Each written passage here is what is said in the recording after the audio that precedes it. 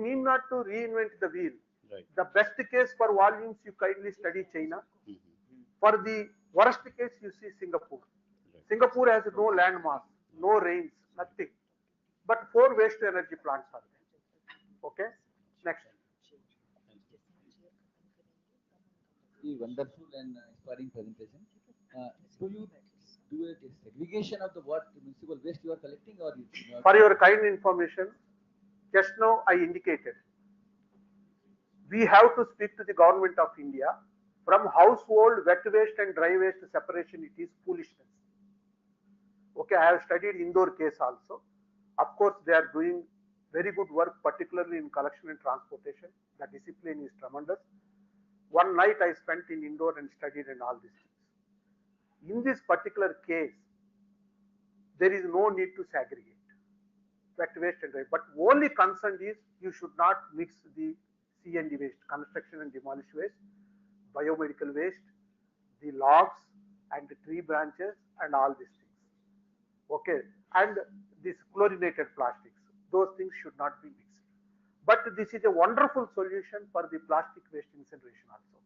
People are thinking, I will generate from plastic diesel, I will generate from petrol, and I will use something.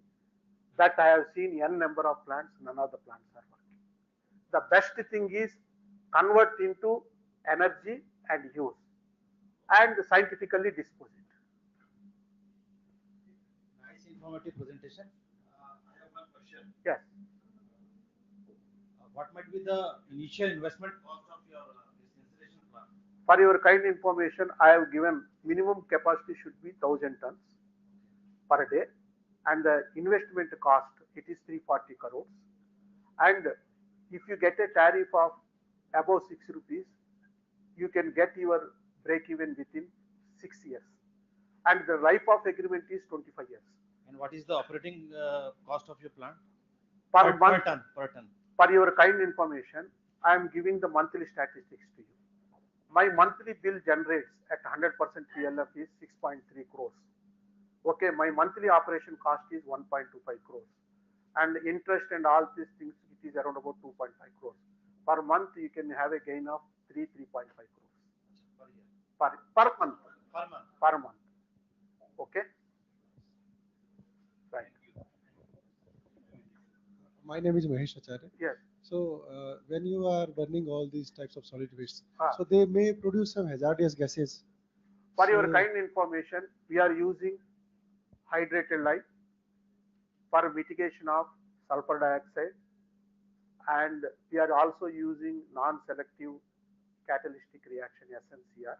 Okay, that also we use for mitigation of nitrous oxide and HF. For dioxins and furans, we are using activated carbon. I have shown you the limits You in the have compared presentation. with the. Let me complete. I have shown the limits. For example, in the forest, no human activity is taking place. Then there is no pollution. The day human activity starts in the forest, pollution starts. Any industry gives a pollution. For that purpose, they have given tolerable limits. So we are operating within the tolerable limits. Indian Solid Waste Management Rules 2016, they have given norms. But international norms are more stringent. That is the reason we opted international norms. So there is no gases, nothing. For your kind information, in one of my slides, I shown that this is best even compared to this coal-based thermal power plant. Okay? Yeah, means coal have only Carbon greenhouse gases it is CO2 there. gas. But this is not green energy, but it is comes under renewable energy. Okay? Every city you go, there is a big crux of the open dumps. Okay? Yes. Yeah. My question regarding your fly ash, this output you told. Yes. That I want your comment on the toxicity of that material going for the construction. That is purpose. I mentioned that we are going for a leaching action where this is neutralized. After that, we go for construction of bricks, which is for safety. That is as per some standard or Till now in India, proper standards are not formed. Just now I mentioned in Japan the solid waste management rules are formed in 1900, whereas in India it is 2000. We never hit the bush directly. We talk around this extension, that extension. This is nonsense. It is happening. Minister of Forest, they give something, and this Swachh Bharat mission, they tell dry waste and wet waste separation. That is also not. I am not understanding. And finally, NGT says something. For example, he is a judge. I am a convicted person. You are a lab person. Judge has to follow the lab person's report. No, he cannot give on his own the verdict. The NGT is giving on his own verdict, which is wrong. Okay, I think that we can have that discussion little later. So, Mr. Chari, thank you very much for your wonderful presentation. Thank you. As a token of appreciation. No, sir. One thing I want to say. When I am traveling from Ajmer to Delhi, both the sides of the train, both the plastic waste, these things, I felt very bad. I sacrificed my metallurgical experience and joined in the waste management out of passion to do something. Thank you.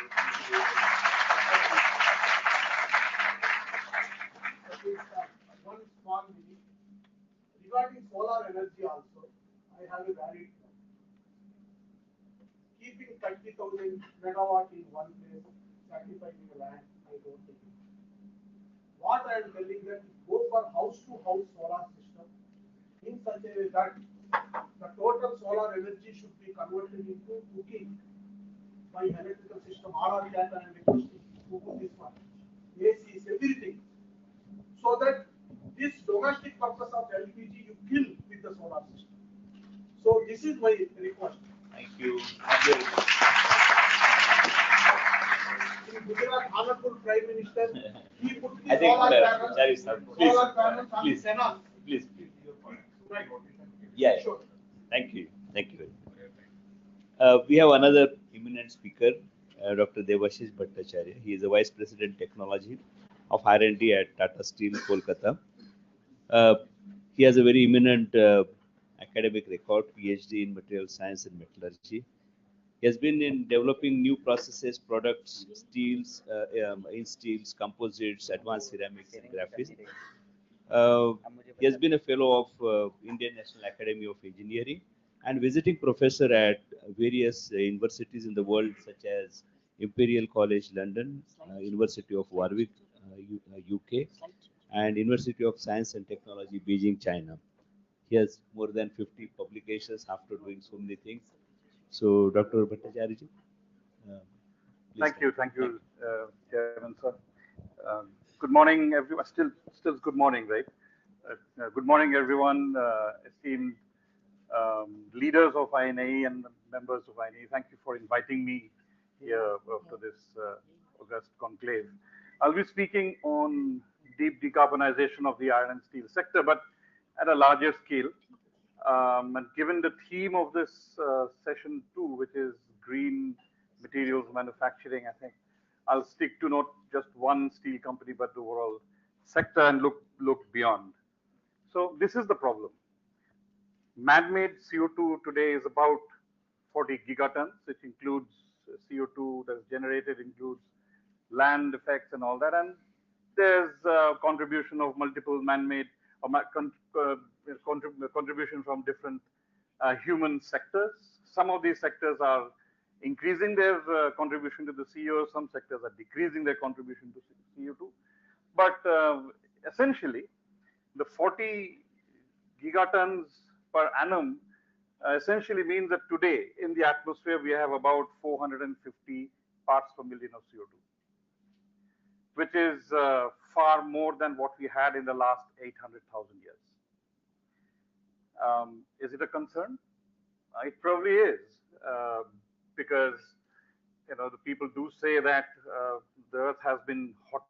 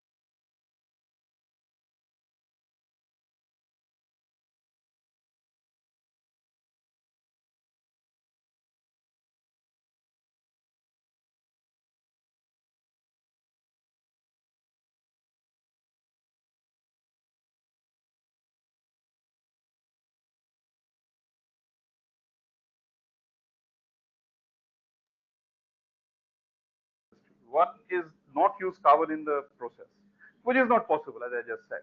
You will use carbon. You can reduce it by 20%. Otherwise, you deal with the CO2.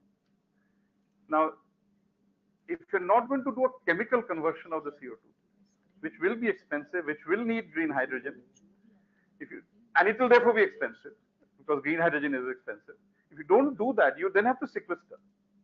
You find caves in which, or geological formations in which you can put CO2 and seal. Those are yet not known to us. There's a study that is going on together with IIT Bombay. But the closest that one has is the coal fields near Jharia, empty or redundant coal fields. But imagine transporting all that CO2 to the coal fields and putting it. That's also expensive. That will add. Otherwise, you still have, even if you don't make the methanol, you still have $200 per ton extra cost on the steel, and steel will become more expensive. So there's no other, there's no easy solution to this yet. Sorry. No, as such, there is no question. Whatever little bit I was trying to ask is already asked by the previous this thing. And I don't have an answer. Mainly, I just wanted to appreciate the very in-depth analysis presented by you. So, my appreciation on behalf of everybody. Thank you. Thanks. Running late. Yeah. So thank you very much for the presentation, and along with your international universities, you can add one Indian university, IIT Indore. We welcome you.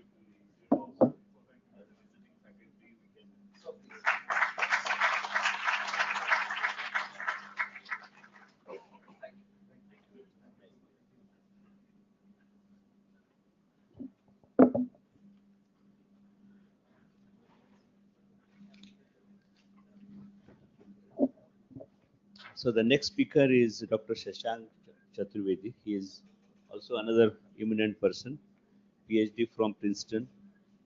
He works on numerical modeling of pulse power plasma systems, theoretical and experimental determination of material properties under extreme conditions. He has been awarded with Homi Bhabha Science and Technology Award of DAE. He is also a fellow of Indian National Academy of Engineering and professor at HBNI. So, I welcome Dr. Chaturvedi.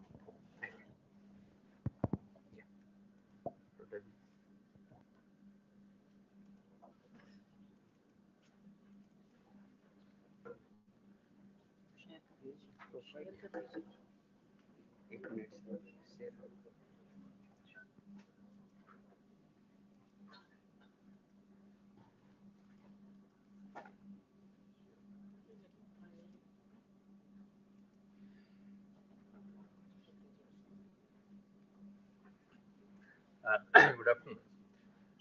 You'll see a certain change of scale in the quantities we deal with. The last two talks have dealt with numbers in the lakhs of tons or millions of tons. Now this is more at the R&D level. Okay.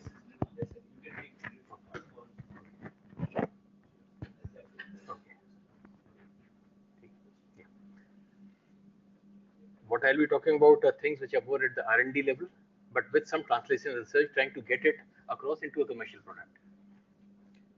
What I would like to expose you to is more of the use of plasmas for different kinds of green related applications, not just in energy, but in a wide range of sectors.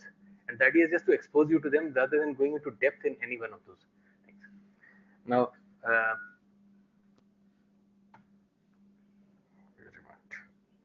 okay. Now, to those who might not be familiar, plasma is the fourth state of matter. You know that you have solid, liquid, and gas. If you heat a solid, becomes liquid, heat it further, it becomes a vapor. Heat it still further to temperatures of say 5 or 10,000 degrees, it becomes a plasma. Now, so basically what a plasma is a gas, let's say, where you normally have neutral particles, neutral atoms, but some of the electrons, the bound electrons which go around the nucleus are separated. So you actually end up with a mixture of free electrons, ions, and neutral particles. So they all coexist. And that is what you have as a plasma, which behaves very differently from the gas. What sets plasmas apart from the other states of matter is the enormous range of densities and temperatures that you have. Just think of it. If you have ice, it is only over a range of a few hundred degrees, let's say from absolute zero up to 0 degrees. Then you have liquid water, let's say from 0 to 100 degrees Celsius, and steam up to a few thousand degrees. But if you look at the range here, this is a log scale. You'll see plasmas which exist from a few thousand degrees all the way up to hundreds of millions of degrees. You also have densities. Normally in plasmas, we don't deal in densities grams per cc, but talk about densities of particles per centimeter cube. That again covers orders of magnitude, going up to solid and even higher densities, and going down to densities a million times lower than that of the atmosphere. So you have things like aurora, which is a plasma. You have some plasma inside a flame. You can have neon lamps, lightning, the sun's corona, magnetic confinement fusion, which is one approach to nuclear fusion, thermonuclear weapons, the core of the sun, and another approach to fusion, which is called inertial fusion. So orders of magnitude each way. So because you have such a huge range of materials, the temperature and the pressure, it allows a variety of applications. So I'll be talking about some of them today. Now you can create a plasma by any method which injects energy into a gas or a solid. So you could have, for example, a simple flame. You have a Bunsen burner kind of thing. You can have electrical sparks. You can have a laser produced plasma, shining a high power laser on the solid target, or you could use microwaves. So depending on how you create the plasma, also the properties can change. Now because of this, you have a whole range of plasmas which we call what are called cold or warm plasmas. These have a lot of societal and industrial applications, and these are the ones I'll be talking about today. So you can have spacecraft propulsion systems, things called plasma thrusters. You can use plasma discharge tubes. You can use plasmas for a process called nitriding, which increases the hardness of steel, the life of steels.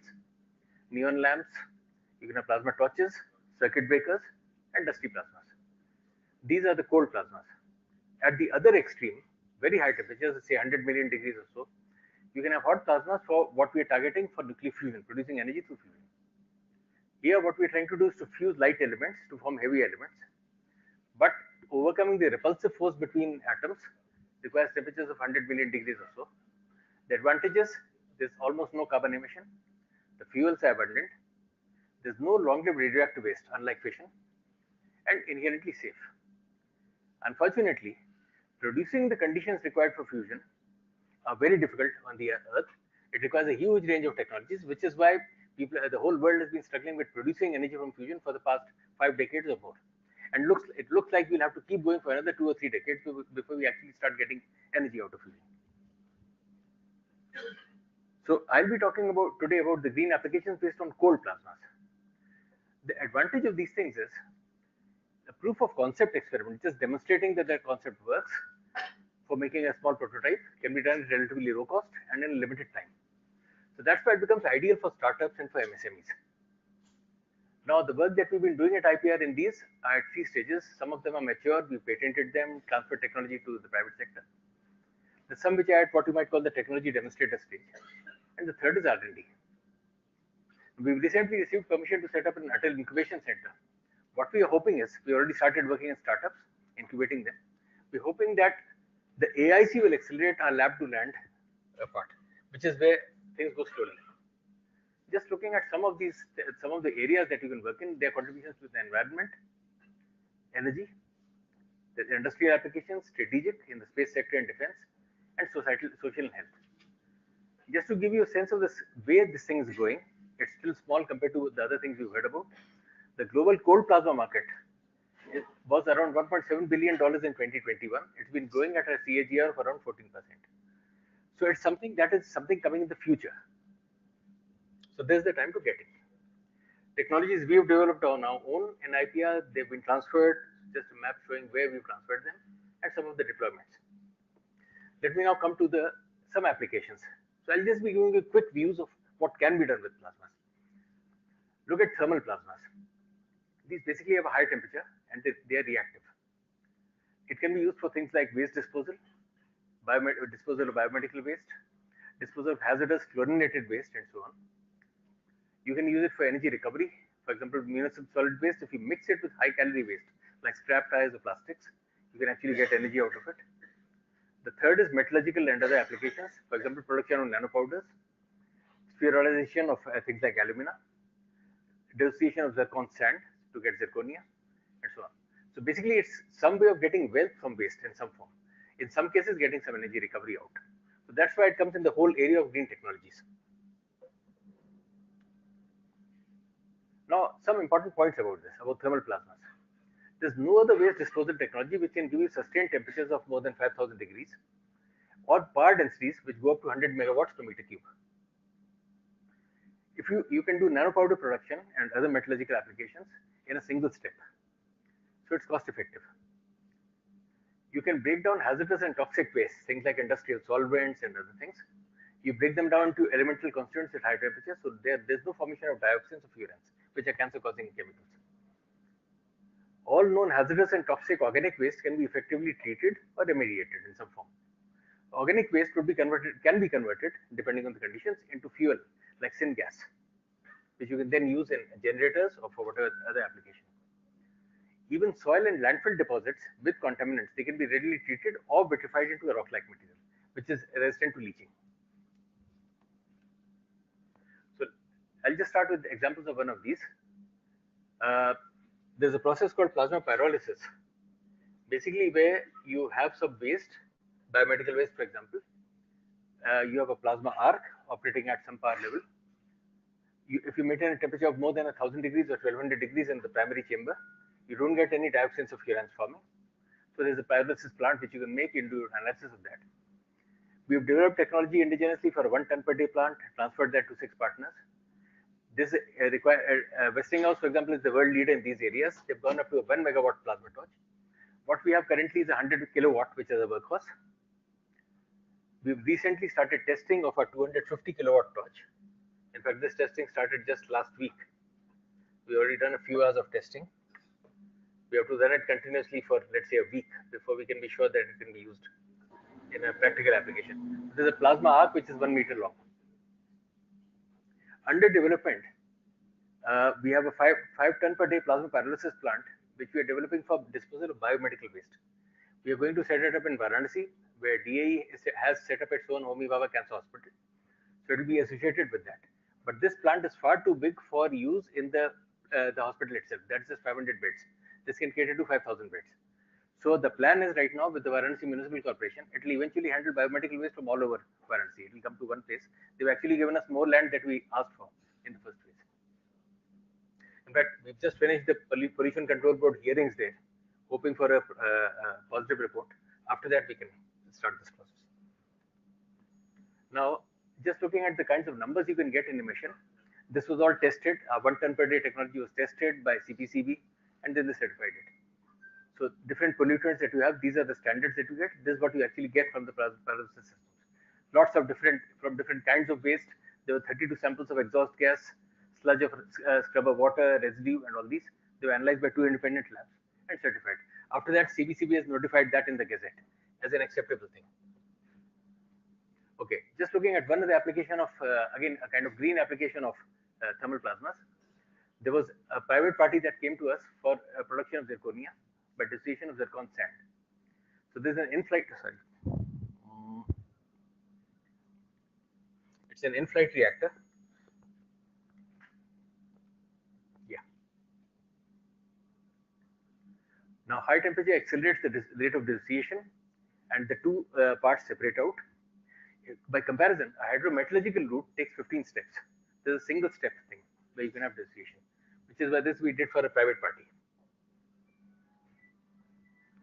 Let's look at another application, again a greenish application of plasmas, which we've done for ISRO and for others, but ISRO is the one that, that's the flavor of the season, so I'd rather talk about that. Now basically there's a process called plasma nitriding. What it does is to use what is called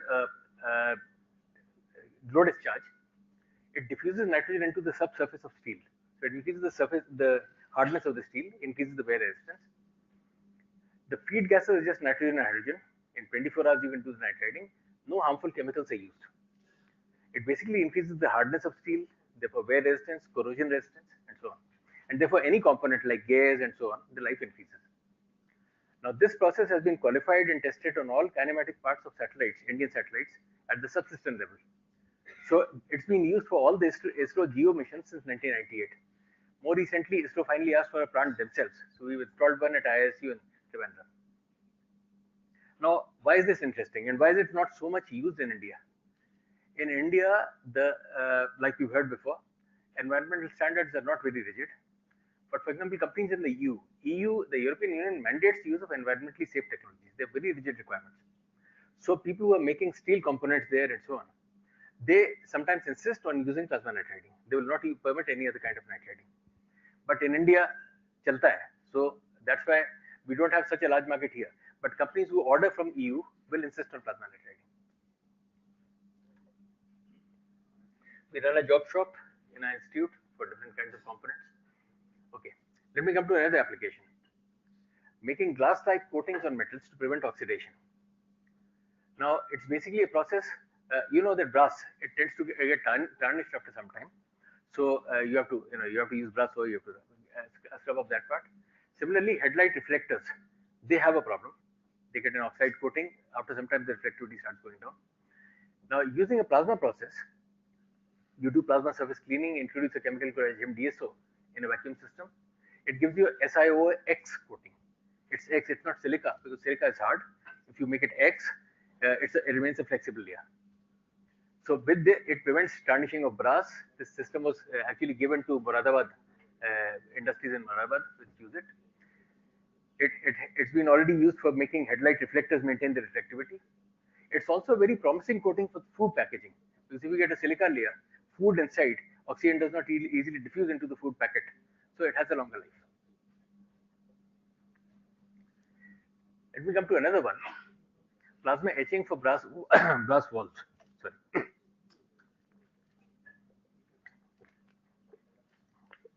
There's something we did for a private industry, a private sector partner.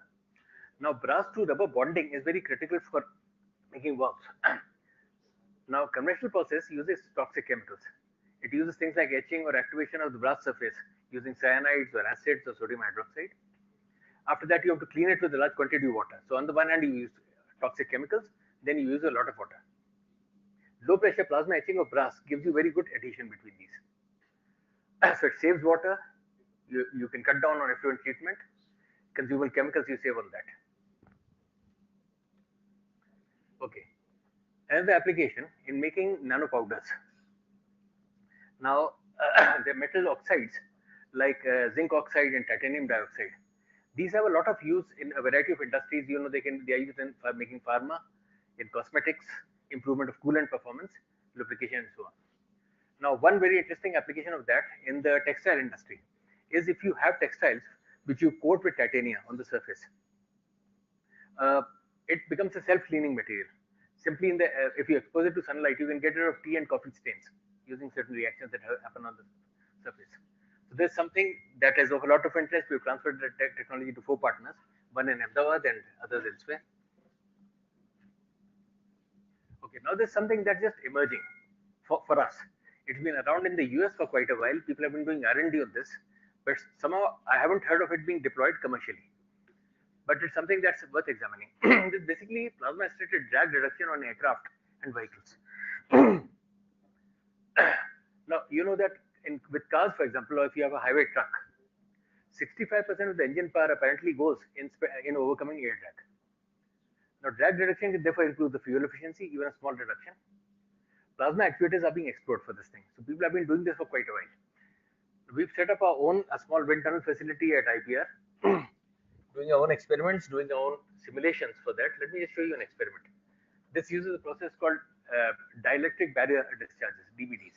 You'll see, when you see a violet glow there, that's a plasma discharge happening. It's a very thin plasma discharge, just on the surface. When it's on, when the discharge is on, you'll see the streamlines tend to stick to the surface. You have flow attachment. You see when the violet glow comes on, the flow gets attached. You can visualize the streamlines here. When you switch it off, the flow separates. So you get turbulence there. That is how the drag can be modified. The nice part about plasma actuators in any form, you can see the same thing happening in a CFD simulation. This is without plasma, and we move to a case with plasma. The flow gets attached. We've actually had load cells there. We actually measuring the drag. We get about a 4 to 5% reduction in the drag. Now we've started talking to Tata Motors to see if they are interested in actually making a small prototype for deployment on a truck. Because unless it goes to industry, there's not much point. The same thing can be applied to aircraft, but that will be more demanding. In the same way, since I'm running out of time, I'll just quickly run through some of the applications. You can have microwave plasma sterilization systems. There's an imported product which uses hydrogen peroxide. Now that normally is cancer causing, so people try to avoid H2O2. Using a plasma system where we don't use any harmful chemicals, you can sterilize different kinds of things. Similarly, you can improve the life of aluminum and its alloys using a plasma immersion ion implantation process. You can use it to improve the life of hip joints. You know, if you have a fracture or damage to the hip joint, this ball has to be replaced. Now, normally it was made out of SS, but SS tends to get in body fluids, it tends to get removed very fast. By using different kinds of nitriding process, titanium nitride or alternating layers of titanium and titanium nitride, we've done those. It has been tested in CGCRI in Kolkata. It ran through a long series, about 1 million cycles. We found that with just SS, the total volumetric erosion was 120 to 130 millimeter cube per million cycles. Using our nitride thing, it comes down to 40 to 50, so the life would go up. In the same way, the applications in the textile sector, we made a system for treatment of an inline plasma discharge treatment. So what it does is, normally, you know, when this cloth is produced, it comes coated with a layer of some wax. It has to be removed. Normally, it's done using chemicals. Using a plasma discharge process, you can eliminate the use of chemicals. So it minimizes water usage. It can improve the dye uptake. It's eco-friendly. There are no acids or anything else used. It can also be used with jerry. It improves the bonding of jerry. So we've handed it over to Mantra. There's a man-made textile research association in Surat who are now evaluating that with industry. Same thing for Angora wool. You can start using plasma treatment. You can make 100% Angora fabrics and so on. Okay, there are things called plasma activated water. As we've done it, we worked with NDDB, National Dairy Development Board, for low-cost disinfection of food containers. You can disinfect it using what is called plasma activated water with no chemicals anywhere, no disinfectant, no detergent. And it turns out to be cheap also. So that's the most, now we're trying to get a project from them on a scale up. You can use it for treatment of seeds, plasmas for treatment of seeds, the germination rate increases. We've done it with pea seeds.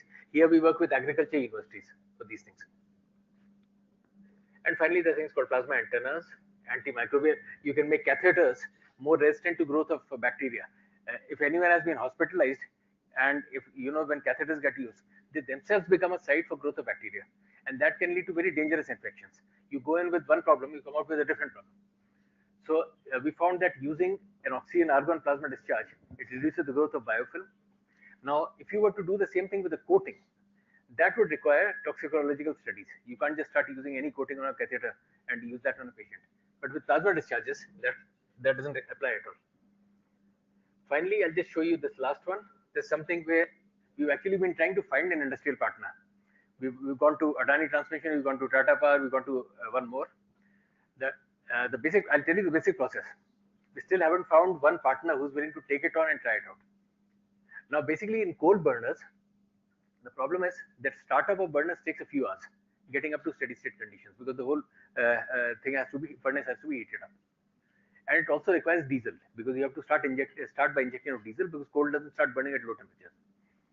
Now, coal burners also have problems nowadays because you have solar power in the daytime, so their load factor goes down. They have to go down to sometimes as low as 60% or 70%. But at rest of the time, they have to work at full load. Now, plasma assisted, now many of the burners do not work below a load factor of 60% or so, they quench. So with plasma assisted ignition, it can give you fast startup in a matter of minutes, and it can also operate at low load. This works in different ways. I'll leave out the mechanism here. We set up a small facility with a 30 kilowatt plasma torch to test out how much of the coal actually gets burnt, how it depends on various parameters. And then, of course, supported by CFD simulations to do the particle injection. These are coal particles going in, cracking. The volatiles come out. You have chemical reactions in the gas phase and so on. Now, finally, the last thing, this is plasma electrolysis. This coming out is an emerging area, and now with so much talk of hydrogen, it's basically a process where you have on one electrode, you have a glow discharge created inside the water or just above the surface of the water. Now, the advantage that people have been reporting over the years is that you get a high chemical yield at the electrode where plasma is produced out here. Also, it seems to consume less energy than normal electrolysis. So it's a particular regime of operation that you have. Now, this is the normal electrolysis regime where the current goes up when you increase the applied voltage. There's a region of non-Faradaic behavior where it goes the other way. And finally, arc region. So this is the region that we are trying to operate, the middle region. Now, this is not a new concept. It's actually been around. It was called something else.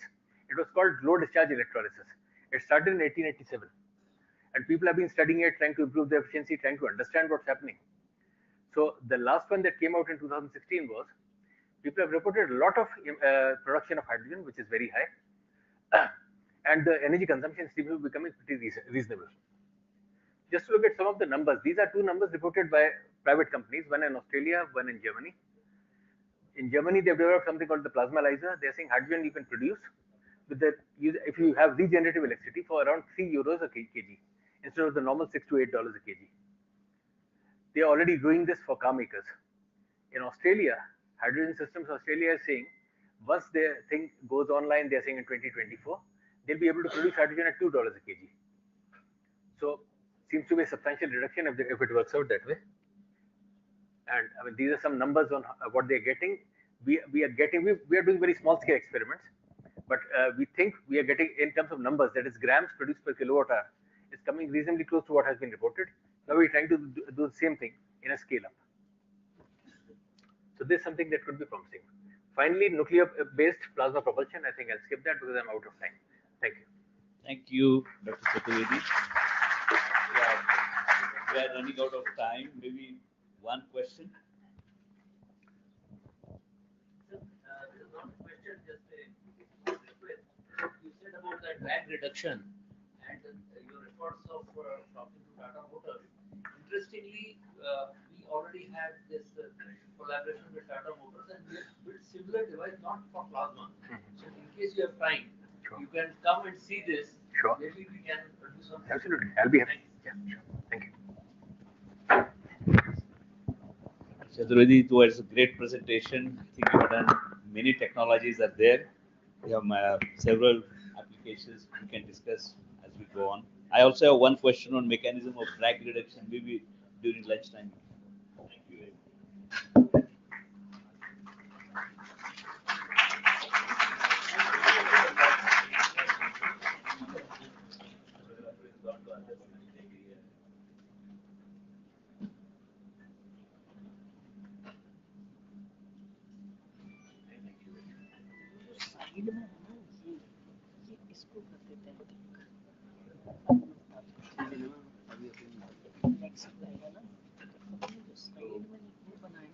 Mr. Chetal is the last speaker, and he is the former director of Indira Gandhi Center for Atomic Research at Karapakkam. He is also a very eminent speaker. He has been working in the development of design and development of the fast breeder test reactor. He's been awarded Agni Award for Excellence in Self-Reliance by DRDO for titanium sponge production, and Certificate of Appreciation by International Atomic Energy Agency towards the fast reactor technology. He has large number of publications to his credit.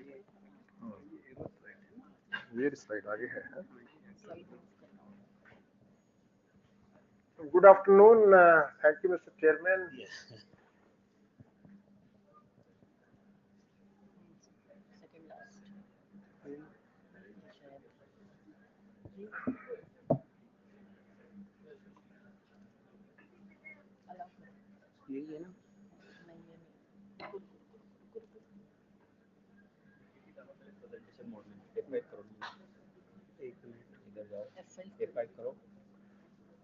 In our country, more than 70% of the electricity is produced by coal. And we have 47% of the installed electricity by coal power station. So coal is a dirty word in the present time, but it's a hard fact that the coal will continue to dominate electricity for next few more decades. The percentage wise it may come down thanks to the renewables, but the absolute amount is not going to come down.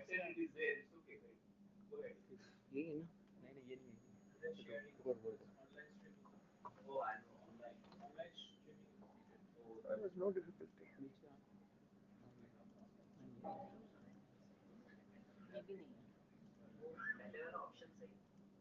यही था वो first वाला ही था हाँ second वाला हाँ ये नहीं ये वाला वो सेकंड हाँ ये नहीं पर इसमें स्लाइड शो यही यही है स्लाइड शो हाँ नहीं आ रहा कर लीजिए ना अब आप कर लीजिए स्लाइड शो हाँ अब आ जाएगा Yes. Next one. आ रहा Go to the next slide. Go to the next slide. Water critical parameters are 220 bars and 374 degrees centigrade. India started the thermal power station since, since independence.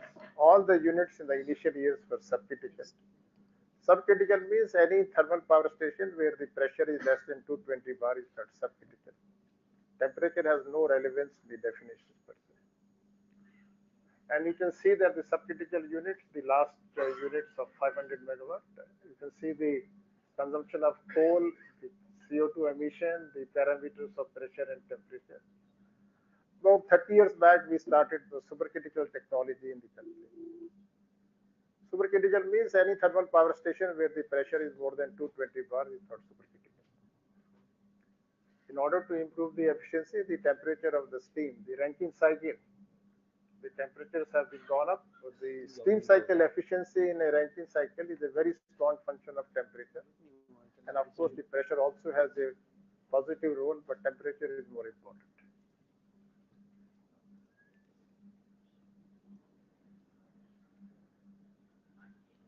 What is the problem? ये वो full नहीं आ रहा ये तो आ रहा था problem क्या भाई okay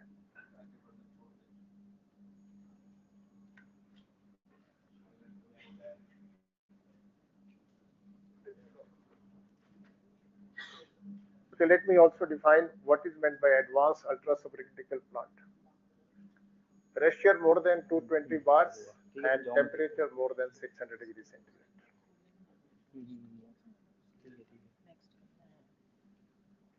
In 2009 in our country, a dialogue started on the national climate change in the office of Principal Scientific Advisor. What the nation should do in order to improve the coal-fired stations. The carbon capture technology at that stage was highly immature, and unfortunately it is today also in that country. Except that we have more dialects in the country in the last 14 years have seen. In 2010, the three organizations in this country, BHEL, which is the primary organization in the country for design, construction of the thermal power stations, the NTPC, the largest public utility on the power stations, now has entered the renewables also. And very surprisingly, another unit of atomic energy were roped in a lighter way because the principal scientific advisor from the atomic energy that time. So he knew the strength of the atomic energy in specific areas. So three organizations signed a MOU in 2010 to develop the technology for advanced ultra-supercritical. With the initial stages, the funding was given by the principal scientific advisor office. In 2016, the central cabinet approved a project of 1,554 crore rupees to develop the R&D and associated technologies needed for advanced ultra-supercritical. In 2017, a dedicated mission directorate was formed, and I was given the responsibility to head that mission directorate. So I will share with you what was the challenges, what we have done, and where we are today. Next one, please. Next one. When we started this work, it came as a great pain to me that in this country we do not design the steam turbine. I thought we have been building power stations since independence. In our country, we are basically a dignified manufacturing organization for thermal power stations. The design comes from abroad. The steam turbine comes from Siemens in case of BHEL. L&T has brought from Toshiba. But we don't design the steam turbines in the country. We are taught in the college. I had done my specialization in power engineering. We were taught, but so that was the biggest challenge for the mission directorate to enforce BHEL that the turbine has to be designed. And they were saying we have never designed subcritical turbine. You are talking about the advanced supercritical pressure so high, temperature so high. But nevertheless, I come from atomic energy, blood, and everything can be done in the atomic energy if it can be done abroad. I belong to that school of thought. It's a question of challenge, but it was accepted, and I know that the struggle which I had in getting the design started, forget the completion of the design, started. Knowing that situation that in our country we do not design, it was decided at the very beginning that all the design for AUC would be vetted by experts. In the case of turbine, we will have an OEM to review the design. And in the case of boilers, we have EPRI, a US organization, non-profitable. We were able to rope in. It was not very easy for Siemens to be roped in for review of the turbines because they are the one who supplied the design to BHEL. Nevertheless, because of semi-commercial reasons, Siemens was roped in. And I must say that thanks to Siemens, today we are knowledgeable in doing the design of the steam turbine because they reviewed it. They showed the strength and the weakness of the design. In our country, the Indian boiler regulations are there, and the first thing is that you have to use materials which are only codified. You are not at liberty to develop any material in the Indian context. It will take at least 6 years for material to be tested. 30,000 hour test is needed. If any metallurgist wants to develop a alloy for the boilers, he has to wait or she has to wait. So this is a hard fact. So all the materials which were to be used were the ones which are allowed in the ASME or the European codes. At the very beginning, it was known that the materials for ESC would be far different than the materials which we use for the supercritical unit because temperature is 700 degree plus. And 700 degree plus, as I will explain to you, need nickel-based alloys. So we have decided in the very beginning that we'll build the facilities for testing of these materials and also get an experience on operation of these units. The nickel-based alloys have been used abroad. This advanced ultra supercritical materials development goes back to year 2000, has been done in Germany, US, France, to some extent in Japan. And we were in touch with the operating experience. As I told you, in the atomic energy, the first chapter we write is worldwide experience on that particular material and what lessons we have learned. The lesson learned is 617, though it is not required to be post-weld heat treated, the austenitic material, nevertheless has a risk of the stress relaxation cracking. And they had leaks in their system. So heat treatment on the 617 weld is mandatory to be done at 980 degrees centigrade to minimize the risk of failure. Other important thing which was decided is that we will do the manufacturing technology on 1:1. I have learned in my atomic energy life that doing things on a smaller scale would not give you the confidence when you go to the actual size. Be the boiler tube, be the welding, it was all done in 1:1 case. And we had ample money. Money was never an issue, fortunately, in this project. In fact, in a lighter way, we returned back 600 crore back to the government at the completion. Knowing very well that the nickel-based alloys are very expensive, the entire design has to be done in a manner that the usage of alloys is minimum. So only when it is must. And that's why the rotor of the steam turbine, which is monometallic in thermal plant, is a bimetallic rotor in the case of AUSC. Nickel-based alloys from 700 to 550. 550 onwards, we have 10 chrome alloys.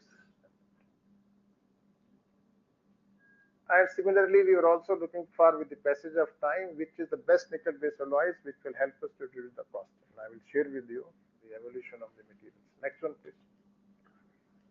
The fundamental rule in the materials for the high temperature application, especially in the case of thermal boilers, is the material shall have average stress to rupture of 100 megapascal for 1 lakh hours. This is a thumb rule which has been used for the material development. What it means, as you raise the temperature, you change the material, but dimension of the tube would not change. And at getting the value of 100 megapascal at temperature of 700 plus or 710, what we have taken, would basically imply that we need to have the nickel base alloys.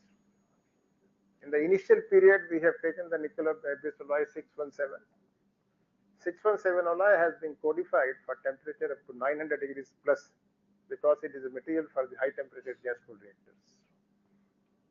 In fact, if you look at the thermal power station, most of the materials have come from the nuclear sector development being utilized in the thermal sector, not the vice versa.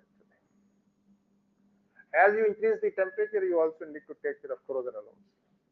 So the steel of 2.25 chromium, the T22, which is very popular in thermal power station, has to be upgraded to a steel of grade 91, 9% chromium. Then of course we have the strengthening element. And the austenitic stainless steel Super 304H, it's 18.8 steel with 3% copper. The thermal power station being used for superheaters has to be changed to an advanced austenitic stainless steel. I've just mentioned the trade name. Now the item is not under patent. Cenicro 25 is a 310 series stainless steel containing 3% tungsten plus 3% copper. One of the highest material allowed for in the austenitic stainless steel. So basically, you need materials which have both better mechanical strength at high temperatures as well as corrosion resistance. Next one, please. This slide shows on the y-axis the maximum allowable stress as per the ASME code. The design rules are that you have a factor of safety of 1.5 on average stress to rupture when you find what is the thickness of the boiler tube. And you can see that different steels have got different allowable stresses. You can see the lowest one is the steel which is used for the thermal power stations at the lower end of the superheaters and reheaters. And then the steels which have been specifically developed in the world, like T23, is a little higher than that. Then you have grade 91, which came from the nuclear development, being the workhorse of the thermal power station, 9% chromium steel. Then you can see here, and one you can see on the last one, the highest one, alloy 740, is the only alloy which is allowed in the codes, which is the precipitation hardened nickel base alloys for the pressure vessel service. So depending upon the temperature and the economics, materials have to be selected. So you have, in the case of AUSC, you have the grade T91 used for the evaporator. You have the Cenicro 25, which is used up to 675 degrees centigrade. Then you have this alloy 740 for the boiler tubes. 740 is only available in the boiler tubes. So these turbine headers are still made in 617. The 740 is not available in the large forgings, what is needed for the rotor. Next one, please. As I mentioned to you that the economics was the first consideration at every stage, how to decrease the cost of the entire plant. So first time in this country, we would have the design of the welded rotor. The rotors are welded also in thermal power stations, not by BHEL, but Alstom and all that. That is between 10 chrome steel and 1 chrome. That is the low pressure turbine is 1 chrome and then you have 10 chrome. But here is the case of nickel base alloy to be welded to the 10 chrome steel on a rotor is a big challenge in the country where we have not done any welding at all on the rotor set. As we went further to decrease the cost, we decided to replace the nickel base alloy 617 for the boiler tubes to the nickel base alloy 740, which gives us the benefit of 40% reduction in thickness and cost is nearly same. And then, as I mentioned to you, the strength of internal 740 comes from the gamma prime of containing aluminum and titanium, and principal alloying elements do not change. Nickel amount is same, 55%. And then we also changed the main piping from 617 to 740 to decrease the cost. Next one, please. In this process, as I mentioned, that the Siemens was taken as the review for the turbine. The boiler was done by the EPRI, and then we also roped in a number of experts, or you can say emerging experts in the different parts of the AFC. Unlike the case of the other application, the steam turbine design in Germany, which is the inspiring for us to design, is based on the fracture mechanics. Fracture mechanics knowledge in the country, especially in the non-nuclear sector, is nil because fracture mechanics is not required. People will throw if there is a partial small damage, then nobody will take the risk of operating the units with some crack or so. So we brought IIT Roorkee as the person has done PhD in fracture mechanics. We pleaded with him, requested him to take up. And my little background on nuclear sector on fracture mechanics was brought in to use it. We also utilized the retired people of Siemens to help BHEL to design the turbine to some extent. And like this, we brought in the experts from outside. But the target was absolutely clear. The job will be done in India. We would not outsource the technical part outside the country was a fundamental requirement. Let the time be a little more. We wanted to, at the end of the day, to say India can design, build thermal power stations first time in the country. Let me use the word because we don't design even the lowest rated units in the country. Next one, please. One of the largest amount of work which we have done in this country is 130 crores money has been given to academic institutes and research organizations for all the material testing facilities. What is needed? You need facilities for creep testing. Country which hardly had very few creep machines in Indira Gandhi Center for Atomic Research or NML. Today, at least 7 institutes have brought battery of creep machines. We did enormous amount of fracture mechanics testing needed because of the turbine work at many institutes. So roughly speaking, the nation has put this project has given 130 crores to at least 6-7 institutes, IITs, and a good amount of money also to the NML also. And you need enormous data for design on the case of the fatigue design, on creep design, the weld reduction factor because the welder rotor is welded, and also on fracture mechanics where the data is not available in the open literature. You need to generate the fatigue crack propagation, creep crack propagation, and the results of the threshold parameters for the crack growth and all that. So all this work has been done in this country in a matter of 3 years, I would say that. Next one, please. So alloy 625, which was used for the turbine casing, it is the alloy which is very common in the nuclear sector also in the heavy water units. So this shows amount of testing which has been done in this country, as well as we had the data from the abroad also, and the results from the Indian made material was quite good actually. And the testing is going on. This creep testing is an unending affair. It can run for 6 years, 10 years or so. So amount of work which has been done on material testing, I would say, is enormous. And fortunately, the defense is utilizing those academic institutes for their own material development program. Next one, please. In this country, first time we decided that all the materials for the boiler tubes, where the infrastructure is available, we will demonstrate that this country can produce. I'm not talking about the economics. First is demonstration that we can produce all materials for the boiler tubes. We made grade 91 in a private company. 617 we made in the DAE family. The billets were produced by Bidhani, and conversion of billets to tubes were done in the atomic energy unit at nuclear fuel complex. And in this process, we had difficulty in the initial. We had cracks, and I told them nothing to worry. We will learn from the failures. Well, learning from failure is the route to success. That is the way I have been brought up in my organization. Nothing to worry. So we learned how to change these parameters. We use all these charts, flow charts for forming, and heat treatment was slightly modified. And we have produced the tube set. And last month we have produced the alloy 740 tubes. Alloy 740 is still patent, but we wanted to see whether we can make in this country when the patent will be drawn. And thanks to the funding of project by the PSA office, we have made 740 tubes. Again, billets from Vidhani and conversion of billets to tubes at NMC. So this is a tube which will find application in the AUSC. Next one, please. As I mentioned to you, every activity has been done on 1:1. We wanted to be sure that materials which we have selected, can we do all the operations which are required in the boiler. So primary operations are bending and welding.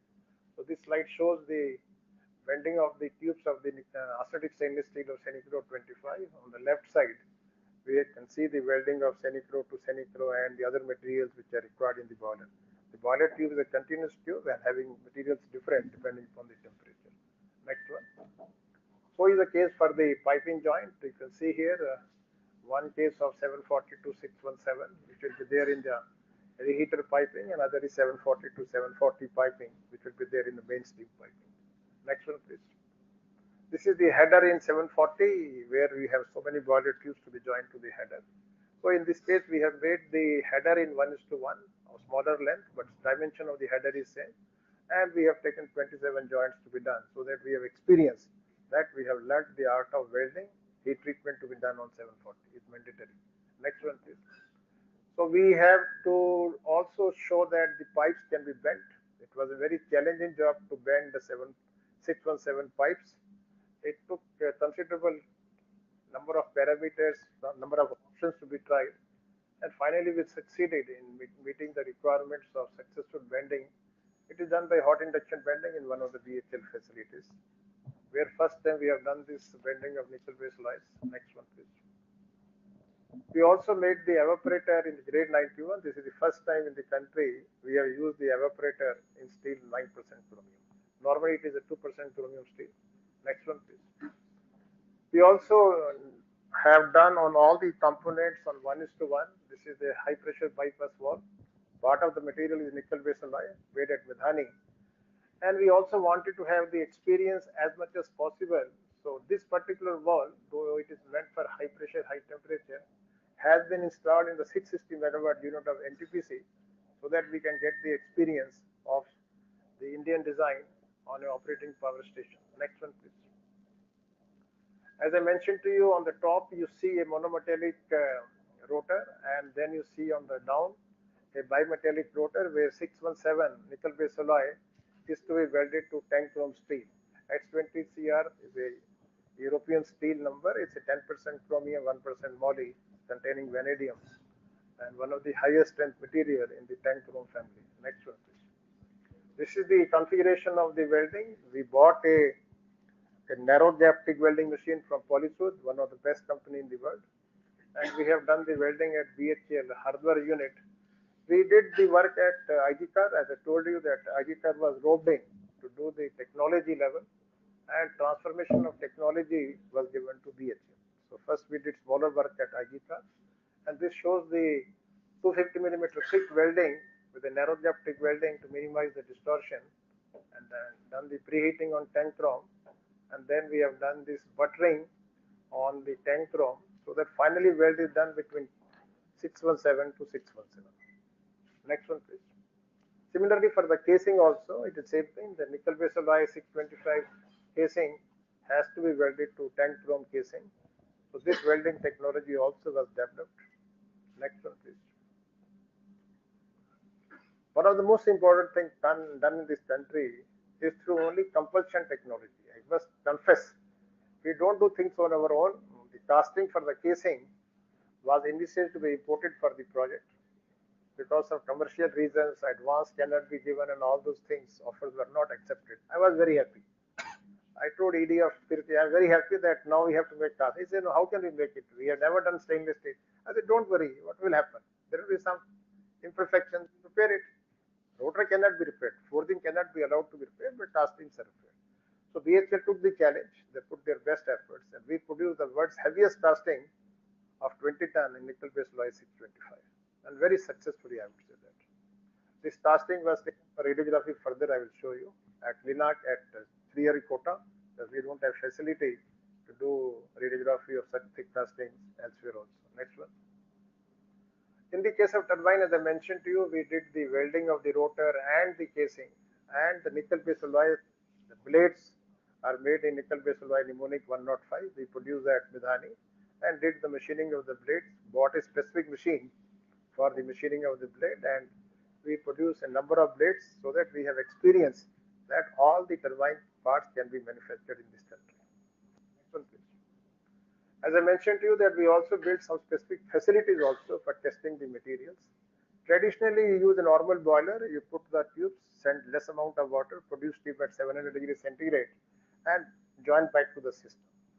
So for last, let us say, few days back, the This rig has been in operation for more than 2.5 years. 22,650-hour rig operation has gone with absolutely no incident. Because if something happened in the incident, the plant has to be closed. And NTPC would not like the plant to be closed. And they have put enormous challenge. They say they were not in favor of having the rig. They say the commercial plant, how can we have a advanced alloy testing? I said nothing to worry. We assure you that we have done the best possible manufacturing and all that. And I'm proud to say that the operation has been very successful. We have put all the materials now, and this rig was designed for 30,000 hours because we have some stainless steel portion also. And we have taken up the materials for testing, for evaluation of corrosion and all that.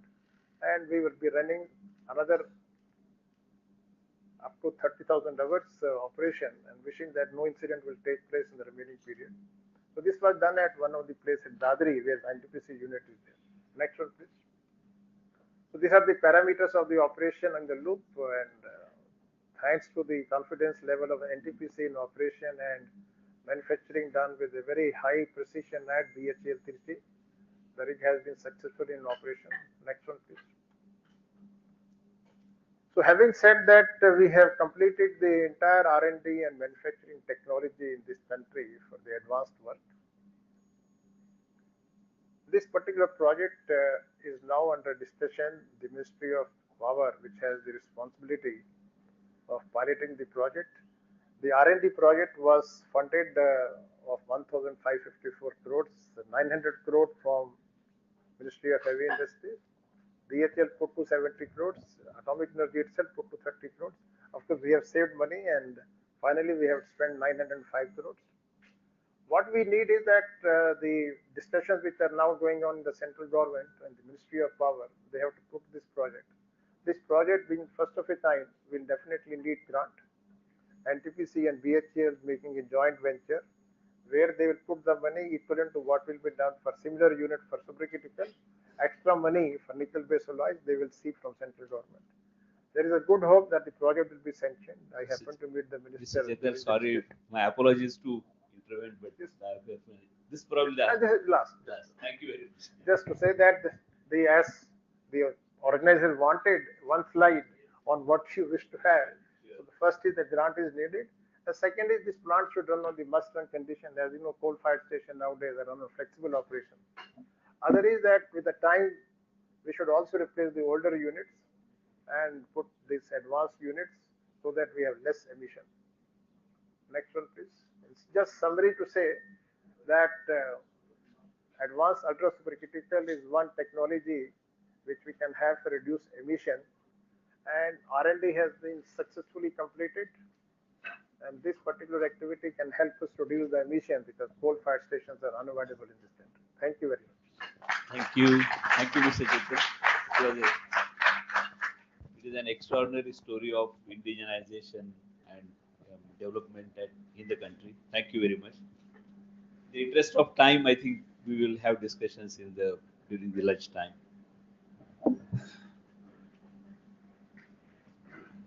Thank you.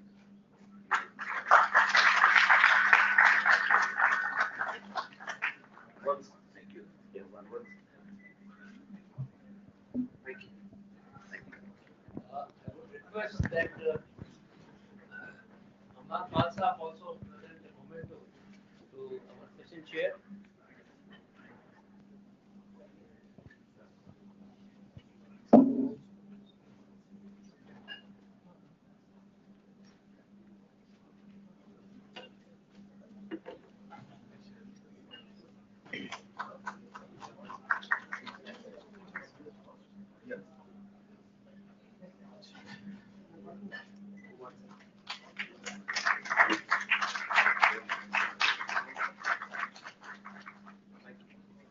I would request that we cut short the lunch. Be here by, let's say, 25 to 30 minutes. क्यों? इस बात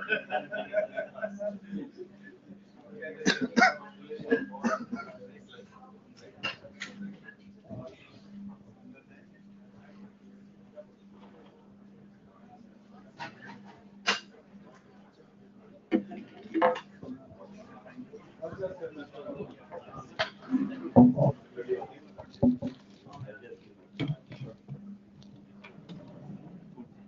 some time for us. Visiting faculty also administrative. I'll give some proposals to you. You can consider those. I was at Tata very early after my PhD. 97 to 99 years I worked in ARC engines.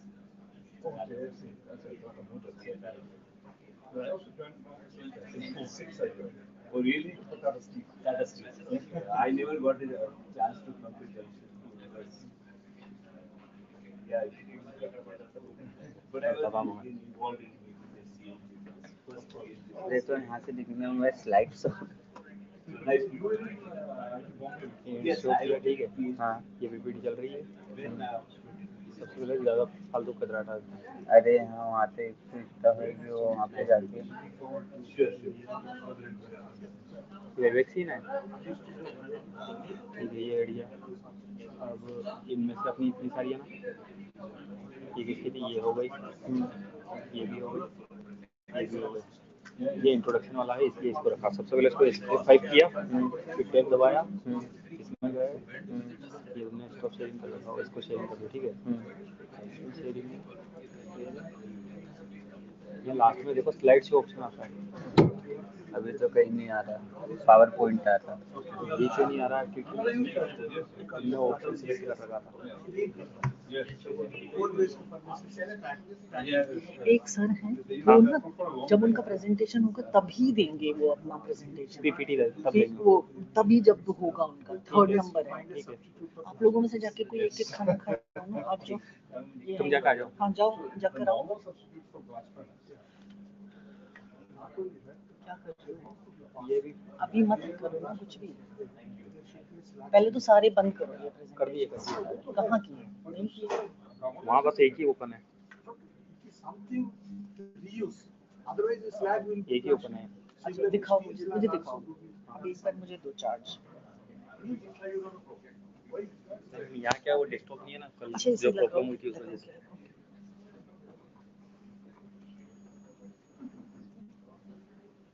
पहले तो D2 session 2B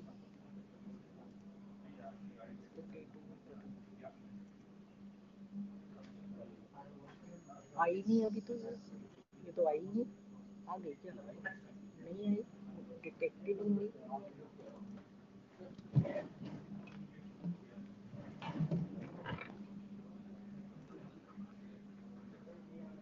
दोबारा लगा के दोबारा लगाओ सुबह मैंने इसी में ही किया था लग गया हाँ आ गया ठीक है पहले तो मैं इसमें पेस्ट कर लेती हूँ इसको अब मैं देखती हूँ एक प्रेजेंटेशन आया हुआ है वो जो कि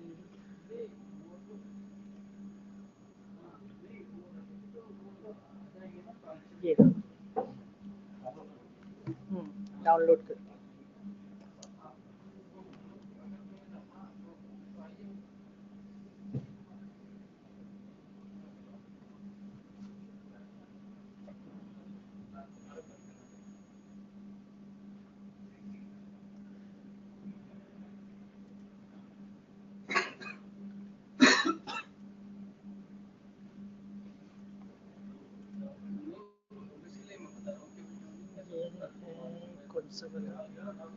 अरे ये तो है 4.2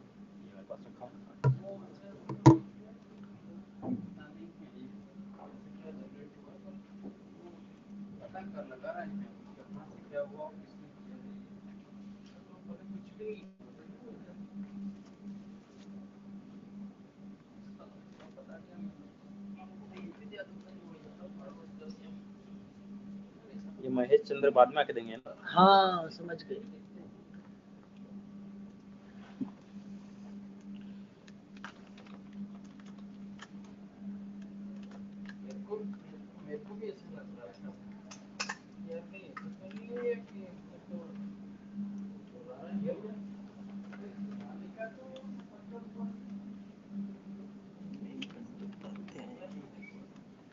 सॉरी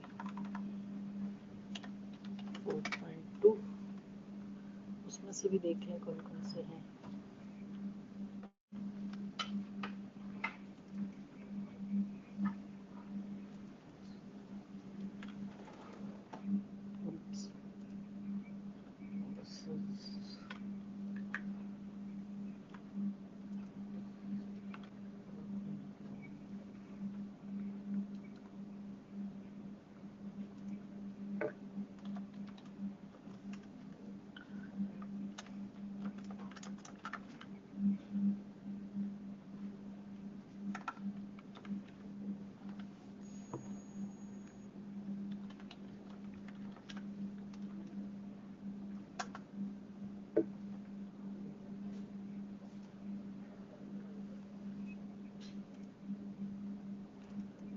गया 2 का कौन सा गया 3.4 आ गया है ना, और ये 3.3 वाले खुद देंगे, 3.2 का भी आ गया है, श्री प्रकाश मणि का भी आया हुआ है, सुधांशु मणि का,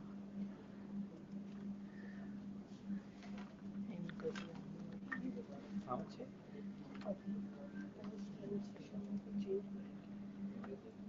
अभी कुछ नहीं हुआ, सभी आए थे लंच के बाद नहीं कुछ चेंज नहीं हुआ। There is no change. And even 5:15 वाले सेशन में भी there is no change. Okay. So far I know तो there is no change. अगर कोई last minute होगा तो मैं नहीं, आपको that बता is different. हाँ अभी नहीं, अभी तो कुछ अब 3.1 का बचा है। अविनाश कुमार हाँ और एक ही जैन ने भी शायद भेज दिए ये स्लाइड्स।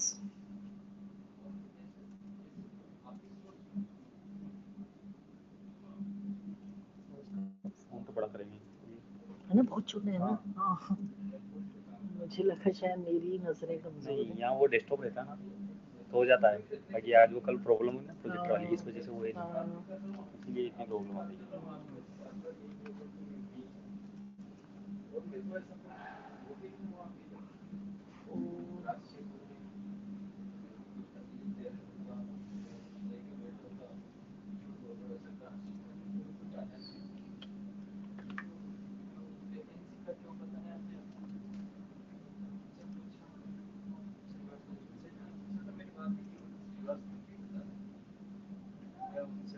वो वाला कहाँ है, कल वाला? अच्छा एक सेकंड मैं देखती हूँ, 1 मिनट रुको। सेव कर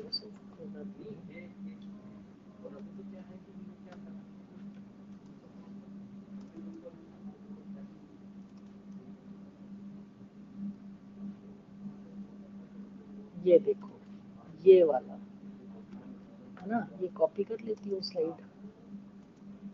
और ये डाल देती हूँ डे 2 वाले में।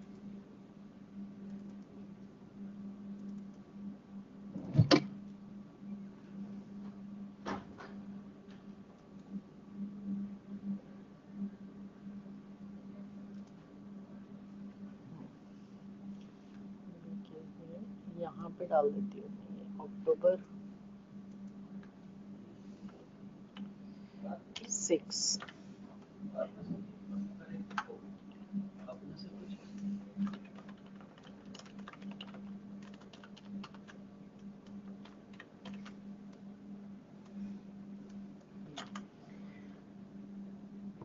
Technologies for clean and green transport.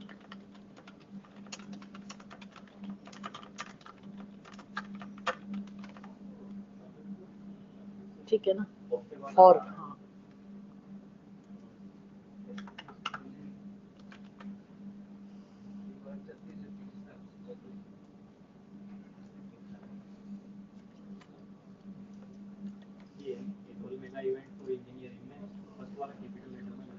हाँ करती हूँ इसे पहले मैं फोन वो कलर चेंज कर दूँ।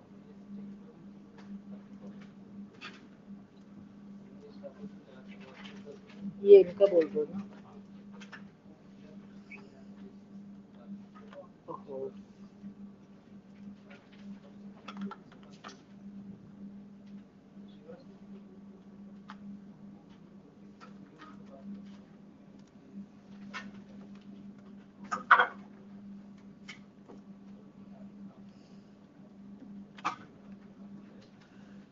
ठीक है ना, अभी आप सही है। ये सुधांशु मणि का कोई डिटेल आया था हाँ बट बायोडाटा उनका हमारे पास नहीं। ऐसे कैसे हो सकता है, उनका तो बायोडाटा गया हुआ है उसमें। आपके पास किस किस का नहीं है? सुधांशु मणि के तो आप एब्स्ट्रैक्ट बुकलेट में देखिए। ये वो उनका वो है टाइटल है, वो बना नहीं है उनका बायोडाटा। एक मिनट मैं आपको भेजती हूँ। ये 4 है, ये 4 है।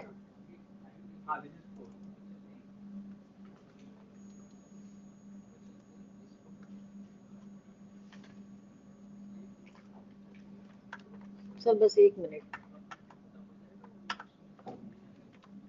4B ये है engineering for green energy.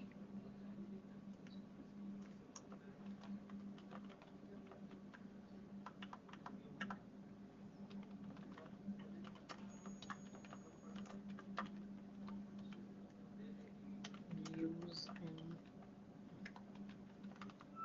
buildings and consumer goods.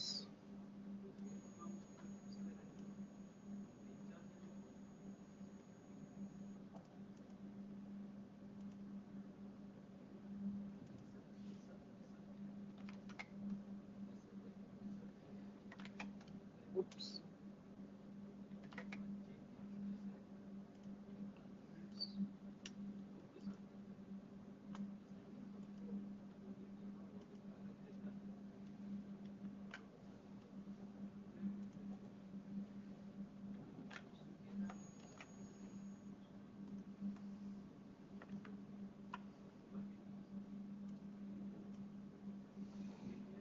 हाँ, अब आपको सुधांशु मणि उनका ये चाहिए ना, कैसे जाएगा ये वापस?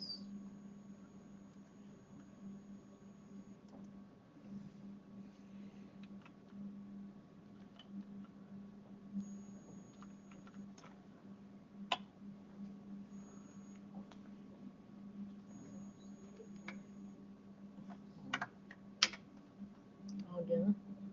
नहीं आया। ओके, सुधांशु यही नाम है। जी नहीं है, सुधांशु है।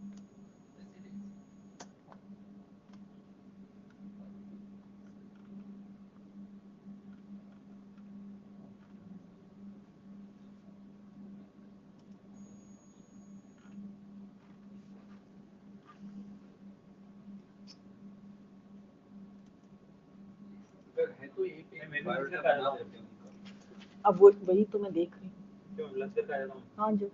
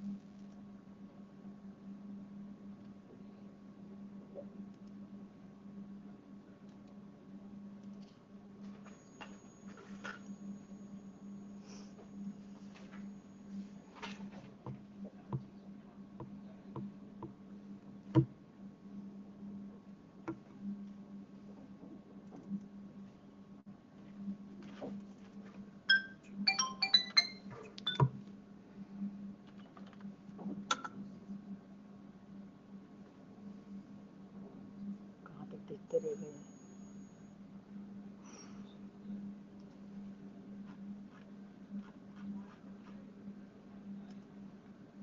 उनका कौन सा सेशन है? ये थर्ड बी थर्ड बी है ना उनका,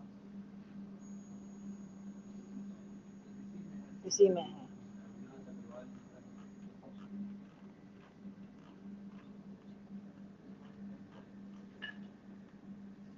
पेज दो प्रिंट आउट। हाँ ये प्रिंट आउट एक ले लेते हैं। हेलो सर, आई एम प्रतिज्ञा।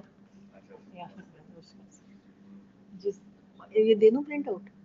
मैं तो वहाँ से ले लेता हूँ तो ये फाइनल है। दोपहर के टाइम में कितनी देर लगेगी एयरपोर्ट?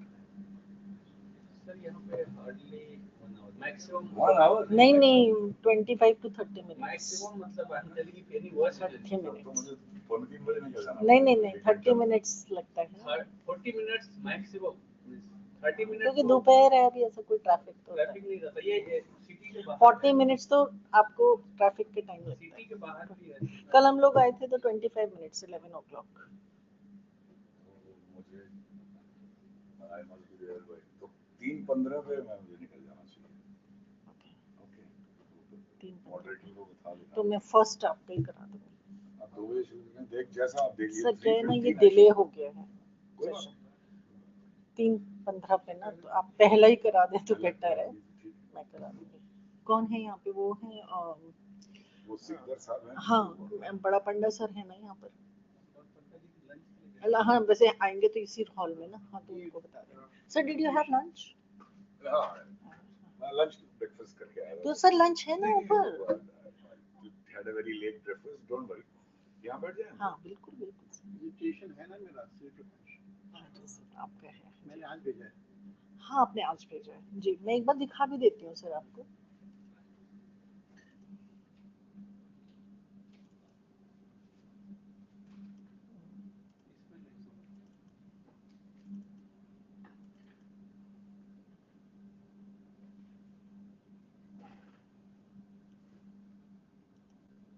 ये है ना सर,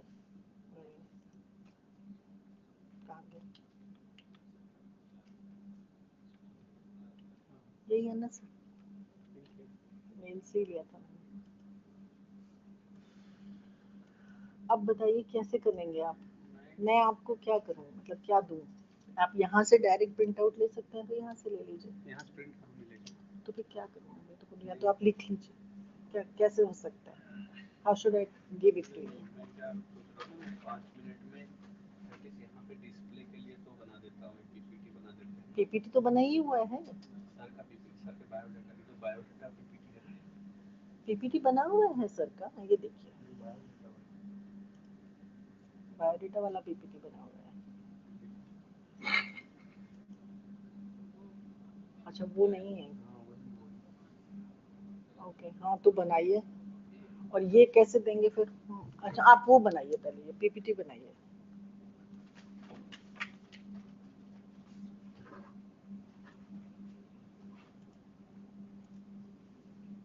हमारा प्रेजेंटेशन 5:15 पे है, एक ही हाँ तो आप प्रेजेंटेशन भेजे ही हुए हैं।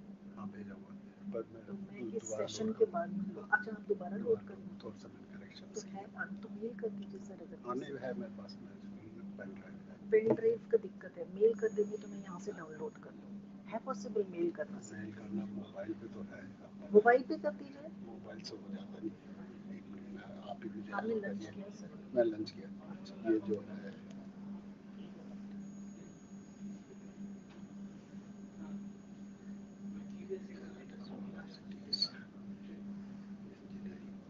ये है, अब इसको फॉरवर्ड करना है।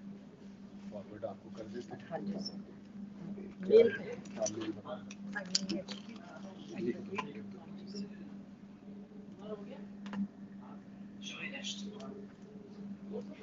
ये मैं थोड़ा जीमेल आपका आउट करूँ क्या? नहीं आउट मत करो।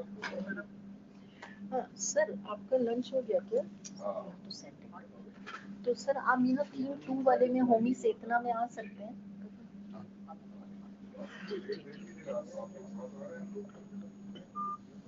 जी तो इसमें देख लिया साथ में मेरा प्रेजेंटेशन 5:15 पे है ना जी, बाहर जो डिस्प्ले किया हुआ ना जी, उसमें लिखा है 24 वाले। हाँ, एक करेक्शन है वो हमें पता चल कर दिया ना, अभी नहीं हम लोग बस कर हम नहीं, मतलब ये कि मेरा तो 5:15 पे ही है ना। हाँ वो है, वो गलती से हाँ वो गलत है, ठीक है कोई बात नहीं, वो तो अब आ रही है जी जी अंडरस्टूड, ठीक है फिर मैं आपसे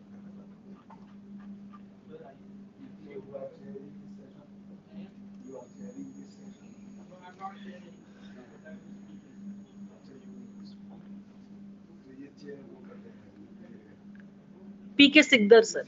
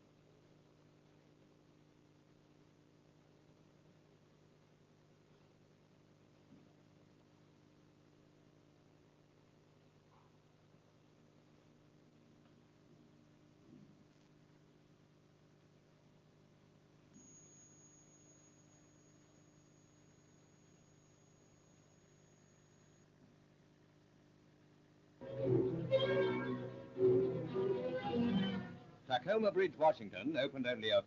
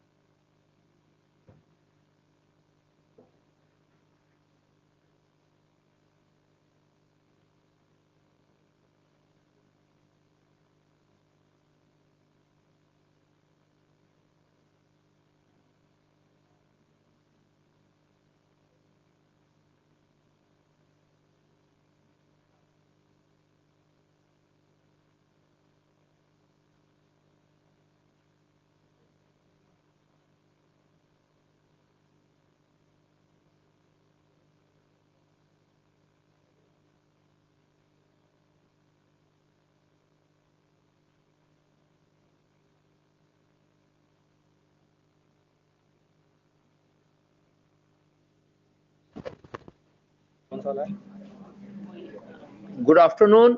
May I request all of you to take your seat? ये ब्लैक वाला हाँ वो लगा हुआ है इसमें हाँ पता नहीं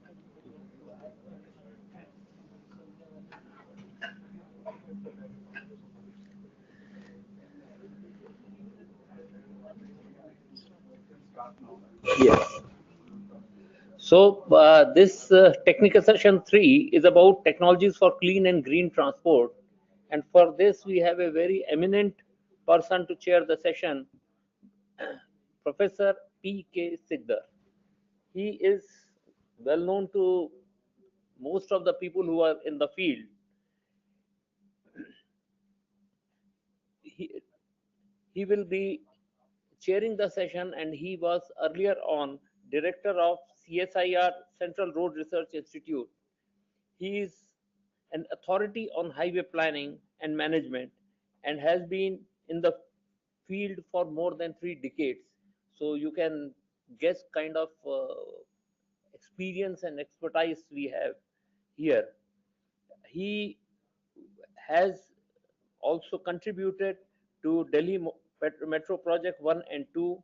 He is a member of many international and national bodies for making standardization of road sector. So with these very few words, because we are running short of time, I could have gone on and on. I request Sikdar Sahab to assume the chair of session.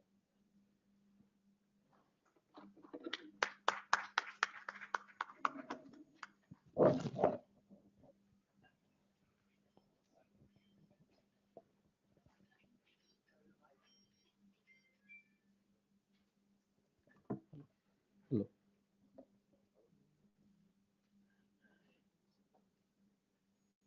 There are lots of vacant seats in the front. Those who are at the back, can you please come closer so that the presenters get encouraged, not me. Presenters will be encouraged by that. So please do come to the front. Yeah, the seats. Yeah, सब है, वो मेरे पास भी है, मेरे पास भी है. उधर देखो उधर आ रहा है हो गया मतलब Well, we are exactly 30 minutes late. It was supposed to start at 2 o'clock. It's 2:30 now. So how do we conclude it by 4? Only by reducing the time for everyone. Now, obviously, a few minutes, if we go beyond 4 o'clock, maybe organizers will not punish us. But we must not intrude to the other subsequent sessions and tea break, etc., too much. So with that intention, I will put a little guideline that speakers are supposed to speak for 20 minutes and 10 minutes questions. Now, questions many a times are very important, no doubt, but we'll try to manage both presentation and question within 20 minutes or maximum 25 minutes. So if the speakers can complete it within about 18 minutes or so, we give 5-7 minutes for questions. So that will be maximum outer limit for the speakers and so on. Now, before that, I have to introduce the subject, the technologies for clean and green transport. Obviously, human beings have been mobile right from the beginning. They never kept themselves in one place. Both goods and people, they were moving. But there were only two modes. They used to use water mode and the land mode. Land was something like pulling, pushing, sledge, or any such kind of thing. That was the origin of transport. Now, then came the animal power. Of course, animal power helped a lot, and when the wheels were invented, obviously that was an advantage to pull the carts, etc., by animals. So that was, and we didn't bother about the energy where we are getting it. Animals were used for that. Actually, 1820 to 1830, both the water transport, land transport, railways also, they started using steam power. That was again a very interesting development about the power for transport, energy for transport. Then came the electricity. But of course, electricity was produced from coal to drive the track-based trolley or tram. That was the first kind of mass transport that was being there. And mid 20th century, the petroleum came in, the hydrocarbon fuel. That became the major energy requirement for transport or transportation everywhere, land, water, also in the air. Everywhere this liquid fuel was used, which is very easy to store and handle, and that's what was the situation. And actually, from mid-19th century, a large portion of the world energy demand was for transport only, because transport was flourishing. And also that resulted into a lot of greenhouse gases. We didn't bother about greenhouse gases at that time. We just used our fossil fuel, and we were very happy to use the transport in that way. And of course, that has proliferated the use of the automobiles as well as the trucks subsequently. Aviation, of course, was also fueled by the petroleum fuels, gasolines. Now, the alarm which was there since 1970, early 70s, about the fossil fuel, that has started giving us thinking about what is the alternative. Before that, we even didn't bother to think about the alternatives. We thought this is forever. So that's the starting point where we thought of alternative, and electricity, particularly in the form of battery, became prevalent. And those came into being.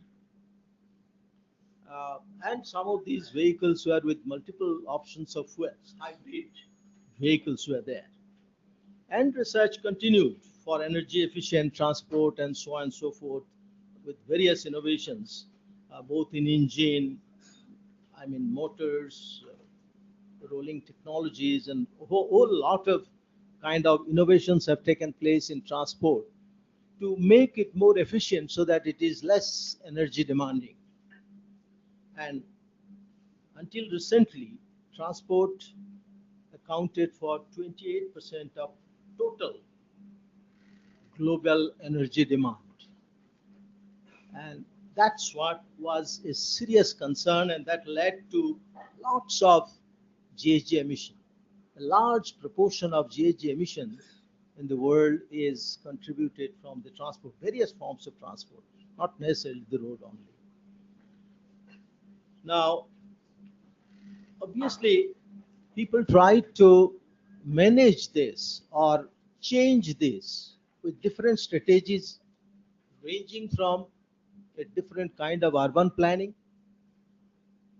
or different kind of fuel technology and so on and so forth. The varied kind of things were attempted. Now, obviously, today's session is not for all those. This is too big a topic to discuss all those. Ours is technologies for clean and green transport. Clean means energy having minimum or no GHG emission. That will be clean. Green will be if we can harvest energy from renewable sources. That will be green. So that's how the clean and green is normally defined. Of course, our presenters will tell us much more than that subsequently. The various options available these days and the serious research efforts which are going on, they are started with CNG, natural gas, which we are matured with, but obviously that also produces hydrocarbons. The CO2 or GHG emissions. Biofuels, partial replacement and full replacement of actual petroleum fuels. Electrification of transport through batteries has been a recent phenomenon in the last 5-7 years or 10 years maybe. Now, the use of batteries can be a serious pollution. That again, it can create a kind of no point of return situation. That's a scare. And production of batteries, we need lots of minerals, valuable minerals. Again, to produce those minerals, a huge amount of GHG emission takes place. That's again another critical consideration. Now, electricity to charge the batteries, again another produced from coal or any other source, which probably creates a lot of GHG emissions. So that's how the electricity, the way we are using now, is not clean green. We may call it that's a better fuel today, but that also has serious implications in many other ways. Ultimate is hydrogen. It can be clean, it can be green. Now, when it is clean, when it is produced by electrolysis, which uses, of course, electricity, but hydrogen subsequently do not produce any GHG emission. But while producing the hydrogen through electrolysis will be not green. But if we can produce hydrogen using renewable energy, that will be called green hydrogen. And that's how we will be thinking about the clean and green kind of definitions, the way the transport should be looked into, and the way we should be going ahead in terms of use of energy for our transport. Now, ongoing research and development for transport energy in India must focus on course, these parameters, no doubt, along with technologies, which are equally important, no doubt, and it must address the wider requirement of sustainability goals. That's what is the ultimate objective. We have four very eminent speakers. I mean, they are leaders in the profession, and we have, I will introduce first speaker, and then go to him. And before the presentation of each speaker, I'll briefly introduce each speaker. Otherwise, you will forget who is speaking. So that's what is, I feel better, so that immediately before the presentation, I introduce him. Now, our first speaker is Professor Avinash Kumar Agarwal. He is really a special person with special kind of level of understanding of the subject. He is from Indian Institute of Technology. He was visiting professor at University of Loughborough, UK, Photonics Institute, University of Vienna, and a whole lot of other places. I mean, I can go on, but I don't want to spend too much time on that rather than listening to him.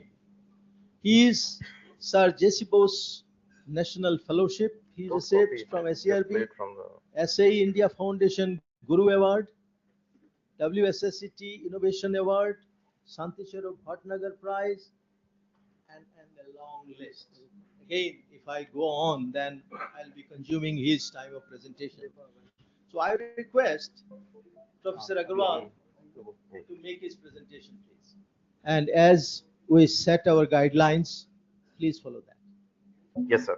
Thank you, Chairman, sir. Thank you very much, INA, for giving me this opportunity. I'm setting my clock exactly at 18 minutes as you have, and the time starts now. So I'm going to talk about methanol and the methanol economy. And this methanol initiative of the Government of India is taken under the leadership of Niti Aayog, Dr. V.K. Saraswat, and these activities have gone on for last 5-6 years. And all the utilization side of this methanol economy initiative is done in Indian Research Lab of IIT Kanpur, where I am. So I'm going to talk about some of these things, the general contours, because there are a lot of misconceptions about what methanol economy is all about. So this is just a very general slide showing, how much energy we are consuming. So today, if you look at India, India is somewhere here, 2.6% energy of the entire world, and which supports 4 times more population than US, which consumes 26% energy. So 40 times less energy per capita is what we are consuming today. So this is as far as the global debate of GHG is concerned. Now, if you look at the energy demand of a century, our energy demand grew by about 4%, is still growing about 3%.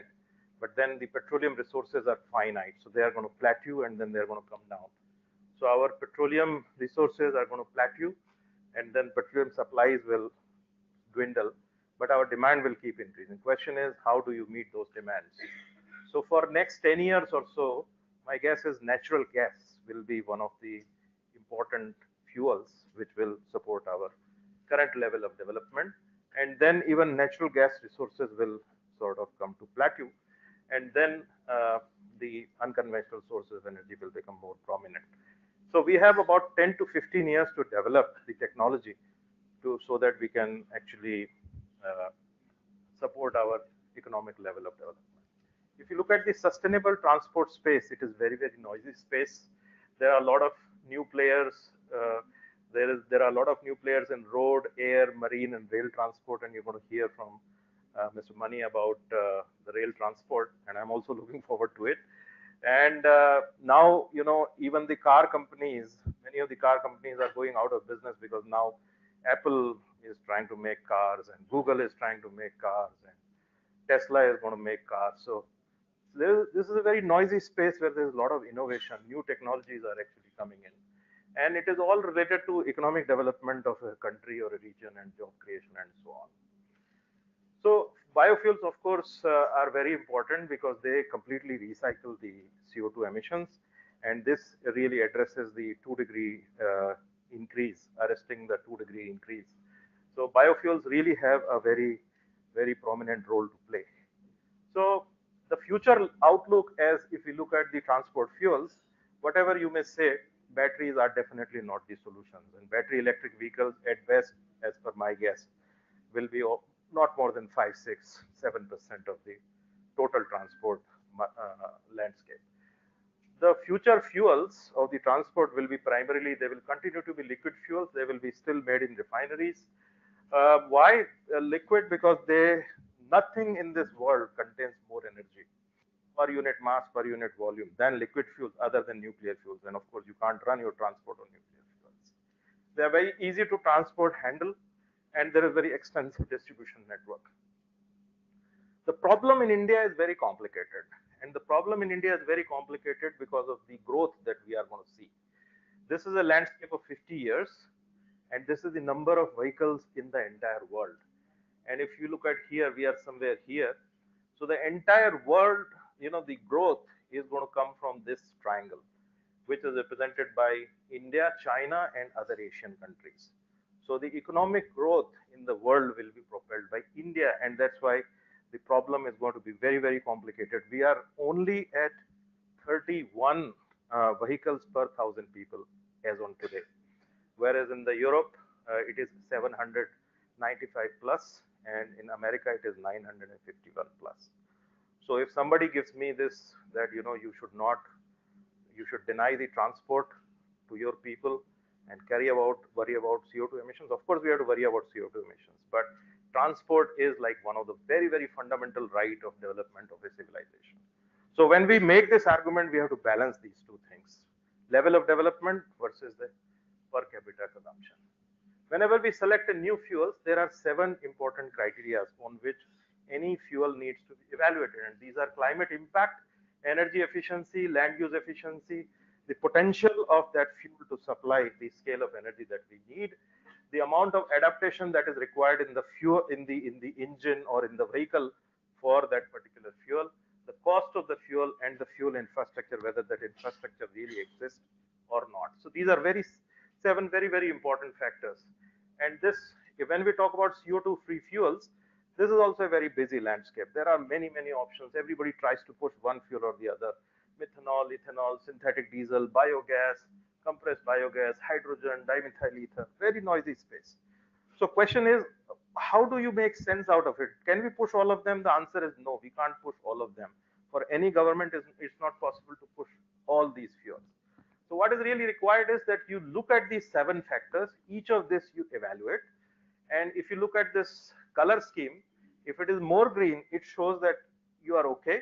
If it is light, that means it is less preferable. So when such a evaluation is done, so you can clearly see each of the merits of each of these fuels on these 7 factors. And clearly it comes out that DME stands out, methanol stands out, and electricity also stands out other than the vehicle adjustment. Because if you have an IC engine vehicle, you can't really convert it to electricity. You have to take the engine out, put motor, put everything, so it's as good as new.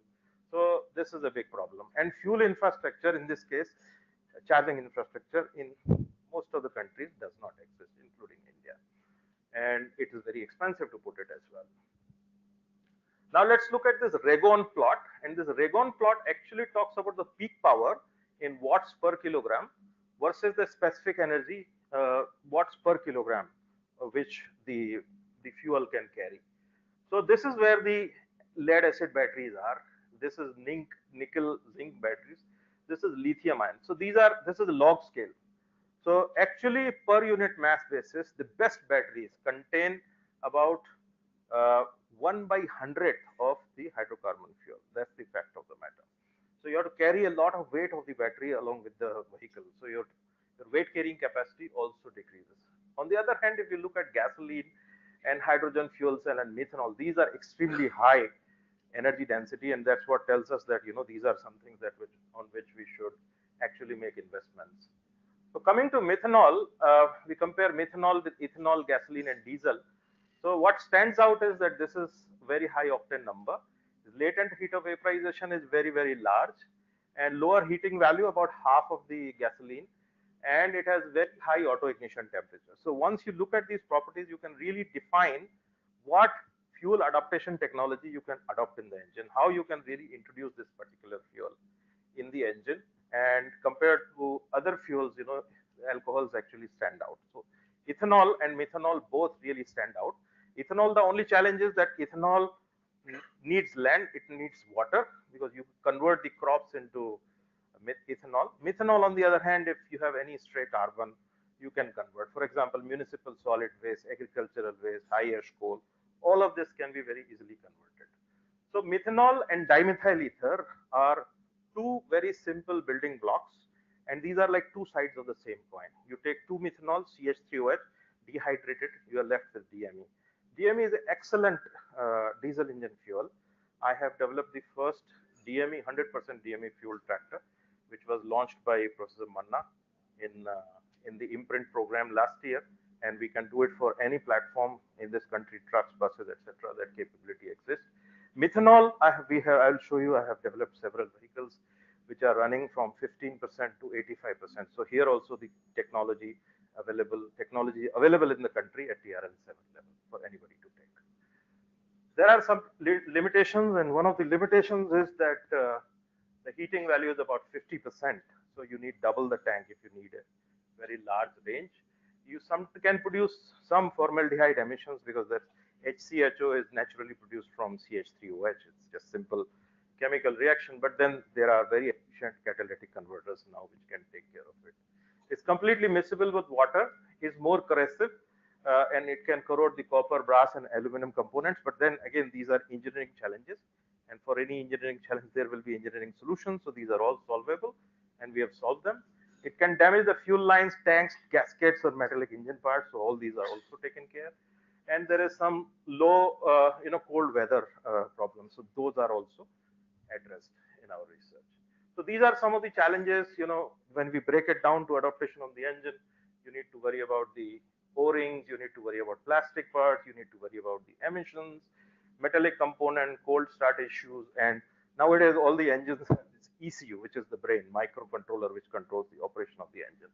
So all these needs a little bit of recalibration, and we have focused on all of these problems in IIT Kanpur, and we have developed several platforms, applications on which all these have been addressed.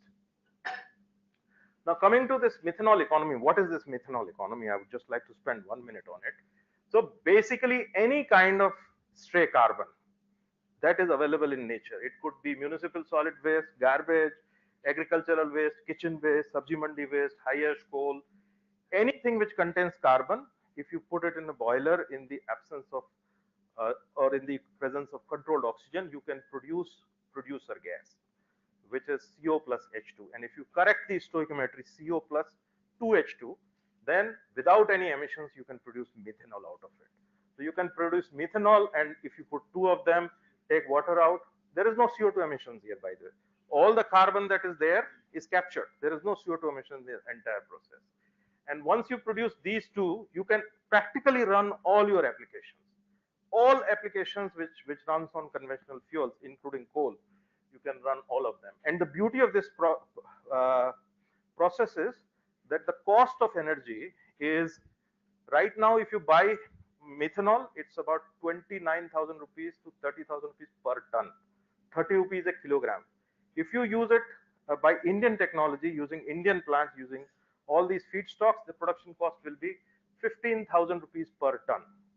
This includes capex, opex. These calculations are done by Niti Aayog. 15 rupees per kilogram, that's 12 rupees per liter. 2 liters equivalent to gasoline, you can do all the math.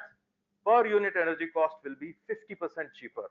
And I can bet when this is introduced, no battery electric vehicle will be able to compete. They are anyway not able to compete economically with the IC engine vehicle, even on date.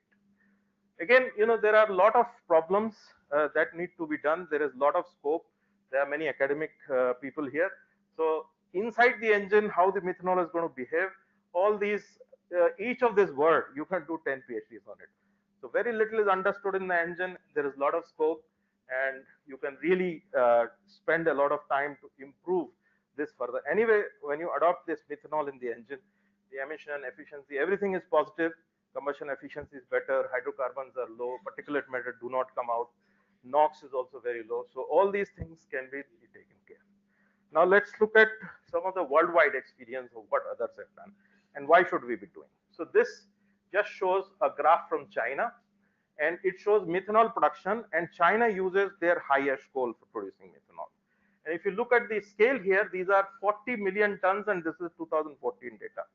Just to put things in context, India consumes about 200 million tons, and China was producing 40 million tons of methanol in 2014. Now that number will be much higher. And then of course there's dimethyl ether, coal to liquid. What do they do with it? They use it in the vehicles.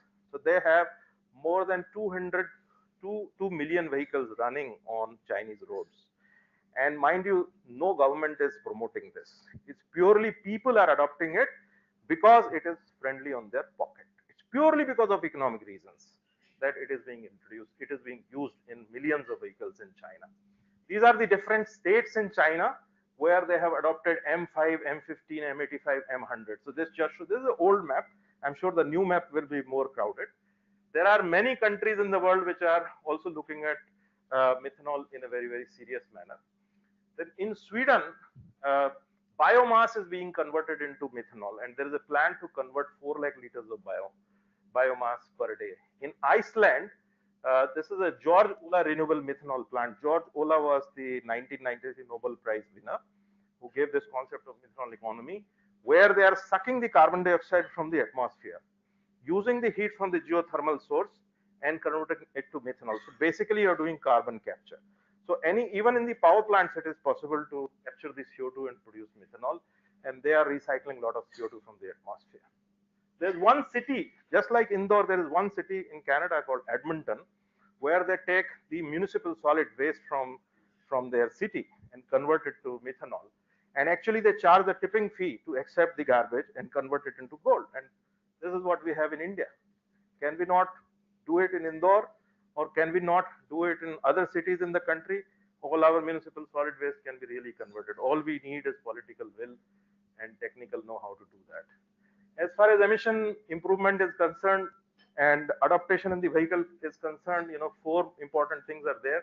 You need to develop the fuel injection equipment, which still remains challenged because most of the fuel injection is supplied by only one company, and all of us know there are problems. So we need to address that problem, and then we need to develop the spray and atomization strategies, do the combustion characterization and emission reduction. And the only issue that we face in India is that there is nothing called methanol lobby to push methanol. Otherwise, it's a very good concept, and there is some high capital cost required to produce methanol. So all our thermal power plants can actually be converted into methanol producing factories. And as I said, fuel injection equipment also remains one of the challenging areas to adopt methanol economy. Methanol in marine has been adopted in Europe, because in Europe they have something called SECA, which is sulfur emission control area. So in most of the Europe, close to 400 kilometers from the coastline, you can't run diesel or heavy diesel fuel. You have to look at low sulfur fuels, and that's where methanol is being used. So there is this world's largest ship ferry, which is called Stena Line. This has a engine from Wärtsilä, and they have converted. This is running for several years now, and this is in operation since 2015. So the technology is very simple. I think this technology we have also worked with railways, and unfortunately we did not get enough funds, so we did simulations and we stopped there. But the technology can be easily developed for marine sector as well as for the locomotive sector. And there are enough data available to support that this technology actually works, and people have thousands of hours of experience on doing this. I published a paper in Nature India on methanol. If you want, you can see it on Nature India blog. So in India, this is the roadmap of how it has to be introduced. So engine development and combustion optimization is where we are focusing as per the directions of Niti Aayog, and we have developed several products. For example, I have developed a Bullet motorcycle. I'm a fan of Bullet. I own myself a Bullet and go to office on Bullet. So it's a 500 cc electronic fuel injection, which I have developed to accept M85, 85% methanol, 15% gasoline. In fact, I was under a lot of pressure to put 100% and I refused because methanol flames you can't see. And I didn't want to compromise on safety issues. So that's why we went for M15. I was asked to give a very low cost solution for 100 and 125cc carbureted vehicles. So I gave a 100 rupees solution. You can run a vehicle on M15 by adopting only adaptation costing only 100 rupees. I did simulations of methanol locomotives for Indian Railways. I developed a couple of generators, 15 kilowatt and 10 kilowatt. I developed an engine with Maruti Euro 6 engine which runs on methanol, and I developed the first tractor on the TAFE platform. So these are some of the products that I have already developed using different technology, carbureted technology, port fuel injection technology, direct injection technology, and these products are available. And I invite all of you, if you happen to be in Kanpur, please visit my lab and see all these developments. And this is the vehicle which was demonstrated also in IIT fair, which is running on 100%. This is running on 15%. We have made some publications also on methanol in a specific series, and I would just like to complete by saying that biofuels can be attractive options for Atmanirbhar Bharat, and I think this is what we should push for. And methanol has a very important role in the energy landscape, and appropriate policies for nationwide adaptation should be made. And then per unit energy cost of the methanol would be about half of the conventional fuels that are being used. And any fuel technology option, if we are doing, we have to do LCA and TCO. These are very important. Otherwise, it doesn't make sense. So methanol economy has a potential to convert the waste and stray carbon into wealth. And the IC engine and fuel cell powered methanol would play an important role in the transport space in future. And then IC engines are here to stay for at least 30, 40 years. And I would like to conclude by showing this Gandhiji's three bandars in the modern context. Hear no diesel, see no diesel, and smell no diesel. Thank you very much. Thank you. Thank you, Professor Agrawal. A very interesting presentation. There are sure many questions will be there, but before I open it to floor, I would like to ask one or two questions. Even methanol will have emission. Sorry? Emission will be there. Yes. Like any other gasoline or petroleum fuel emission. But what is the level difference? I mean, how much we save on that?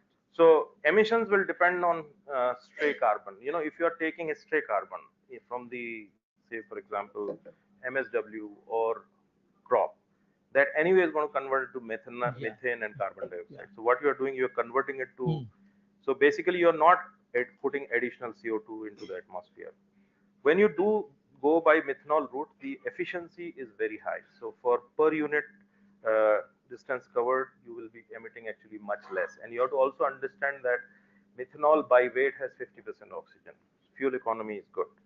So you actually put in much less amount of fuel economy, and then obviously the cost saving, all of that is there. Yes. But emission will still be there. Emissions will be there, CO2 emissions will be there, but they will be less. There will be no particulate emissions, there will be very low NOx emissions as well. So these are all cut down. As you said, that all the wastes can be converted to methanol. Yes. Now, I think if we really take it up in the right way, I mean, there will be no shortage of fuel in the country. Absolutely. I mean, if we adopt this methanol economy, we are good for 200 years. We don't have to import. These are with high octane, so obviously the goods vehicles are just right, appropriate for that. Right, right. Okay. Now, one more question, that in China, you said that it is all kind of non-government pushing, yes, and they are using it. Why government is not proposing or supporting it? I have no idea about Chinese policies, but people are using it because of the economic reasons. And this is what I, in yesterday's discussion also, this is what I propose, that as engineers, we need to propose solutions, because you have to understand the Indian psychology. In the Indian psychology, emission reduction is not my business. That's my neighbor's business.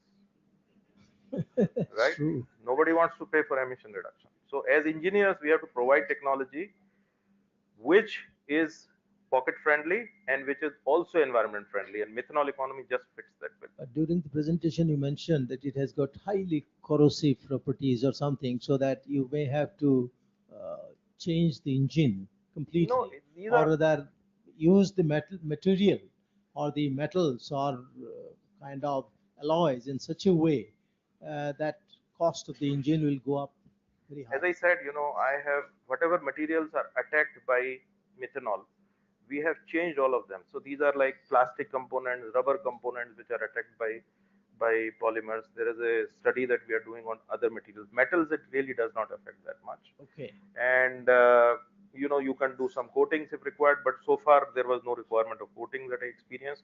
It was only the plastic components. For a 100cc, 125cc, the cost of replacement was only 125 rupees, 100 rupees, and for M85 EFI fuel it was 5,000 rupees. If the manufacturer says that I'm going to do it in my factory, the cost will be precisely zero, no cost, because he just have to change the program in the ECU. And anyway, if you have to put some rubber products, now you will put other Different rubber products. products. Yeah. Okay, it's open for discussion. So questions, please. Please. I saw your tractor in the it was impressive. Thank you, sir. But see, you have to convert into some kind of a economical model or rather complete cycle. Yes, so you have done excellent work in terms of developing using methanol. But methanol has to be as a total cycle. That means from crop waste, and the complete cycle requires a kind of a business model which you have to attack a big industry.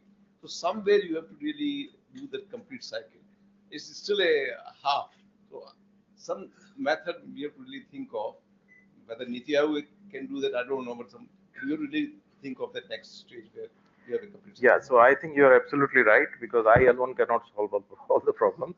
My job was only to look at utilization side. So in Niti Aayog, there were 5 task forces that were made. One was looking at the production. The other one was looking at the utilization side, which I was a part of. Then the third one was on the certification, because methanol you cannot sell in the market. So that we got sorted out through BIS norms, etc. were made. And then there was a marketing aspect, and the fifth one was to make it popular. So I mean, this is something that the government has to make an organized effort, because ultimately it is a question of freedom, energy, for the government. So professional bodies should play. That's where INA can play a very important role. Look at how do we Absolutely, INA can play. Niti Aayog maybe. Yes, yes, absolutely.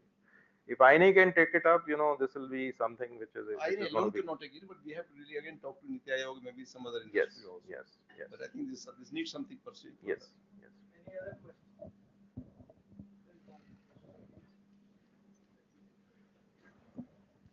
While talking about the land use efficiency, matlab, you told that there are various parameters and land use efficiency is one of them. So can you little bit elaborate methanol, where it stands? There is no land use here. You don't need to grow anything. You are only using stray carbon, which is waste. You have a problem of So disposal. when we are taking carbon dioxide from air, then there is 100%. That's possible. So as I said, it depends on how you want to do it. What's your economy of scale? For example, in this example that I showed you in Iceland, there are a lot of geothermal. Okay. So geothermal energy at low temperature is available. That they use. They suck the carbon dioxide from the atmosphere and capture it in methanol. Now you can use this methanol. In India, we cannot do that. So we have to look at what is available to us. So every country, wherever this carbon is available, then obviously you can use it. And if you have CO2 and you are capturing it, you need a CO2 free energy source, which in this case was geothermal.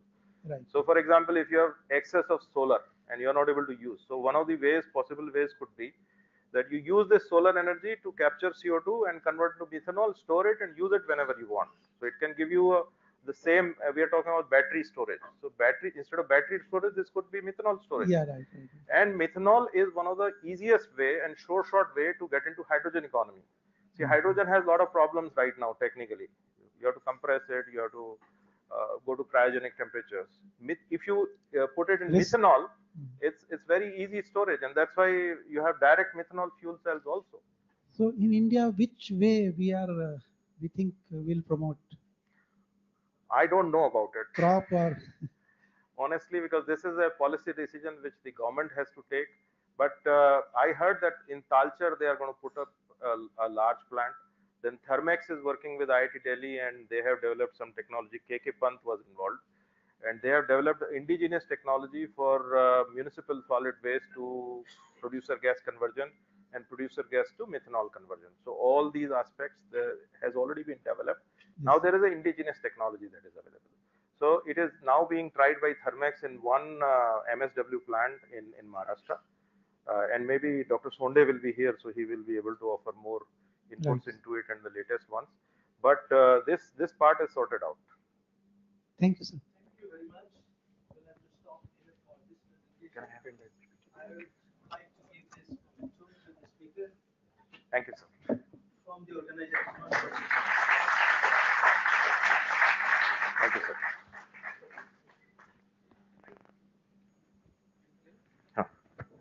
We have the second presentation, a very interesting presentation from Mr. Sudhanshu Mani. He is 1979 batch of Indian Railway Service mechanical engineers. Retired as general manager from Integral Coach Factory after 36 years. He was the mastermind behind the Vande Bharat Express, what we see today in so many moving around the country. The good trains, clean trains, which are semi-high speed trains, he calls them.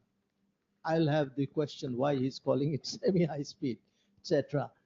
And it is built in shortest time, as he says, in 18 months, from kind of drawing board to the prototype. And at half the cost, 50% of the cost if we would have imported it. And they run in 180 kilometers per hour. That's the capability, highest speed possible. Mr. Mani, please. You can please do it in 17, 18 minutes.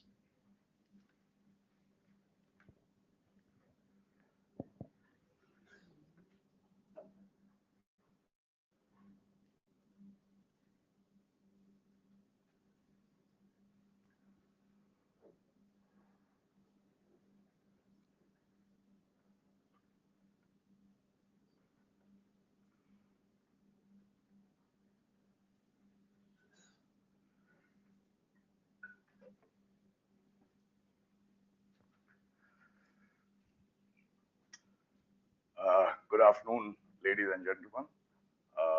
Fortunately for you, I have a flight to catch, so I will not be taking you through the old wine in new bottle. I'll straight away come to what's important for this gathering today.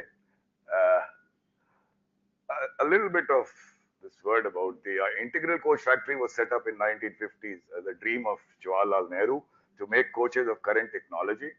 It was not met by any vision or action plan by railwaymen like us. And Premier Chow and Lai had come there in 1955 and he wrote in Visitor's Book that every Orient should be proud of this factory and all Chinese should come and learn how to make coaches. And this is where we have reached today. Some of you would have seen this cartoon in an Austrian magazine. It says, before Kurum, Indian Überholt China, which means population. India overtakes China. And you also would be familiar with Sam Altman said that, well, you can't do it, but however, it's your responsibility to attempt. This was the seed of the story. I will not be able to go into it, and was just a little bit word about Make in India and then Atmanirbhar. Came COVID, it was rejigged into self-reliance or Atmanirbhar with the hope that these lines of Make in India would roar into self-reliance, infusion of liquidity, collateral-free loan, money in people's pocket and so on. But the spirit essentially, I don't know how much of it has been caught, must be that We are stuck between mindlessly global and hopelessly local. The truth is somewhere near being local, unless the gap is too large. There are fields where it is. The essence lies in attempting 110, 120, 130% more than what you are capable of, because what you can achieve with ownership and pride cannot be matched by a transfer of technology, which I call an oxymoron, because you don't get the essence.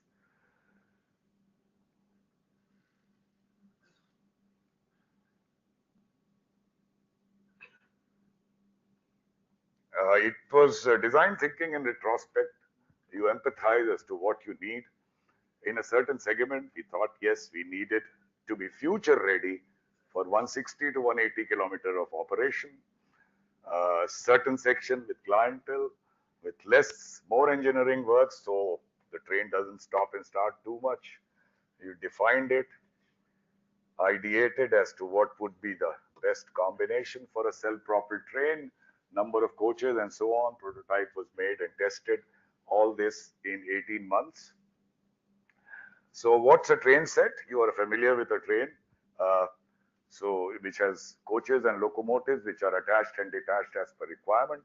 A train set, which is what is made today all over the world for last 25, 30 years, is number of coaches, no locomotive. All the equipment is mounted under the board, powering, hotel load, AC, lighting, everything. Since you can lock out a lot of equipment all under the board, you can pack in a lot of acceleration and power. All the profiles of the vehicles are same because there are no locomotives or power car, no power car. As you see in Shatabdi or Rajdhani, that noisy power car also goes under the board. All the space above the board is for passengers and passenger amenities. And because of the nature of the animal, number of vehicles are reduced. So dead weight you carry are reduced because on an apple-to-apple comparison, 160 kilometers per hour operation, you would need 2 locomotives and 17 coaches, 1 power car, even if some power comes from the locomotive, whereas this could be done with 16 coaches alone. So the nature itself is more energy efficient. We are carrying less weight. Aerodynamic profiling, because of the same profile of the coaches being added advantage. More power means you can have more coasting, as well as traction motor distributed all over the train means you can have more regenerative braking, which are all features of energy efficiency. I will straight away come to what is relevant today.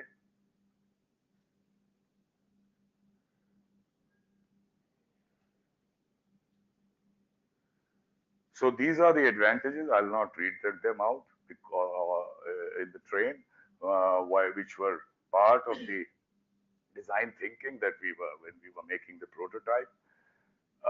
This is the simulation data, not an apple-to-apple comparison with different timetables, but for same distance and for the maximum speed permissible, because we have only one track that is between Delhi and Bhopal.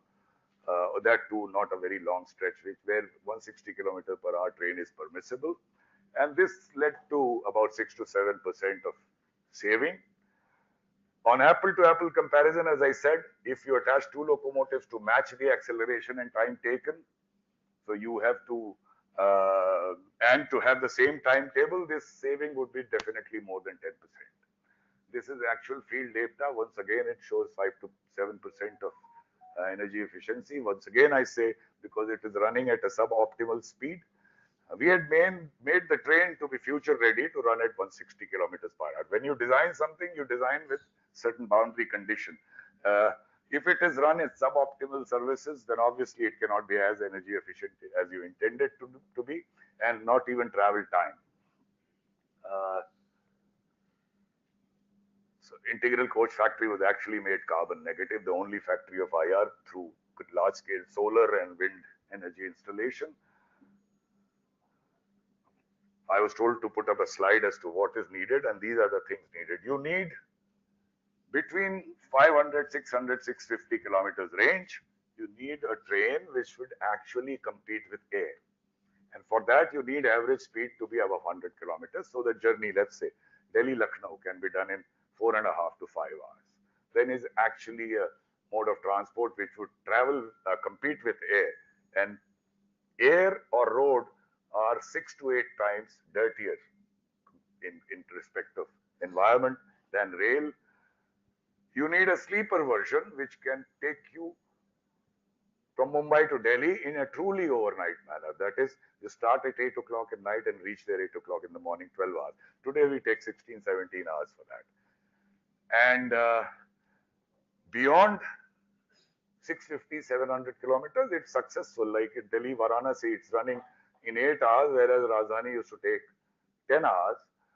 Some people still prefer it. It competes with air, but it cannot eliminate air in that. That's why the most important thing is to develop a sleeper version, to upgrade the infra to match the potential of the train. It may take time, but money is not a problem. But the focus there has to be increased, because we still don't have, after 5-6 years of working to upgrade, a train, a track which is actually truly supporting 160 kilometers per hour operation. Other things are smaller in nature. I thank you, and if there are any questions, I'll be glad to answer.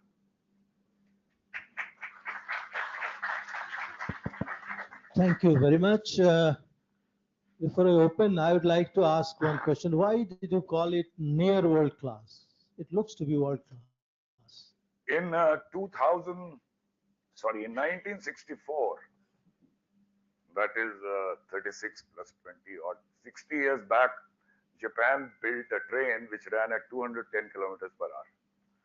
50, 60 years hence, we make a train which runs at 180 kilometers per hour, and we have the temerity to compare it with a bullet train which runs at 350 kilometers per hour. Yeah. Unless you are grounded, you won't really progress. So it is not world class, it is near world class. I would say 15% more improvement in exterior finish, interiors. As far as the power pack, propulsion, all that is concerned, is real world class. It is fuel is electricity. Pardon? Fuel. Yes, in terms of energy efficiency, I would say we are not about the best, but because the propulsion equipment, which is indigenous, and the profiling of the train is about the best that can happen in the world. So we are quite there. Why did you call it Train 11? Why not Train 21? As it No, it's not Train 11, it's Train 18. That was very simple because we got the sanction after struggling. We were not getting the sanction to build a train. A GM is in power today to spend whatever money he wants because of Mr. Suresh Prabhu. But still, because it was a new type of train without locomotives and a new animal, you need a sanction from the board. We were not getting that sanction. Okay, so you got it in 18. No. Finally, when we got the sanction, it was April of 17. Okay. And I was retiring in December 18. The team, a very competent team, said that if you retire, the natural question would be, why are you purchasing this trouble? Do more of the same. So we said, okay, the only option could be to turn out the train before I retire. And for that gave us 21 months. Okay. Must go out in calendar year 2018, so we called it Train 18. And fortune favors the brave. It was actually turned out in October of 2018, in precisely 18 months. Great. Open for questions. Thank you. Yes, please. Oh, yes. Louder, please. Sir एक तो मुझे बहुत खुशी है कि आप यहाँ आए हैं और यहाँ से भी वंदे भारत चलती है इंदौर से भी sir No, but there is a problem, you see.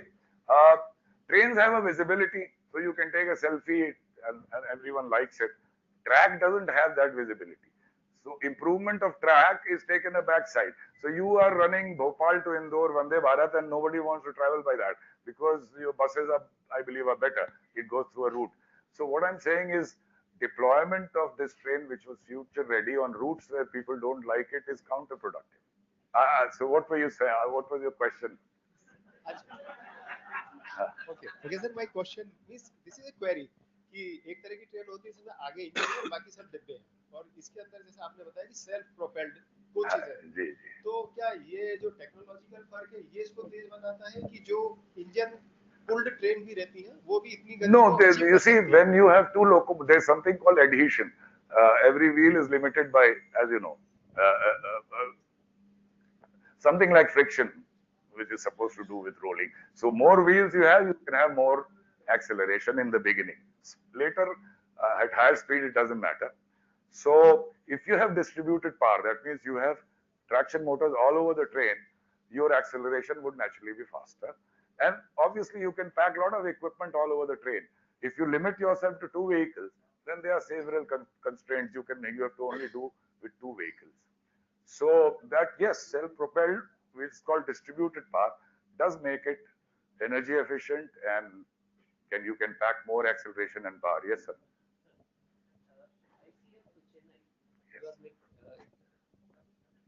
Sir, at the ICF Chennai, you are making those Kisan rails, I believe.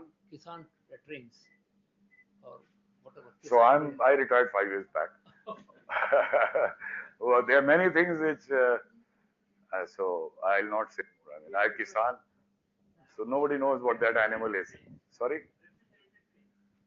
Okay, yes, there was a talk. It was a misplaced thought. You see, it's very expensive to make a self-propelled freight train because it be much more expensive. Then where will you deal it? Will you deal it on a platform? Today trains have 2 parcel vans. That too itself creates so much confusion on platform. If you bring a whole freight train on a platform, you can imagine what would happen. If you're taking it to good shed, then I believe they said it would be a 12 coach EMU or something. You'll be wasting capacity taking it to a goods train. So, and that's why right now you don't hear of it. Refrigerated coaches is one thing you can have, it need not be self-propelled. But it was something which was seen in Japan and announced. I don't see any merit in it. Thank you. Yes, sir. One question here. Yes, sir. Actually, beyond the Rajdhani and Shatabdi, this development which we have taken 20-30 kilometers per hour more, but where this passenger traffic transportation in Indian Railways is targeted at, when I mean already trains running at 250-300 kilometers. So does Indian Railways think in that direction, or is there some plan? Okay. So with existing track up to 160 compared to a loco haul train, I can aim for 15 to 20% more average speed. That's why I said 100. When we conceived the train, we were looking at 100 kilometers per hour average speed.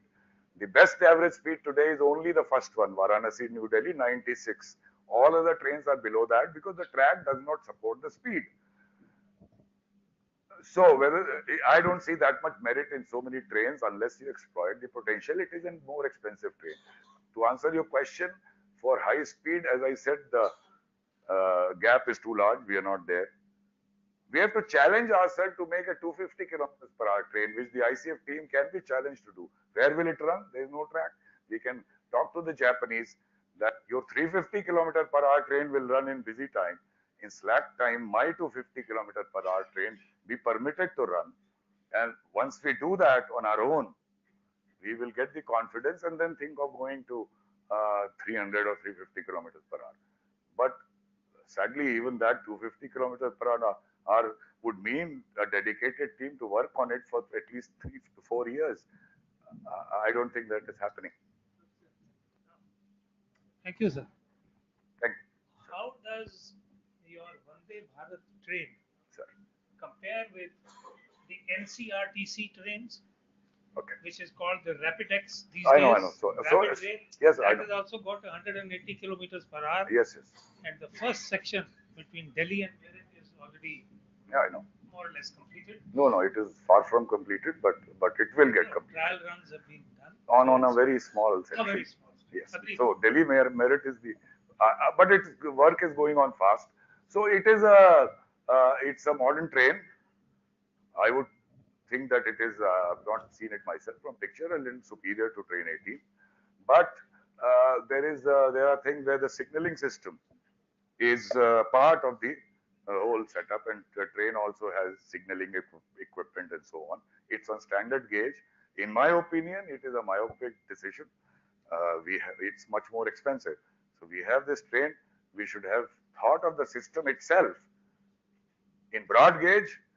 dedicated track, but in the city limit, it must come and integrate with Indian Railways somewhere. And we have the train ready. That's all I'll say. But there are two ministries. One is urban transport and the other is railways. Sir, I have Thank only you very one much. question. Yes, sir. When we want to go to say 160 plus, we need to upgrade our track and all, no? Yes. So will it be this will be a major upgradation work, no? So now I have heard, I have read somewhere this RVNL and all, no, they are going for a global bid. So why they are not means going upgradation of our own this track, domestic track? Upgradation to 160. Yeah. It will be. Money is available. How much time will it take, maybe say? It's all a focus of execution and land acquisition and this kind of thing. In upgradation, land acquisition is also not a Okay, okay. It's all about focus of contractual execution. Right. Okay, thank you.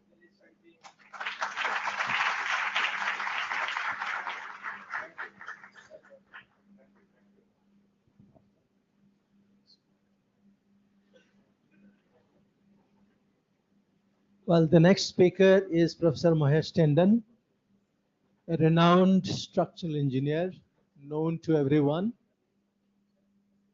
Many of the structures designed by Professor Tandon had very wide appreciations. He is an honorary fellow of Indian Concrete Institute, guest professor at IIT Gandhinagar. He is the recipient of Lifetime Achievement Award from IRC, Indian Roads Congress. Also, he is distinguished alumnus from IIT Roorkee. Recently, he has been appointed chairman of Research Council of Central Road Research Institute. Professor Tandon.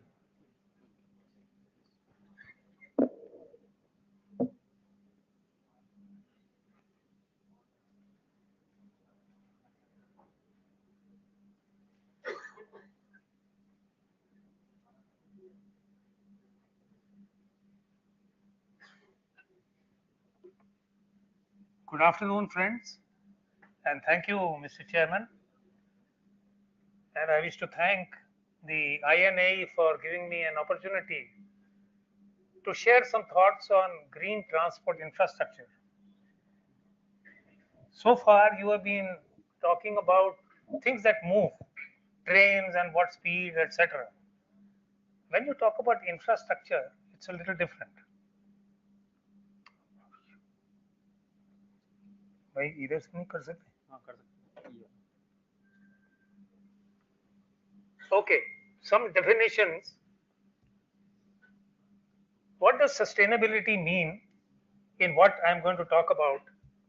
There are really three pillars which constitute sustainability, and those are the environment, the social aspects, and of course the economics. When we talk about transport infrastructure, we are talking about the fixed installations that concern mobility of people, goods, and services. Build safe structures without disturbing the existing environment. This is the theme of what I'm going to present.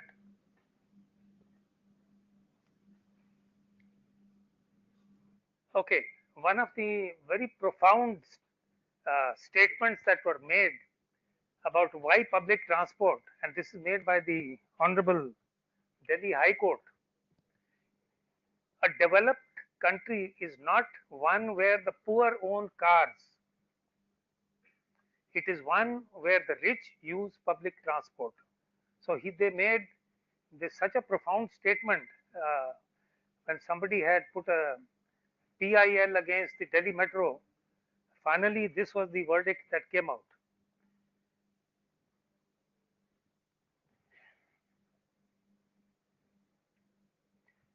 Just a little bit about this mass transit systems. You can see at the top you have a private car running on a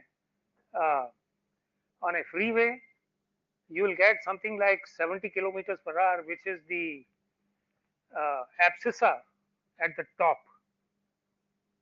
The blue line, that tells you the speed. What is the white line, which is or white square which you see there?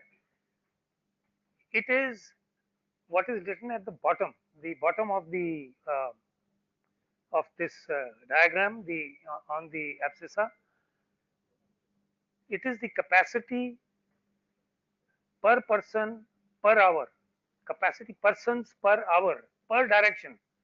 This is what the thing is. So you can see that you may have different speeds of transport, but the question is that how many people can you transport? And if I take just one example, since I started with the car running on a freeway, I mean, it can take about 3 or 4 people in it. But if you look at, let us say, an urban railway, like the metros which are coming up now in many tier 1 and tier 2 cities, the speed can be low because the metros run only to pick up passengers and drop passengers at frequent intervals, normally at about 1 kilometer distance. So you have to pick up speed, you have to slow down and reach the next station. So the speed cannot be very great. But look at the number of people it can transport. I mean, we are talking about, I can't read from here, but let us say it is about 60,000 persons per hour per direction. And there we were talking about 3 persons per hour per direction. So there is a huge difference. And there is a lot of things which are in between, including Vande Bharat trains, including what we have in Delhi, the NCRTC, National Capital Regional Transport Corporation, which is running trains at 180 kilometers per hour. And the first part of it, although he didn't agree, but the first part of it between Delhi and Meerut, the trial runs have already been made. And I think soon you will hear, maybe end of the next year or something, or middle of the next year, it will be fully operational.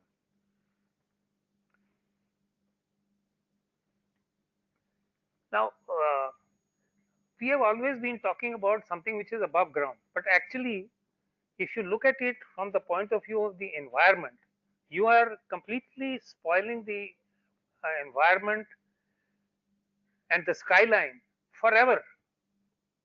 Yet even your children will not be able to see what lies beyond the elevated track or even an elevated highway, because you block the vision forever. So the right thing for urban areas, although much more costly, it is about 2 times as costly, and it takes more. It's about 2 times the amount of time to construct. But look at the advantages from the point of view of environment, that you are not spoiling this forever. The view that you get from a place.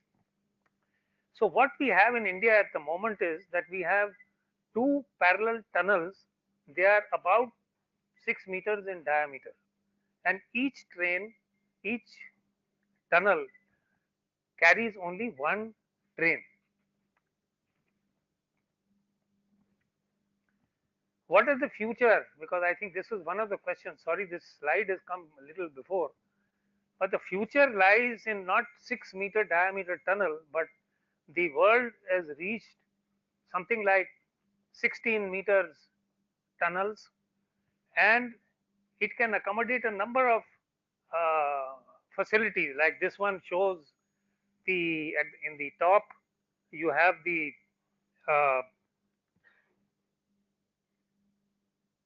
here you have the highway, you have the ventilation here, and you have a number of other facilities down there, and this is really the metro. So what you require really in the future is something of this type, not these 2 6-meter diameter tunnels which we are making at the moment. The stations, for example, this is not an Indian one. This is a picture I took from Russia, in Moscow. Their stations for metros look like much better than any airport. So this is just one example, but I can tell you that the work on metros now uh, is people have realized that we must have world class stations. When we say it's not only the what trains you are running, but what it looks like from the interiors. And Delhi Metro, for example, took the initiative of inviting a number of arts colleges to come and paint the walls. And many of the stations, when you go to Delhi Metro next, please do have a look. I mean, they are really something to behold. We could not imagine that something could look so beautiful. All you had to do was to let some students free in that space, and they could create such works of art. Now, coming back to the highways again, this is the AIMS Great Separator in Delhi. People who live in Delhi would know it very well. So you have the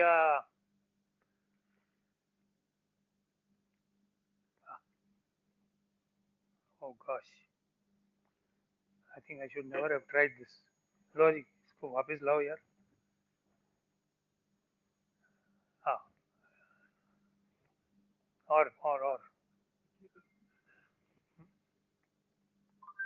ठीक है. एक पीछे, हाँ ये.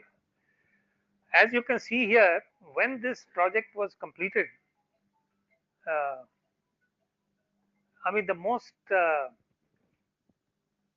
enjoyable feeling that one got was that one of the newspapers said that the AIMS crossing has given a green lung to the city of Delhi. I think this nothing could be a greater appreciation than what was written in the headlines of this newspaper. But as you can see, from the point of view of sustainability, what has been done here? There is definitely much more earthen embankments and less structure. So the carbon footprint straight away goes down. You also have a signal free junction, which reduces the carbon emissions. You have a low height sort of a facility, because this is next to the two major hospitals in Delhi, the AIMS and the Safdarjung. So all this was possible to just depress this whole structure down, and that is how we could get this through. Next one, please. Oh. Okay, this is another one, which is a 3-level grade separator of at Ghazipur, and this is if you are traveling from Delhi to Noida, this will come on the way, but people just travel there, they don't understand and they don't look at what has been created. The flyover that you see there, the flyover that you see in the background, that is really the national highway, and perpendicular to this is road number 56. This is not the, what was that? What the our mayor said in the morning in Indore, Chappan, Chappan. This is not that Chappan street, but it's called road number 56.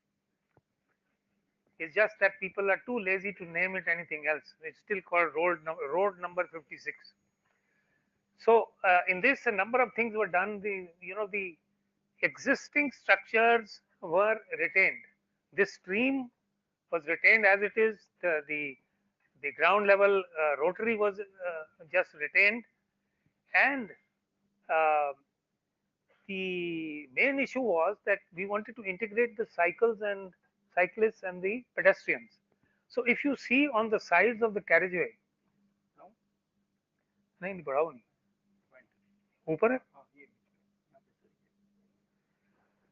okay. So if you see these, this is a part of the carriageway or just outside that, and this is meant for pedestrians and cyclists. And as you can see, There is no need to make this at the same level.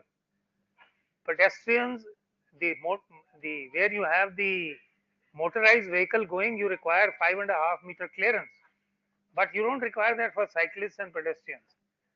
And they unnecessarily to make them go down and up and all that, that has been avoided by having a different levels. So this was one of the things that, I mean, this is another project that won a number of awards, but this was one of the things that they had mentioned in the citation, that excellent innovation was done by not just making it at the same level.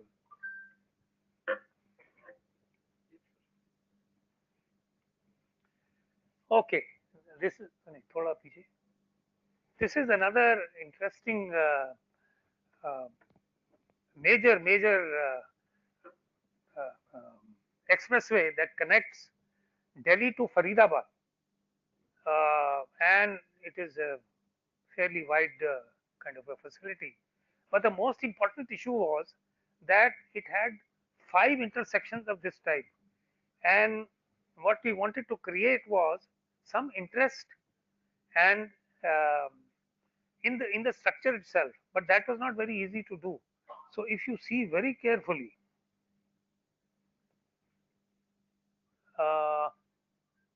यार ये नहीं चल रहा, चला शायद हमारे को नहीं दिखाई दे रहा. Can you see that picture on the left and on the right hand side bottom, that little cutout? Okay, so that is the geometry of the structure. It was not easy to design and all that, but finally it has come out quite well, and it is called the Jalebi Chalk of Delhi because of its shape. So this was possible by just a little bit of more effort, but what I want to say is that it doesn't necessarily cost more money, but it certainly requires more brains when you are doing a thing like that. Okay, this is another one where many people say that this looks like the spine of a rhinoceros.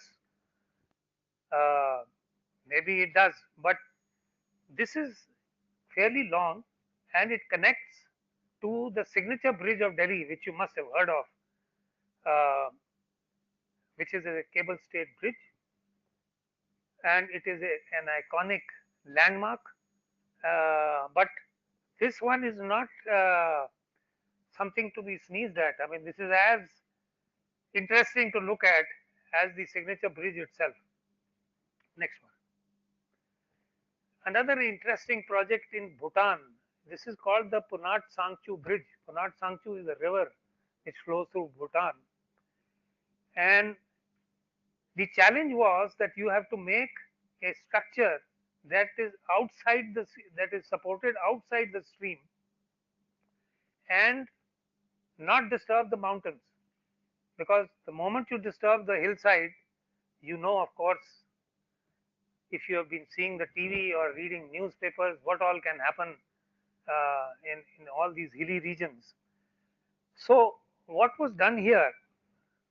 Next one. How to construct it firstly. So the side spans, which were much smaller than the main span, were first constructed. Next one. Then we started a cantilever construction technique, which is well known for bridge engineers. As you can see here, how it is going out. But the portion which is behind, you don't want this to over topple because it is completely unbalanced kind of a cantilever situation. So you put cantilage there inside. This is a box girder, so you can even load it, but you can't load it at one time.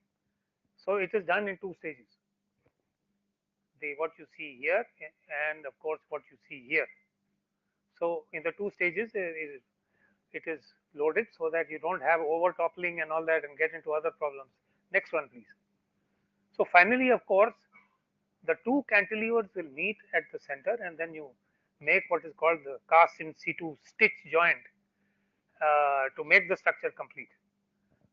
Next one, please. This is just a picture Is that the Time signal to me? is, yes. Ah. I shall try to speed up at 180 kilometers per hour. Next one, please. Okay, so when you make something in the urban environment, the first thing is that aesthetics is a main issue. And if you make something aesthetics, it has to be slender. It can't be some bulky thing. Go. चला सकते हैं? इधर नीचे. Okay. So this is the first one which I want to present.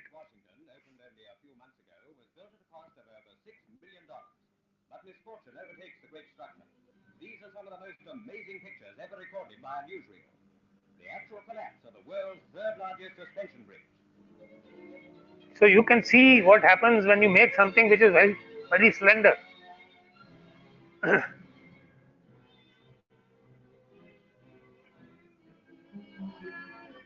Only a 35-mile-an-hour wind is blowing, but this apparently sets up a rhythmic swinging of the bridge, which increases with each swing.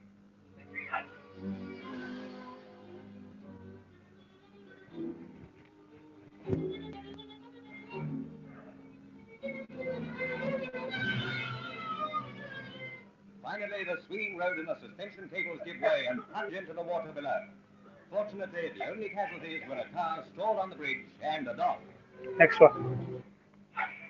So you could see, if you make something which is very slender, you have to worry about the wind forces, etc.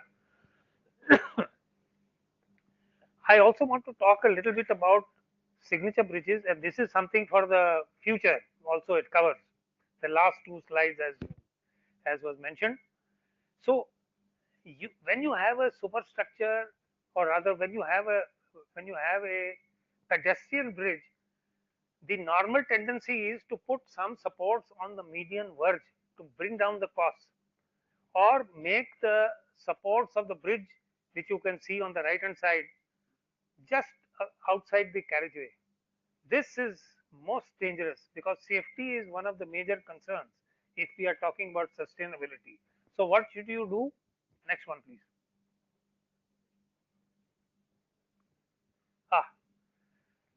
Here is the beautiful bridge near the Jawaharlal Nehru Stadium. It is an arch bridge which is 90 meters span. There are no supports anywhere, and the supports of the bridge itself are far away from the carriageway. So this is what you need to do.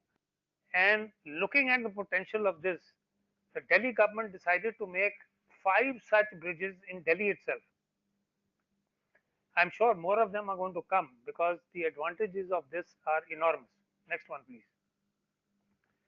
Now, what is the problem with this making things slender? The thing is that it depends on its natural frequency, what you're trying to introduce. And of course, the natural frequency is different for vertical vibrations, for lateral vibrations, for torsions, all that are different. But when they coincide with the excitations, we can see that is when you have a problem. So, I mean, this is just to show you that you have to find out these and make sure that it does not correspond to the excitation frequency. We have talked about wind. Let us talk about another excitation. Next one. This is the this is the Millennium Bridge in London when it was open to the public, and you can see the excitation that happened. And when people were on the bridge, the whole bridge started swinging laterally. Vertically, there is no problem. It has been designed for the load that all these people are exerting on the bridge. But their walking is producing a lateral vibration of the bridge, which can be very dangerous. So, I'm just cutting a couple of slides because of the time. This is one of the things that they said. It is a bridge which is impossible to erect because there are number of railway tracks, as you can see, and this is the Ernakulam station. People who are acquainted with that of Kochi. So how this you can see the tracks, and these little things you see, these are trains on the tracks. They are not toy trains. So, but the problem was that even if you cross the trains, the tracks, the next thing you encounter is a huge built-up area, and there is a flyover which is here. You cannot disturb anything. Neither you can disturb the flyover, nor you can disturb this, um,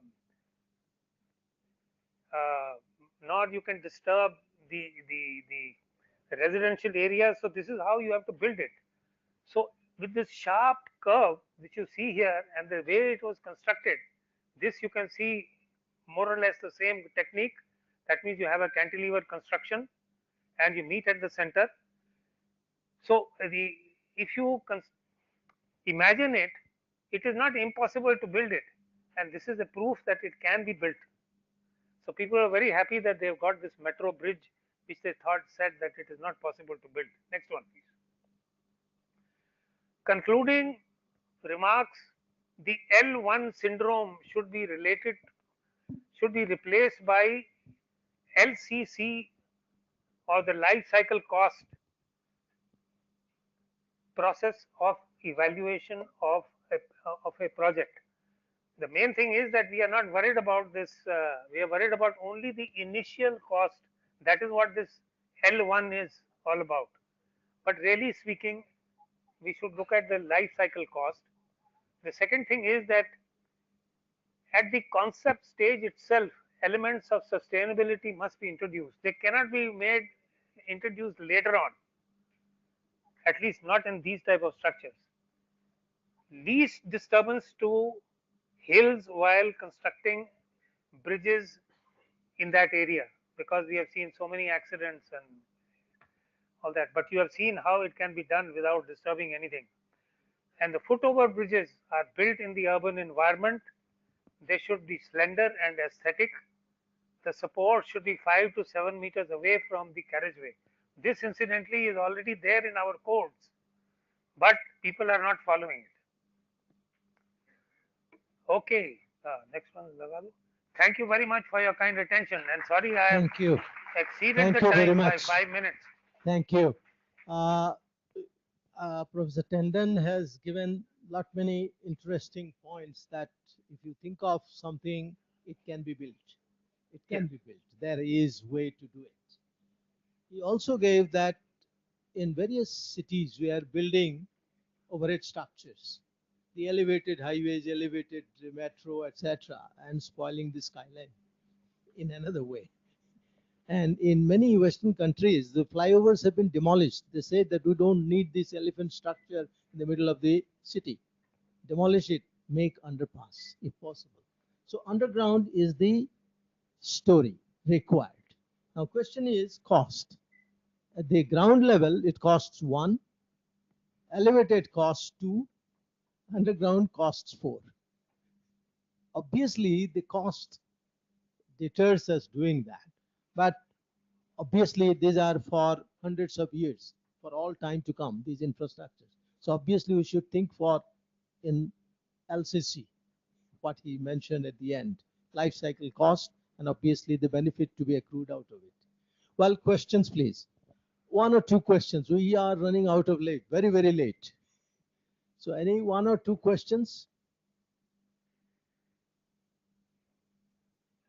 Everything is everybody is in agreement. Everybody's in agreement. That's right. That's right. Oh, Professor Prem Krishna has a question.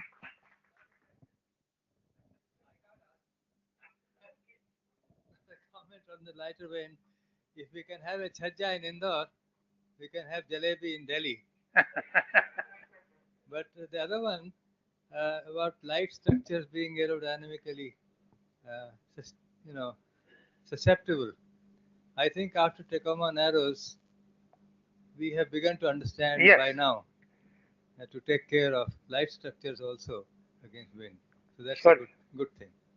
I think if you have noticed carefully, we have learned 2 lessons.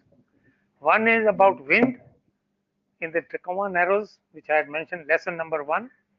And the second is that pedestrian footfalls, how they can create the excitation on a bridge which makes the bridge sway laterally like this. So that is the second lesson that we learned. These are lessons, and now we are of course checking for all this, but they were most valuable lessons that we learned. Thank you, sir. Is it very light? It will not fly away? No, I mean, this is not going to start swaying in the lateral direction. Not at all. Thank you, sir. Zarur. Have another very interesting presentation from Mr. Sri Prakash, a distinguished fellow of TERI. Mr. Prakash has more than 51 years of experience in transport management. Is currently distinguished fellow in Transport and Urban Governance Division of TERI. And also he is director and mentor, Department of Public Policy and Management Studies in TERI. He retired as member traffic in Indian Railway Board and also Secretary to Government of India. After, of course, 37 years of service. He is postgraduate in mathematics and he has an MBA degree as well. Professors or Mr. Sri Prakash, please. Please try to minimize the time. I'll keep it very short. We have encroached already.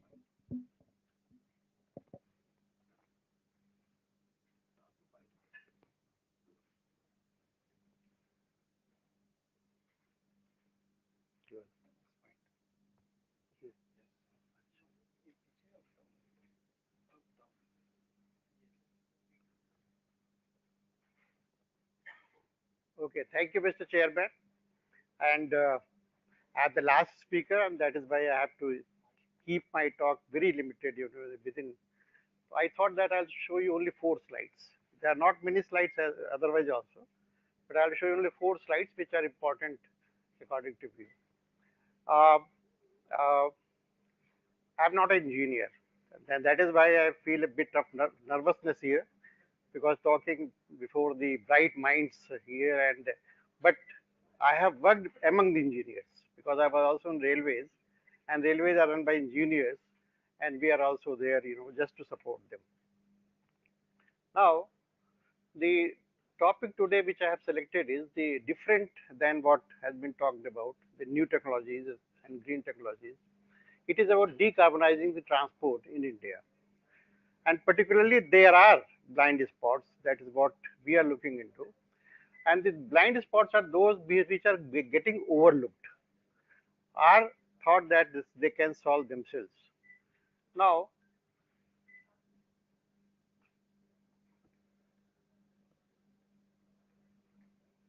yeah, so see, these are the challenges, because you see, like, say, and what are the current policy scape? Now, national vision. So we don't have a national vision. Historically, we have been working in silos. There was a reason behind it, because the country wanted to develop all kinds of the transportation for making a choice available. And that is why you see that whenever there was an attempt to make a single transport ministry, it did not succeed.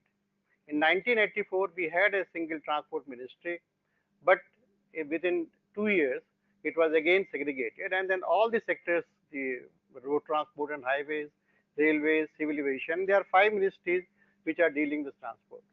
But now we feel that there should be, at this stage, there should be some integrated transport vision and national vision, particularly for the clean and green transport. Now, whatever we are, the transport development is being done, it is adding the carbon emissions. Today, the transport decarbonization is important because currently it is about 14 to 15% contribution to total carbon emission, but it will go up to 19% by 2050. in business as usual scenario. Now, the inconsistent economic and price signals are there. We have a Delhi metro, but Delhi metro is also costlier than the buses, and buses are costlier than the two-wheelers. Then obviously the public choice would be for the two-wheelers, and then becomes the carbon emission. Now congestion. Now you see that the car-based systems, because the automobiles are increasing at the rate of 10%, and two-wheelers also at the same time. Now within last 20 years, we have converted our system into car-based systems. Now, the emphasis is the new transport infrastructure. A lot of money is being invested. I don't say that they are not needed. They are needed. But at the same time, it is all supply-driven systems. Now, it is very difficult to make a traffic forecast, and we build the infrastructure just to thinking that it is going to cause and then it's going to ease the congestion, or sometimes it eases the congestion, but congestion for whom? Now, the flyovers. There has been design change in flyovers also, which are now taking care of the cyclists and also the people who are walking. But most of the flyovers, and which have been Professor Tandon has mentioned also, they are not at all neither cycle friendly nor the pedestrian friendly. This is supply driven. This is not demand driven. Now, inclusive transport, we don't have many options, and particularly those who are using the cycles and those who are walking, they do not have any support, the policy support as well as infrastructure support. Now, I have been living in Delhi for last almost about more than 40 years. Now, there was a time when the people used to have the cycles, and the cycles for the almost over 20 kilometers. Now we don't see the cycle stands in the offices. They have all gone to and then there are still some cyclists, but they are traveling in the morning and late in the evening.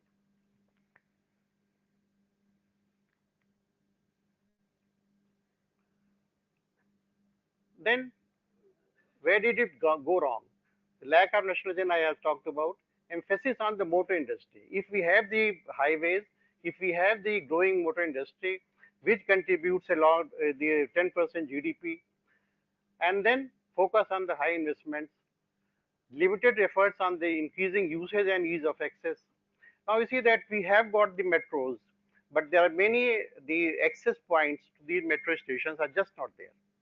There are many metro stations which are not being used. We have also to develop some kind of the access to these metro stations, so that people can use it. The BRTs, we have got in a number of cities. I am told that Indore it is very successful, but there are in other cities they have not been very successful because they do not have the proper access. Now you see that we have already talked about this fragmented transport efforts, which were needed at one time, but now you see the counterproductive policies in the sense that if we are going to develop the automobile industry as well as the road infrastructure, then we should only forget about the clean technology, in the sense that we are, like say Professor Vinash Agarwal mentioned about, that ICT engines are going to stay. We are talking about electrification, using the electrification of the motor vehicles, but all the transport technologies are very slow to come into being. You know, the electrification started sometime in 2012 when we have got that mission, and that mission said that by 2020 we will have about 2 million electric vehicles, but it didn't have happened at all. Now, so all this you know that our policies have to be changed. Now I'll not talk about this at all, because all has been talked about, this electrification and then the supply driven planning. The focus should be on the facilitating efficient citizen centric approach, I go to the last two slides.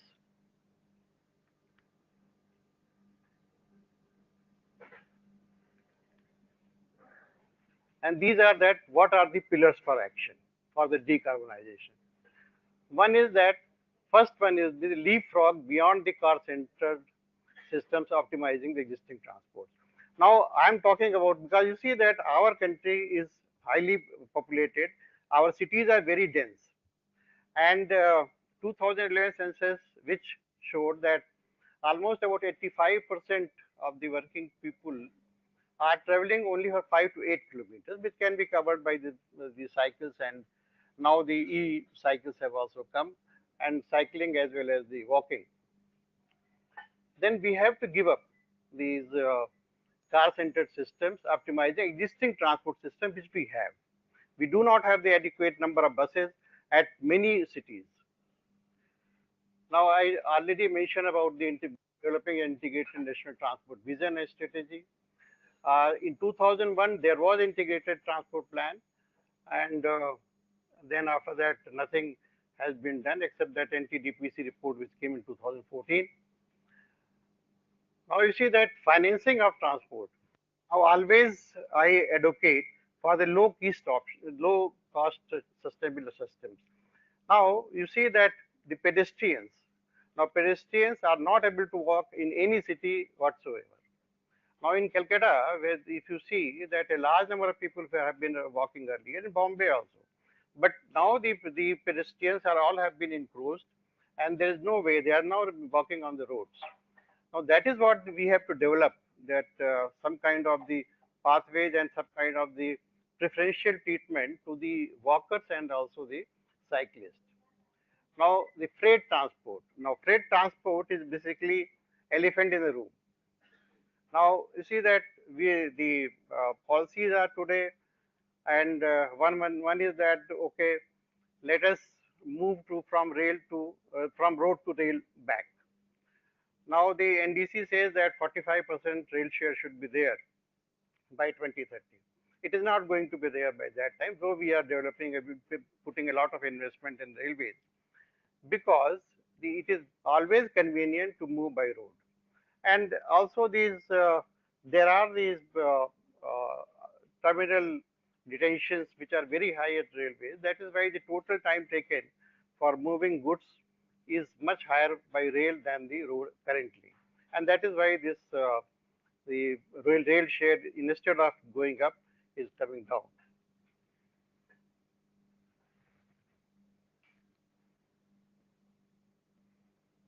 And again, the price signals. Now we have noticed that if the correct price signals are given, and now you see that the emphasis are now that all these systems should become self-sufficient. It is not possible.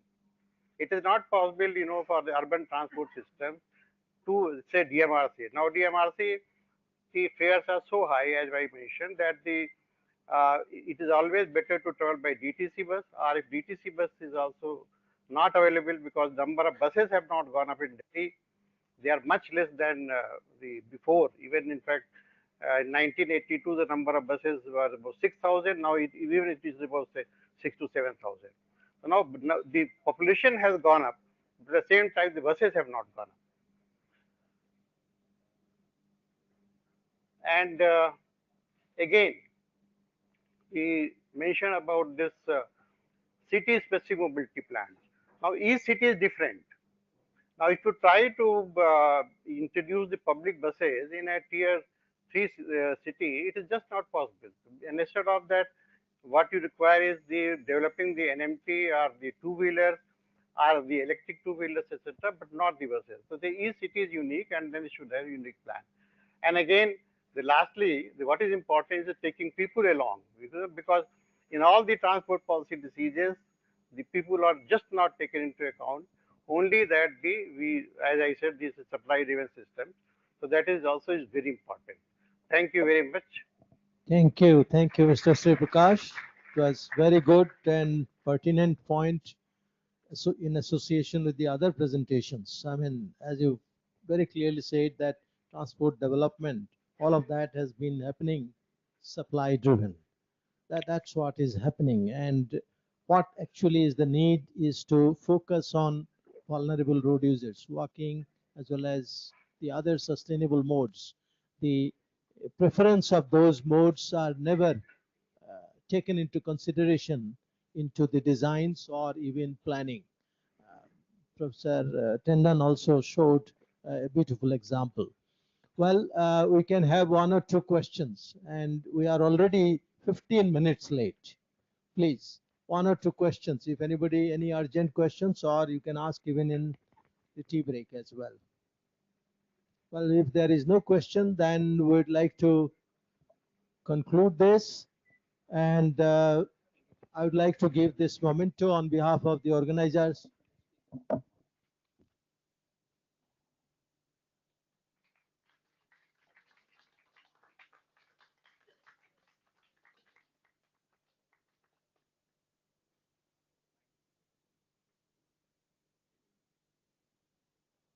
Thank you very much. There is no summarizing of this probably required because many questions have been asked.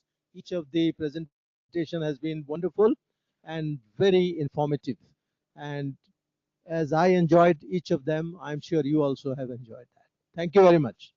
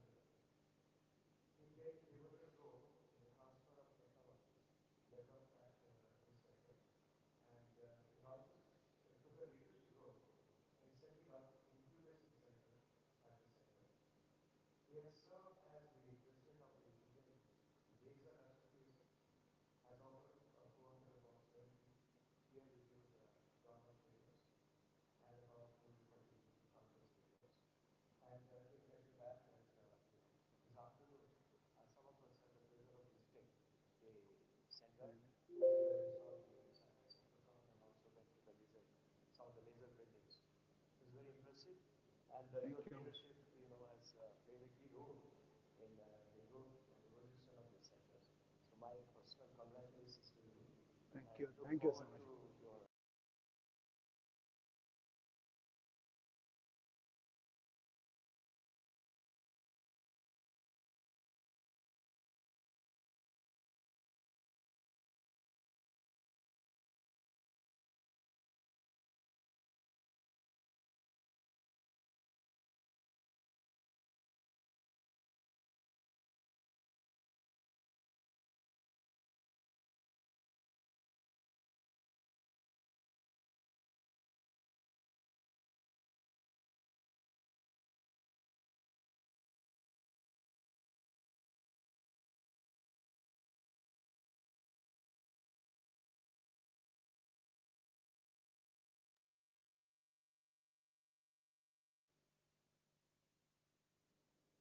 Hello.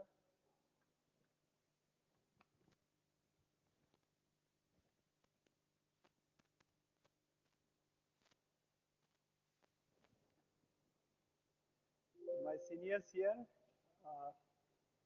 thank you for your guidance throughout my career, and brief introduction of activities here, other programs of laser, only on lasers, and that too particularly related to the engineering. Dedicated team members that are contributing with me in developing and taking the program ahead, along with other support activities that are going on here. So those who are new here, I'll give just a brief introduction. Department Rajaram Advanced Technology, Department of Atomic Energy Unit with thrust areas in the lasers and particle accelerators and related technologies. As you know, these lasers and particle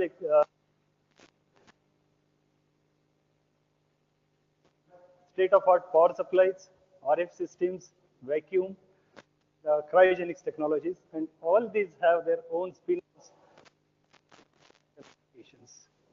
And RRCAT is working with the motto that photons serving the mankind through science and technology. And we are working with this motto and trying to take our lab developments to the land and utilize it. And as on date, the center has the distinction where maximum variety of indigenously laser systems are developed and also deployed in the country. So this is my plan of presentation.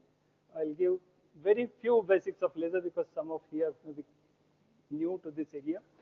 Then laser systems developed at RRCAT, some selected applications international scenario and way ahead in the form of some recommendations from my side. So this is basic laser action, and I'm showing you because it will give many more clarifications subsequently.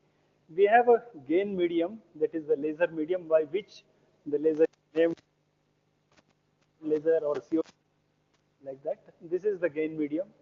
Then we excite the material, so that is the atoms that are at the ground state gets excited to the upper level, and when they come back, there is a stimulated emission, and that is with the optical resonator, it is harnessed. So we have gain medium, mechanism, resonator.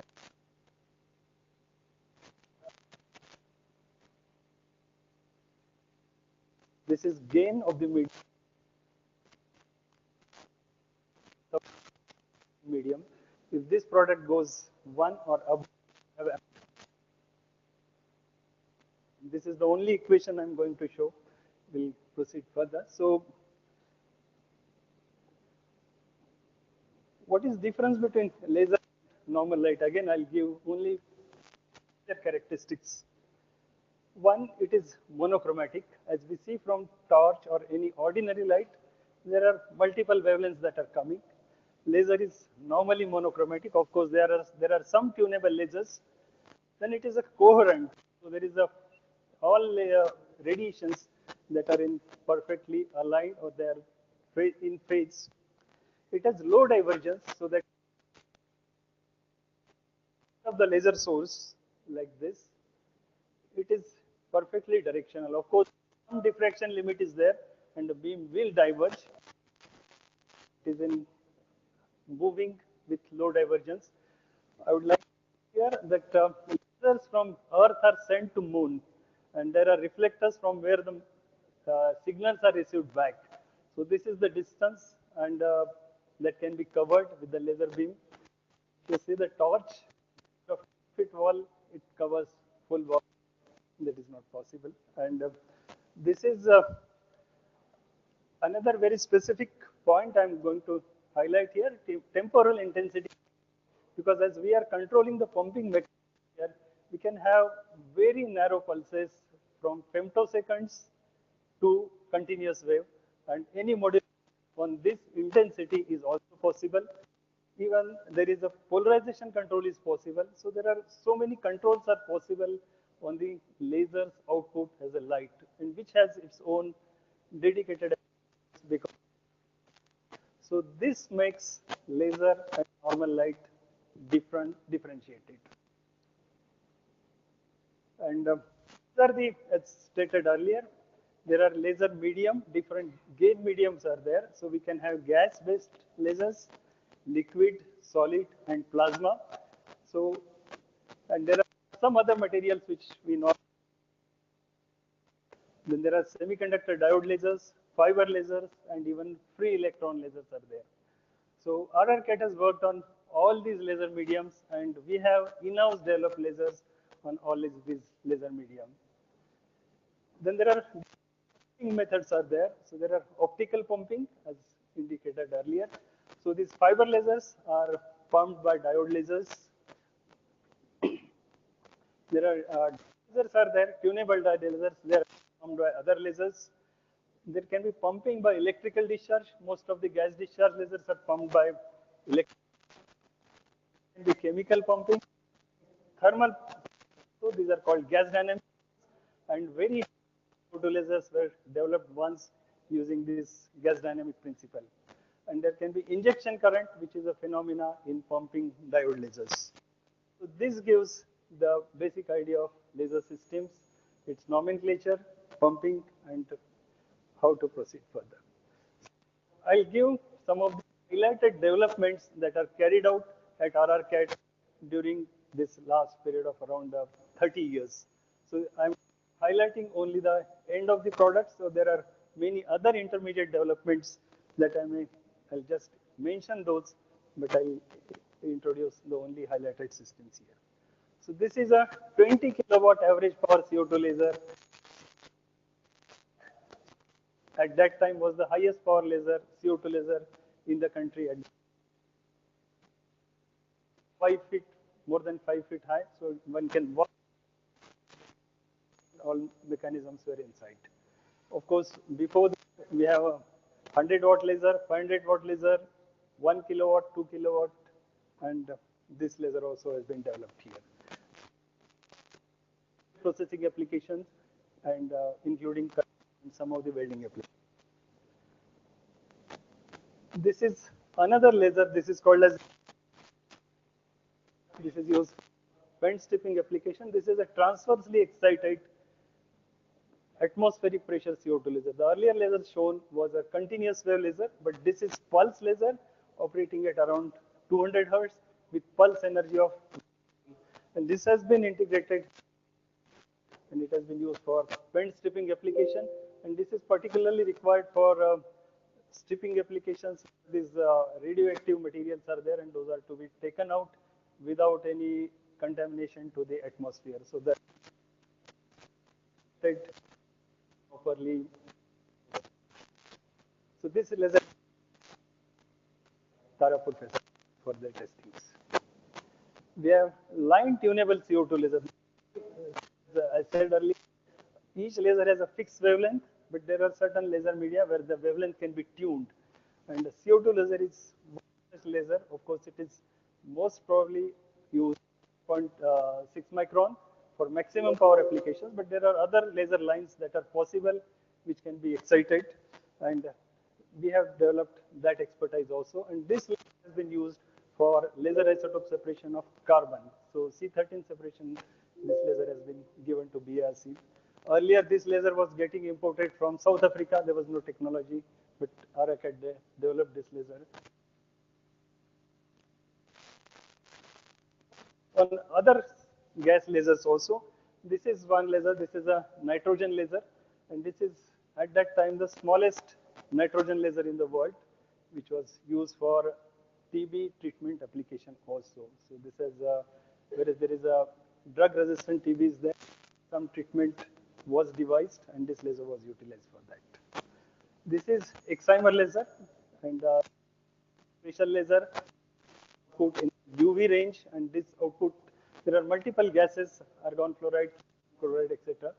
And the wavelengths are different in gas mixtures, and being in UV and very high quality beam, this is used in lithographic applications. So this is, I had a grudge here, but all the lasers commercially used in India today are imported.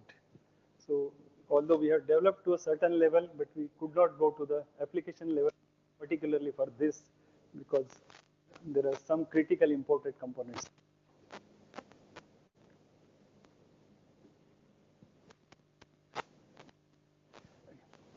So this is another laser. We have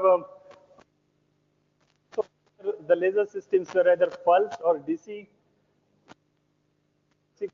Make compact RF power supply scale. And these are the compact systems where 2 kilowatt system is. Earlier, the system used to be almost than this. So we have developed this RF excited lasers, which this is another laser that we are using. As stated earlier, these dye lasers are liquid lasers where rhodamine 6G and other dyes are flowing into a liquid. That laser is pumped by another laser that is developed at here, that is called as a copper vapor laser, which is a metal vapor laser. Again, a high-end technology. This laser was denied to India, and this was very much required for laser isotope separation program. And we developed many copper vapor lasers, dye lasers, and these lasers supplied to BRC, and they are utilized extensively for studies in this area. So this is the copper. It has two wavelengths, 500 nanometers and 578 nanometers. These wavelengths are used there. Although this was tried earlier for, but because of economy reasons, we have stopped. Now this has been used extensively. Of lutetium 177 production, and the isotope generated where this laser system has been used and subsequently processed at BRC by other nuclear techniques, has been injected into around more than 500 patients. So it is not that it is a lab thing only, it has gone up to the patients, and that is the big advantage of combined effects, the efforts of RRCAT, BRC, BRIT to take this level and science and technology ahead for the societal applications. Another YAG laser, this is now a workhorse for most of the industrial applications. Of course, particularly applications where there is a need of high pulse power, we go for this laser, and this is 1 kilowatt and 30 power. Of course, beam quality is not very high here, but that is for many applications. This we are used for many NPCL applications, that is NMOS coolant channel, some critical welding and cutting applications. I'll come to those later. We are worked on glass lasers also, and at early days we started with a vision or say dream of having laser fusion activity also here, but soon we realized that it is a two-phase. We stopped between that pursuing fusion activity, but we are pursuing energy laser program as such because it has many other applications, particularly for Department of Atomic Energy. So this laser facility has given earlier joule energy per pulse, and now we are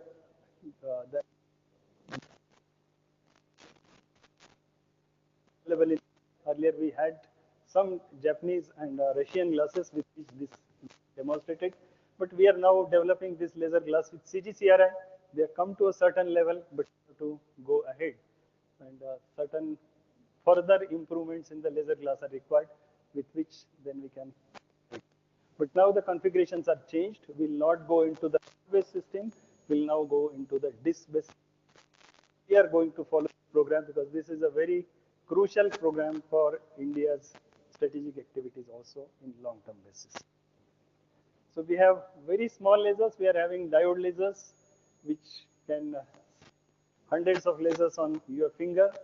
We had this large laser, which is almost occupying a basketball stadium, and this is only laser activity, and there is a almost equivalent room below this, which is having the power supply.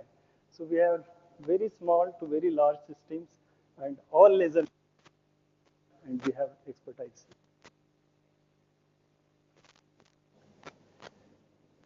We have gone into the diode pump laser, having diode pumped YAG laser, and this is a pulse laser which we have developed again. This gives pulse laser. This is a replacement of copper vapor laser because copper vapor laser is a bulky system and it's not. So this is a laser, and again this laser was denied to India. We developed it here in RRCAT, and we are giving it to. And this is for industrial applications, ND YAG lasers, high power laser.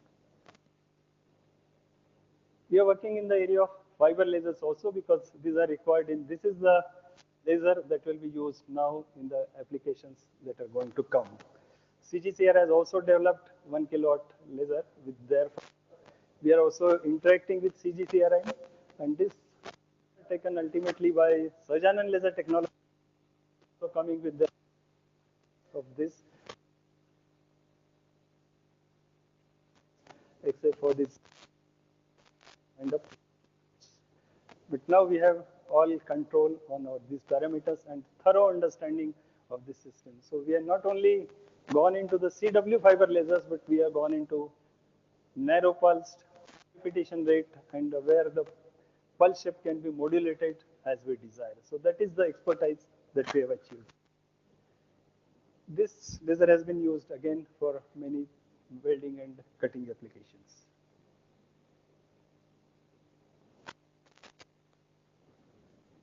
So the earlier fiber laser shown was a lab model. We have gone in following the lab model. So we have 250 watt engineer model. This we have given to the NPCL. These lasers. Advantage here is that since the mirrors are integrated part of the fiber itself, there is no problem of misalignment. Otherwise, laser alignment is an issue in the field. But these being fiber lasers, there is no problem of alignment, and these are very rugged system for use in the field applications. So we had given this 250 watt laser in the field application. Watt fiber laser, again engineered model, and will come with engineered models of next lasers also. And plasma, and this is pumped by a very high voltage source around 200 kV. X-ray 46.7 nanometers. So this is a plasma laser that we are having. And to complete the spectrum of the lasers, I'm showing this free electron laser.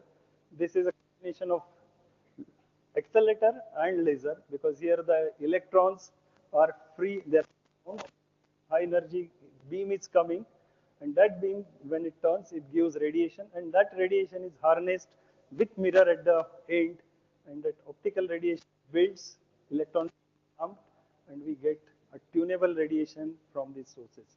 So they are continuously tunable lasers from 12 to now we have gone up to 50 microns. So the wavelength can be continuously tuned here, and they are very narrow, high power lasers. Although average power is low, it is in the range of peak powers of tens of kilowatt or 100 kilowatt range. So they augment very well our synchrotron facility in this. So there are many interesting studies. Those can be taken up by you. IRFE. The IRFEL facility that is operating in country, and this is and most of the parts are developed here. Next. So I'll just list out the applications that we are doing, and I'll show some of them. So we are doing on-site remote cutting applications for nuclear reactors, because this nuclear reactor, the channels, coolant channels, they had a definite life, and after life they have to be replaced. And the life of a reactor is much longer as compared to the life of the channels. And if we replace those in time, the reactor life can be extended. But replacing those coolant channels is not an easy task. Earlier that was done manually, and that used to take around 40 to 50 days of downtime during the reactor's shutdown period. So after say 1 year and a half years time, when reactor has to be shut down for routine maintenance, that used to take around 40 to 50 days time just because of replacement. And when these laser-based systems are deployed, that job can be done in a 7 days time. So it is net recovery of working days, and each reactor is typically more than 1 crore revenue to NPCIL. So if you are reducing the downtime, definitely there is lot of earning. And more than that, what we call as the exposure to the workmen. So if persons are going there and working physically in presence there, they get radiation dose, so they cannot be again. So there is a need of lot many workers, but that has how these lasers can be delivered. Operator goes, he fits the mechanism within less than a minute, comes back, and the operation can be completed for each channel. So within this last around 15 years, we had replaced more than 1500 channels in different reactors. So this is big achievement from our CAT. We are doing applications that is very specific cutting and welding applications. There are some locations in the reactor where they are not accessible. Difficulties or some material problems, and those are to be replaced. So there is a remote cutting where there is no access, so laser can be delivered, and those operations are carried out. There are some strategic applications, so we have handled. There are biomedical applications where we are working. Then this is machine vision is a photonics application. Discuss much on this, but this is And these systems are working round the clocks, and millions of parts are being tested, which are very small parts, and there is accuracy of less than 10 micron that is required. And online data report is generated, and they are testing now all the parts that are going into the nuclear fuel assemblies. Working into fiber optic sensors also. And why I'm telling of fiber optic sensors as our product, because these fiber optic sensors are developed here using our laser systems. And this fiber bragg grating inscription system that is developed here is unique. And advantage here is that we can have the sensors as we desire, those can be written here. The particular period here, so it's in. As you know, these fiber sensors are multiplexed. So in single fiber, 20 sensors, 5 sensors, 10 sensors, at the location you want and the sensitivity as you desired. So if you can do that, it is a great sensor for very specific application. And I will not discuss on this application further, but lab to market, one of the startups at Bangalore, they have contacted, and they are working with railways, and they are developing very novel applications, unique in the world at this stage. Give credit to us, because we are giving the sensors, they come out. We agree our contribution is small, but it is very. After sensor, they are developing analysis, but they are very novel systems that are getting approved now from RDSO and will be deployed. And laser additive manufacturing is another area where we have a very strong presence, and many technologies are transferred, and we are going for incubation activities, and some of the major MSME players are with us and will be coming with good machines in the market. Sure, that will make a mark. So these are some of the applications. I'm just showing photographs. So we have done, as said earlier, we had CO2 lasers of high power. We have done laser welded automobile transmission gears, other material processing also. Earlier we have developed and given this surgical CO2 laser, which was 40 watt CO2 laser, DC and foot operated. This was given to surgeons here. It has been operated, and more than 100 operations were carried out, particularly this is for thorax operation hospitals. But now again we are not going ahead with this medical laser applications with this. This is another application which we have handled well, and this is the way ahead where we can take our expertise and contribute to the program. This is for 5 minutes. For India Security Press, we are having this CO2 lasers. They are using CO2 lasers, and it was a CO2 laser based system, and the lasers were going bad, and that is standard that they go bad within 2 years. And each laser refurbishment, they are charging almost 60 to 70% of the original cost of the laser. But we developed the technology placed within nominal cost, I would say 12,000 rupees or so. This technology, and we are giving it to the now industry. This is again, as stated earlier, fiber optic sensor inscription. This is a in-house building system. This is the application where these lasers are being used. Of course, we should aim for developing this type of full system subsequently, because we cannot start initially with total import. But I think this is the way we can go for import substitute into major systems. These are the lasers deployed at BRC, diode pump solid state lasers, green. This is again for fiber bracketing application. These are the lasers that are deployed at NPCIL sites, and we have developed very specialized mechanisms by which deployed for NPCIL applications. Next. This is another application of welding. We are welding these brachytherapy capsules. Very small, as you can see, it is a millimeter size, and this has to be helium leaked welding to be done. And this we have done, and this system is given to BRIT. We earlier technology for welding of pacemaker. As a system was given to Pastronics, one of the industries here for welding pacemakers. This we have developed and given earlier. Again, it was demonstrated in the hospital, but we could not go for production or technology transfer of this. Of course, there are coming again for this application. Underwater cutting, which are very strategic applications for our lasers.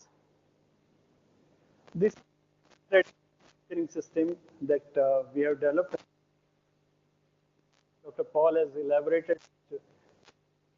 This is another technology of laser additive manufacturing, and these are the very specific parts and finding applications. We are into another photonic applications. This is called onco-diagnoscope. This is very relevant product for India. It is for oral cancer detection. It is deployed. So far, so good. It looks we are done very good. There are we are progressing well, but I think we have to go much ahead, and where we are looking for and how we should contribute. I think that is.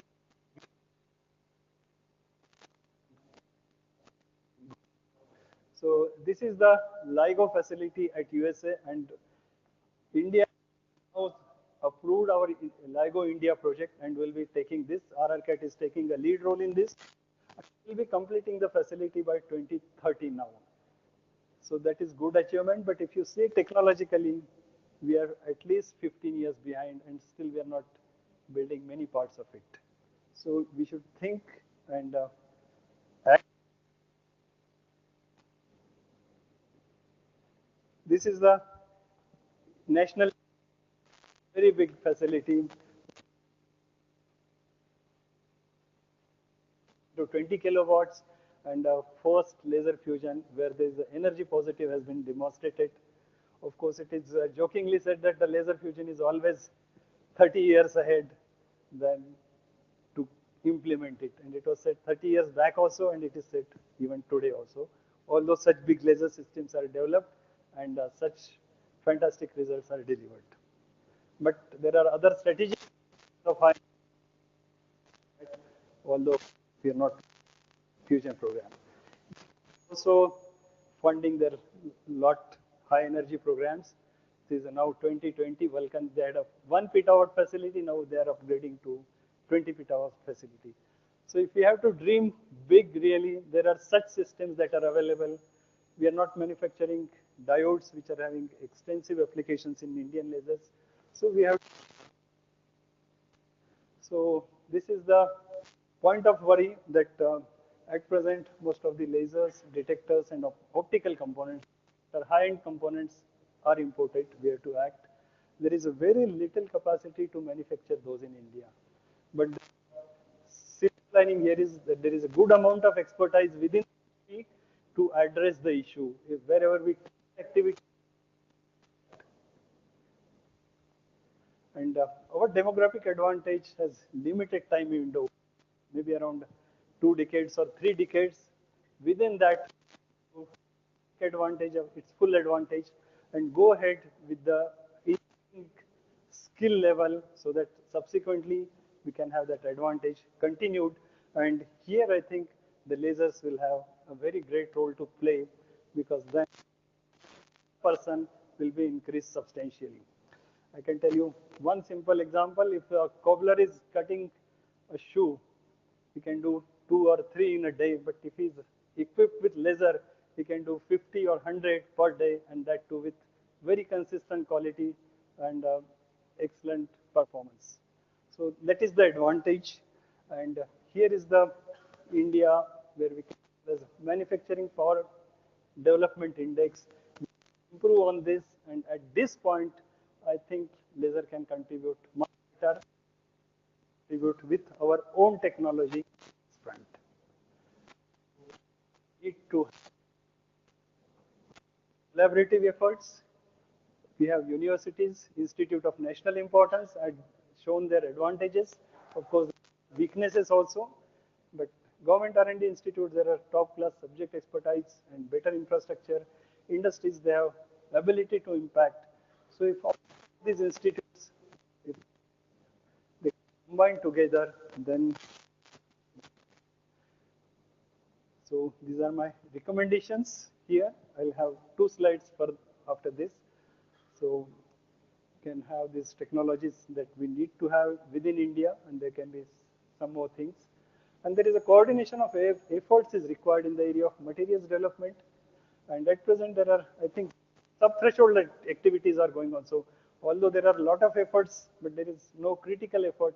And that's why we are lagging in development of, as we say, India rods are not developed. So many other things are not developed. But there are so many persons in the area of materials they are working.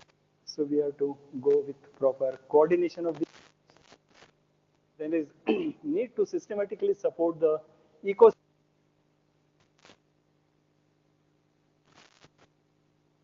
Develop Indian lasers and laser applications. With this,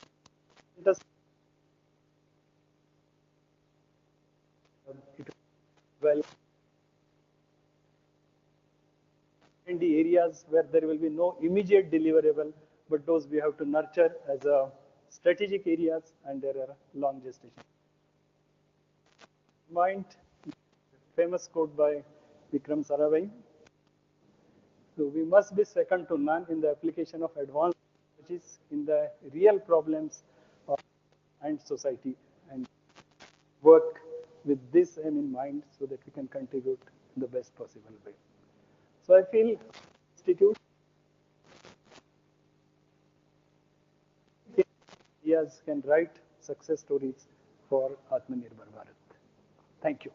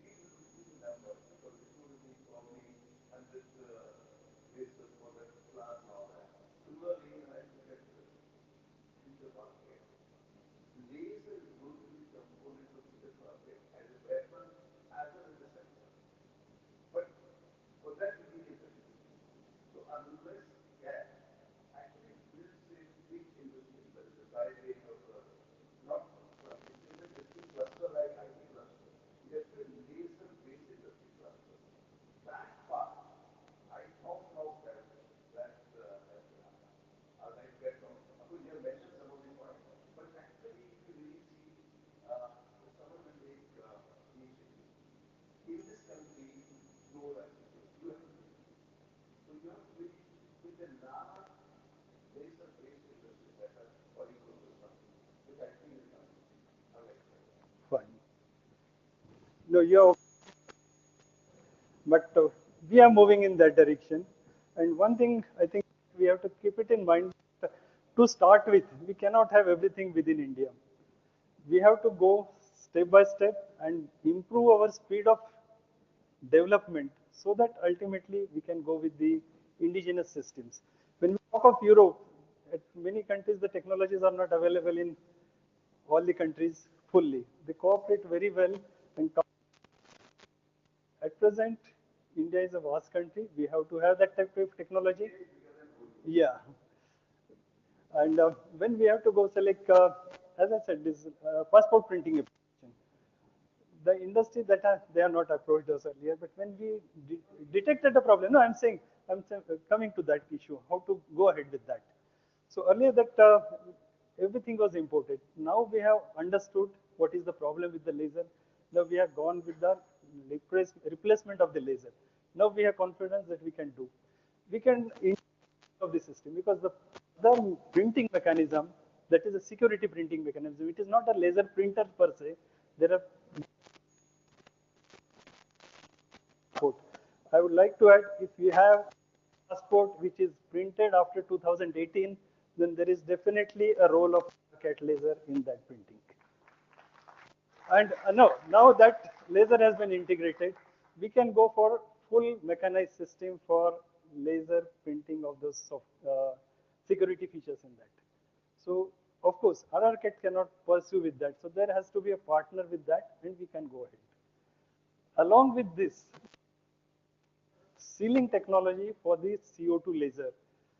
If there is a laser and add to this, you must have, but all tubes are imported. At present, India, almost 20,000 laser tubes are imported, CO2 laser tubes are imported. They are used in very small cutting, leather cutting, and other applications. And after around 6 months to 1.5 years, the tubes are dumped. But we have developed technology that the tube can be revived, and the technology is now ready for transfer, and good industries have come. They will take this and deploy this product.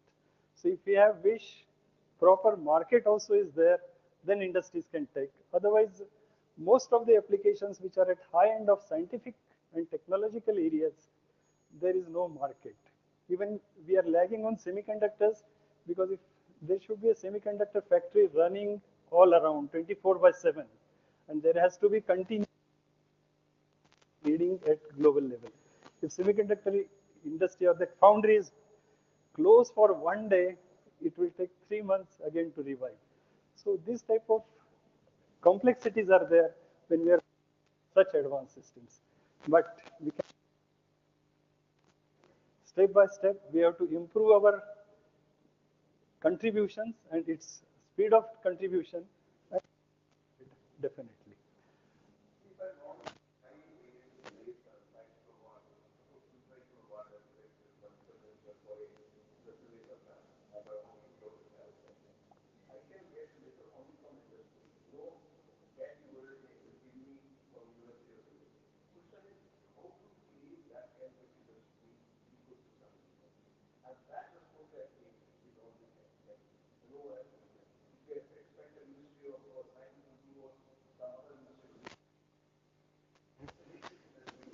So I think there has to be a proper consortium. We have applications which we can take step by step and move ahead. So a contribution from industry also to take it, R&D institutes.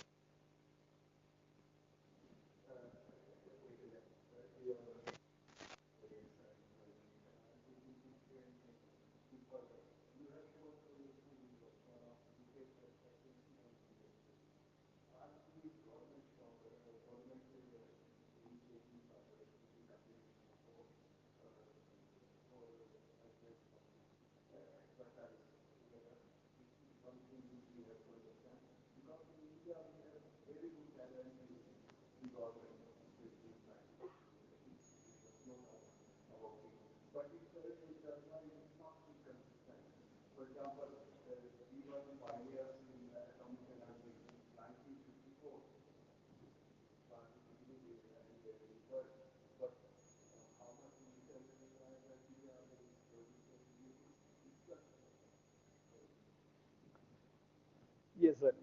Because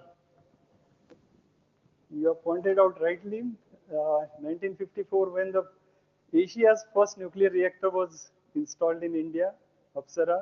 At that time, even bicycle was not being manufactured in India, but Department of Atomic Energy could commission nuclear reactor with our efforts. So, but where are we today? Where are we today? China has gone ahead. So we have to our efforts and move ahead. There is another story I can tell you.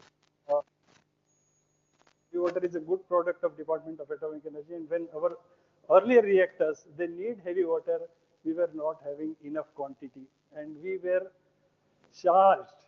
That is, there were we imported clandestinely heavy water from Korea, and we were blacklisted. But Department of Atomic Energy has developed multiple technologies, plants on different technologies, on three different technologies, heavy water production plants are developed, well established, and commercially operated. And now we are the highest manufacturer and the best manufacturer of heavy water in the world. So if there is need and there is effort, we can do and deliver the systems.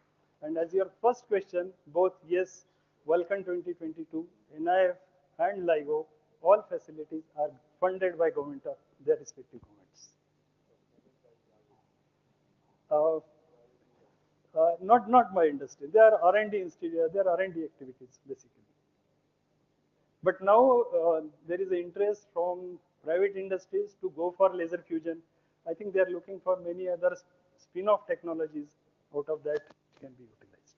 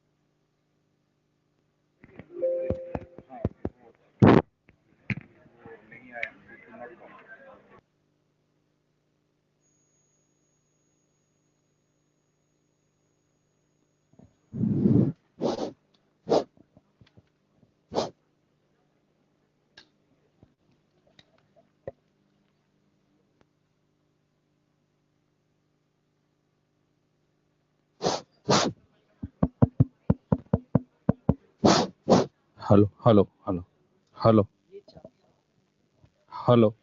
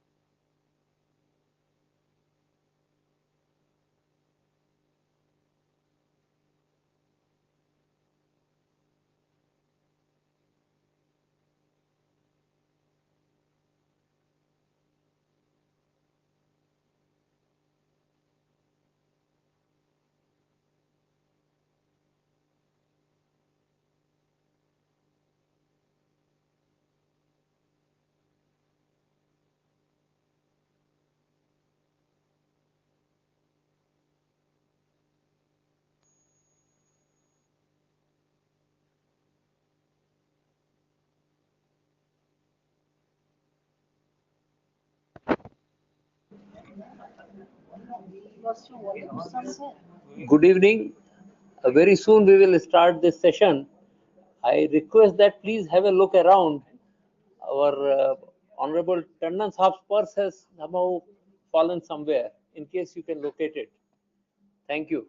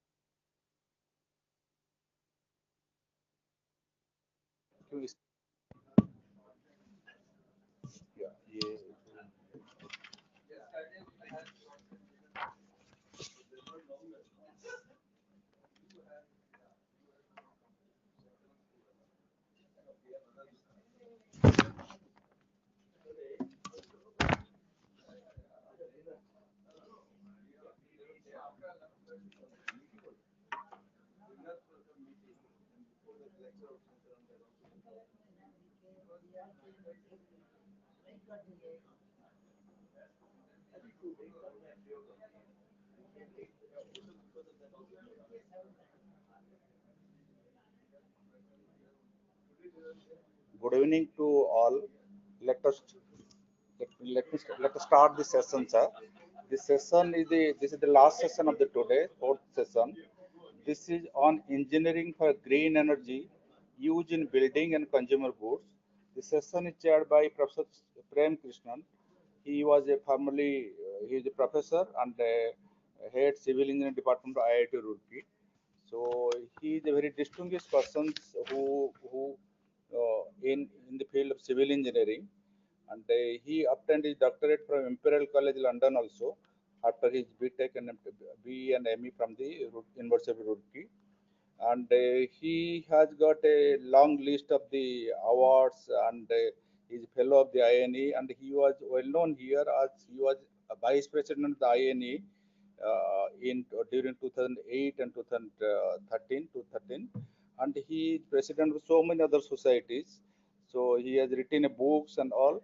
So in the interest of the time, I would like to request Professor Prem Krishnan to kindly chair the session and then start it.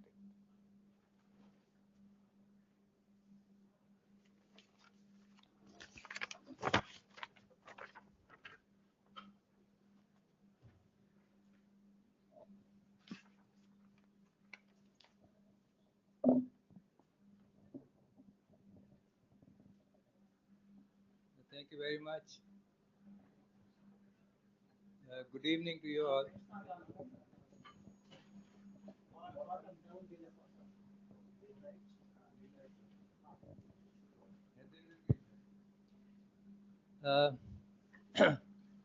I don't have to emphasize on the fact that we have got delayed. It started in the beginning of the day and it's been carried over. The session we are going to have just now is on engineering for green energy used in buildings and consumer goods. Earlier to this, within the theme of engineering and technology for clean and green India, we have had 3 sessions: renewable energy engineering, green technologies for material production and manufacturing, and technologies for clean and green transport. So this is the 4th and final session under this theme. As Professor Sikdar very ably this afternoon described, that early man didn't have any energy issues and no sustainability issues. But about 150 or 200 years, I would say, ago, when we got into the mode of modern development, we have increasingly loaded the environment. And at least for 4 to 5 decades now, it has been realized that what we have done is not sustainable. And we have got to do something about making our future more sustainable. I would say that we have fumbled so far, but we have begun to learn as to what to do. And as is being projected, maybe the next 2 to 3 decades, we'll get somewhere which is more reasonable. So let us hope that we will continue to be on that positive path. Today we have 3 presentations, all from very, very eminent speakers. And the first speaker of the evening is Dr. Sonde, who is a fellow of the INAE. Dr. Sonde started his career with the well-known research institution BARC, and has had a brilliant career since. He served as Scientific Atomic Energy Commission of India 1979 to 2020 and Executive Director NTPC 2008 to 2020. He was also Executive Vice President, CTO, and member on the Board of Executive Council Thermex Limited during this period. He is currently a professor, Department of Chemical Engineering at IIT Delhi. He is also currently chairman of the task force constituted by Niti Aayog on production of methanol using high ash coal. May I request Professor Sonde for his presentation on green energy in buildings and consumer products. May I request for a 17-minute presentation, Professor Sonde, so we can have 3 minutes for questions. That is the penalty that you pay being in the last session, but I will do whatever that you want me to do. Good evening to all of you. Yeah. So the topic that I'm going to be presenting today is engineering for green energy, buildings and consumer products. Let's put a disclaimer. This is not my core competence. Okay, you have seen that I work on hydrogen and I work on the renewable technology, energy transition, carbon capture, and various things. But when INA called me up saying that, sir, you at least cover this part of this green buildings and consumer products, I was also excited. I said, okay, entering into a new area has been always my curiosity. And I said, why not? I mean, let me look at this whole aspect about what are the technology and implementation roadmap. The major impediment, since the time is short, so I'll be really speeding up my 20-odd slides that I'm going to be presenting. Major impediment in a net zero pathway is emissions from the distributed bodies, because vehicles, transport sector was the biggest challenge. How do I handle? And I can handle it from a power plant, I can handle it from a steel plant, I can handle it from a cement plant, fertilizer plant. That's possible because there are point sources in million tons. But when you're having the dispersed in million such entities, then it becomes difficult. So here come the electric vehicle mobility, and therefore at least we have fixed that 29% of the emissions coming from the transport sector. The challenge now is the building is also similar to the transport sector. These are all distributed. It's all in a dispersed manner, and therefore it becomes very difficult. How do I manage this particular emissions from the building? So I have come up with 3 kind of my own innovative strategies and innovative technologies that we can actually we can incorporate. They're really the state of the art, or the disruptor, according to me. I spent about last couple of weeks to really do my research as to what is that need to be done in order to take this another 19% of the CO2 emission. I mean, I don't want to get to those numbers. Some numbers will definitely be there to do that. And therefore, I call this as a multi-physics modular energy device. So you'll hear me saying this MMEDs because there are 3 devices that I'm suggesting could be something which can be integrated in the building system, smart system using next state-of-the-art technologies. And I've deliberately called this as a multi-physics.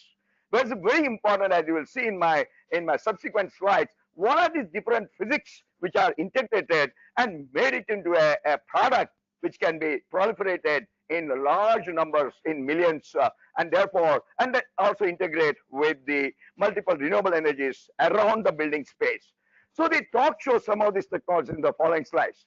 Moving to eliminate, so first let me understand that there are 3 CO2 emissions, because scope 1, I'm sure all of you understand what is scope 1, is essentially very limited in the building space, because scope 1 is something where you're using the energy within the building, which is in a residential today, the energy that you're actually where CO2 you're emitting is mostly LPG or CNG, and therefore most of it is a scope 2 emissions. Scope 2 emissions is you're importing the electricity which is somewhere producing CO2, and that's the most difficult thing. Most of the emissions, when you say we want to make a net zero campus, I said you don't know net zero campus. What is the point? Because campus as such, if you talk about scope 1, very limited CO2. I mean, in IIT Delhi, there was a proposal that we should make it net zero. I said, no, there's no point in doing a net zero in a small, saying that this is a microcosm of the whole universe. I said, no, it doesn't work, because you have to handle this scope 2, and that's something which we need to understand. And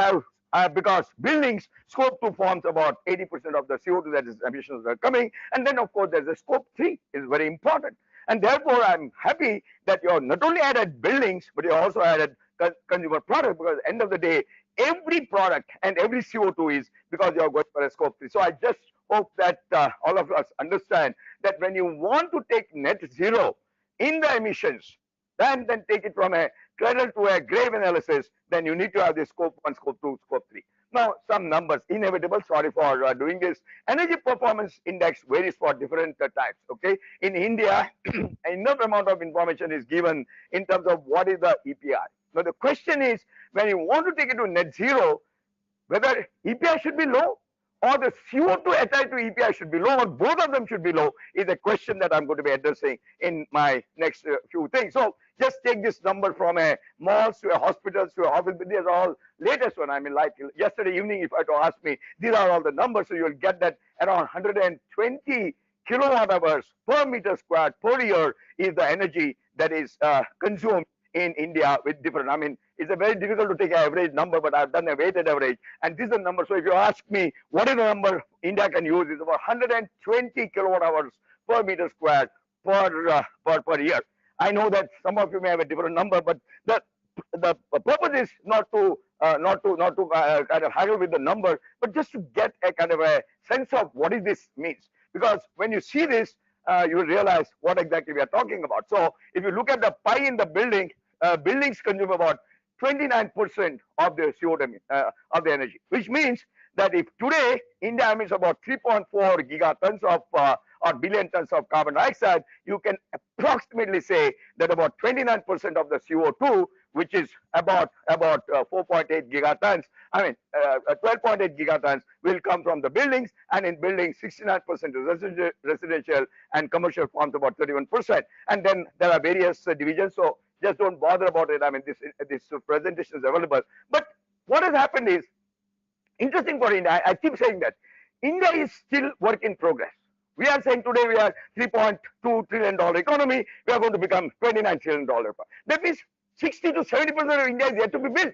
And young, I mean, I always say this in my classes, because young India can build the next two-third area to be built in a very different concept. We don't have to follow the Western concept, and therefore India has an opportunity as compared to many nations, many developed nations, to build a new India using concept of our architectural heritage, reflecting our tradition in one hand and use of natural climate solutions on the other. I have deliberately kept out of this discussion because that would require, I mean, chairman is saying 17 minutes. I may beg for him another 5 more minutes to give it to me so that I can bring this subject, but we may not need to mimic the Western world. So these are pie in the building. So again, these numbers, building account for 30%, 29% in India, 30% is the US number, 55% is electricity, cooling account for 18.5%, HVAC. So these are all the numbers that are not numbers, all this. So what should be the strategy? So I'm just saying that India should have a three-pronged strategy. This is very clear based on my analysis. Number one is that measurement, identification, measurement, because the numbers are all, in my view, are very dispersed. So being a very complex, rural, semi-rural, cities, megapolis, everything, we need to really identify the current EPI, that is energy performance index, and correlate EPI to emissions in scope 1 and scope 2. So that's very important. Because any problem can be solved only when you understand the size of the problem and the magnitude of what you want to handle. And option number one, to reduce the EPI to the benchmark value. So the first approach, first set of technologies is how do we bring this EPI? And a lot of work has been done. I must give credit to Bureau of Energy Efficiency because of their patch systems, because of their rating system, because of their green building. A lot of work has been done, but I am bringing entirely a new concept. A new concept for all of you to chew, whether this concept of what I call MMED, multi-physics modular energy devices. And I'm going to give 3 examples in the talk. This is the major part. And then you have your EPI, make EPI efficient, and then use the renewable energy. So there's another MMEDs will come from the energy source. So if you are able to couple them together and use your AI/ML, I mean, I don't want to say too much, but there's an overall cover so that the actual manage and control of the energy flow. I mean, I'll show some flow sheet here. Again, I'm hurrying because of the fact that we have a limited time. So the trajectory, my dear friends, is there are 2 trajectories. One, my metro is green metro, and one is a blue metro, which shows that I must first identify the EPI identification. Second is new building design and reduction losses. And then I'm suggesting 3 different technologies. One is the new HVAC cycles, because HVAC forms 38%. In Delhi, in the peak summer time and peak winter time, the amount of energy that is consumed actually makes you feel, because 1/5 of that energy is actually going for heating and cooling. 4/5, and I'm saying with a lot of responsibility when I'm saying that there's a huge inefficiency, which is, and therefore we need to build this new HVAC cycle, the heating, ventilation, and air conditioning. New energy thermal storage system. How do you really conserve the losses? And then I'm going to give a very interesting concept, which is known as tri-generation. It is actually cycle of thermodynamics at its full bloom. Cycle of thermodynamics in full bloom is, I'll give you that concept of tri-generation, and tri-generation done at kilowatt scale, not at megawatt scale and multi-megawatt scale. So these are the 3 important tools. And on top of it, I'm going to be integrating them with a PV wind, geothermal waste, and hydrogen technology.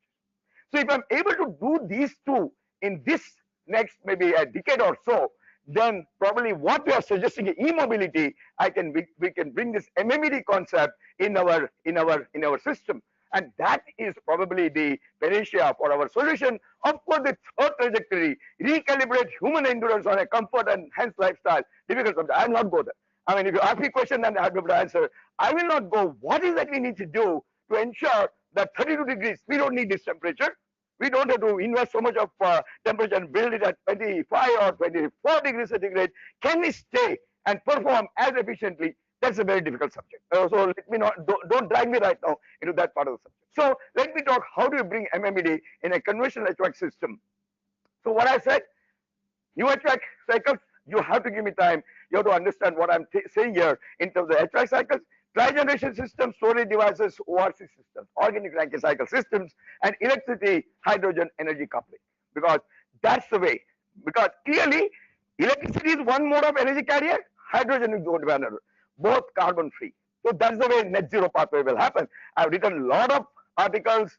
We are collaborating. We are doing a lot of modeling studies. 2 energy systems will be carried by 2047 in this country.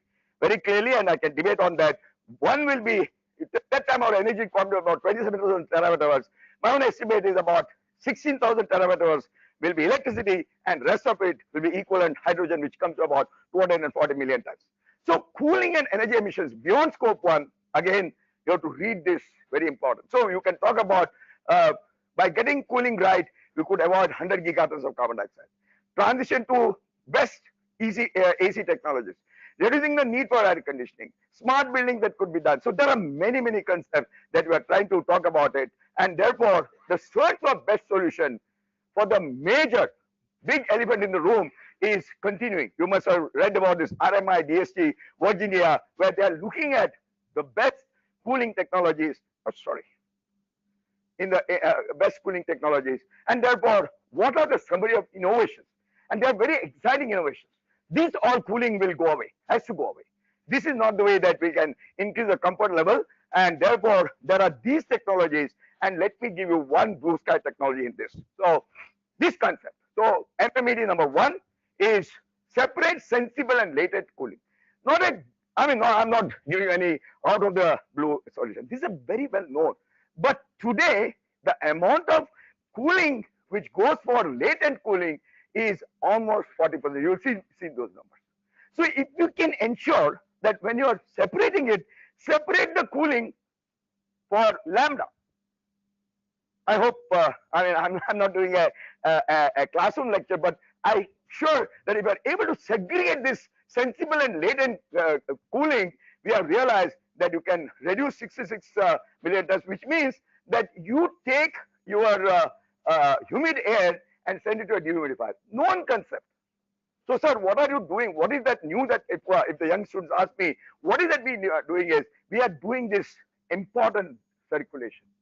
By doing this circulation, you are using the condenser heat, which is coming out at around 48 to 50 degrees centigrade, to regenerate the desiccant. This was the challenge.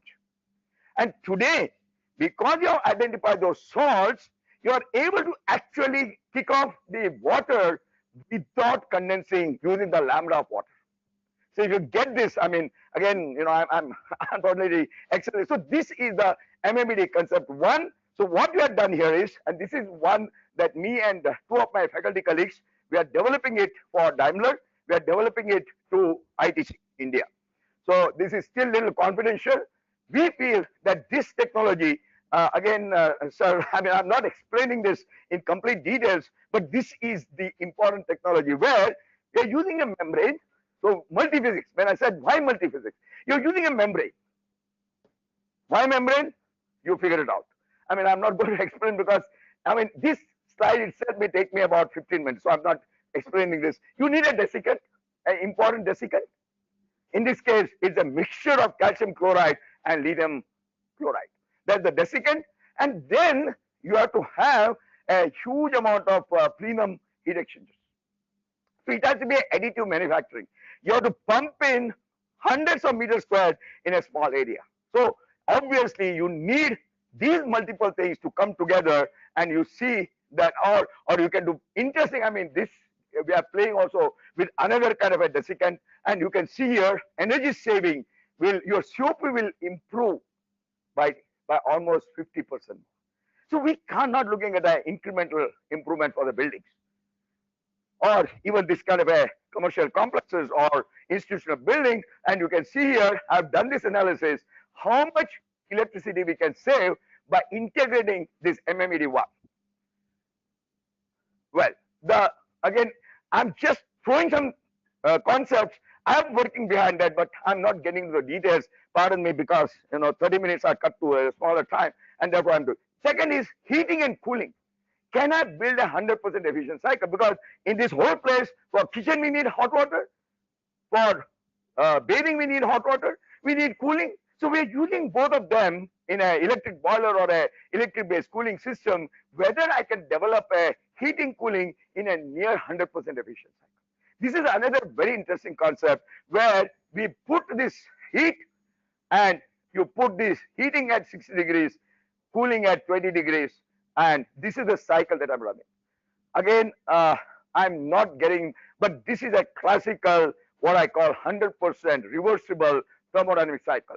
Your ambient is sink temperature is about 35 degrees centigrade in India, climatic condition, and I'm able to get a 60 degrees and I'm getting a cooling at 20 degrees simultaneously. And these devices are being built. So this is a very interesting concept where the problem of this Carnot efficiency is overcome. Actually we should not blame fossil for CO2 problem. It is the internal combustion engine and the Carnot which is making your entire efficiency poorly 20%, which is causing this 5 times unnecessary CO2, which could have been avoided. And therefore, this analysis, we have to go back to the fundamentals, first principles, and develop this. And therefore, and electricity also generating, you can get 120% efficiency. Some of you will say, oh, you have gone crazy. How can you get more than 100%? Indeed, I'm using zinc as a source to me. Zinc as a source, and therefore I can get this sort of prime example of more from less philosophy. MFL. This is the only way we can sustain. We can say either we go to the mountains and become nomadic, or you want the same lifestyle. I'm not saying you have to cut down on your lifestyle, but you use your modern imported technologies, and you can here see how you can get both the things. I'm not explaining more, but it is important that, so this is a tri-generation. So this is very important. I would spend 1 minute on this. So here what I'm doing, that I've got a PVT. That means PV, and please understand, PV is not, somebody was arguing with me, PV does not follow the Carnot cycle. I say PV very well follows, though it is a solid state physics, because whatever are the rogue photons or the red photons are converted into heat. And you can write a Kuiper-Basmer equation and Carnot equation. Me and Professor Anand from IIT Madras, we were writing these equations to make PV. And when you look at it, PV also generates heat. PV also gets you electricity. If you say 30% efficiency, 70% is heat.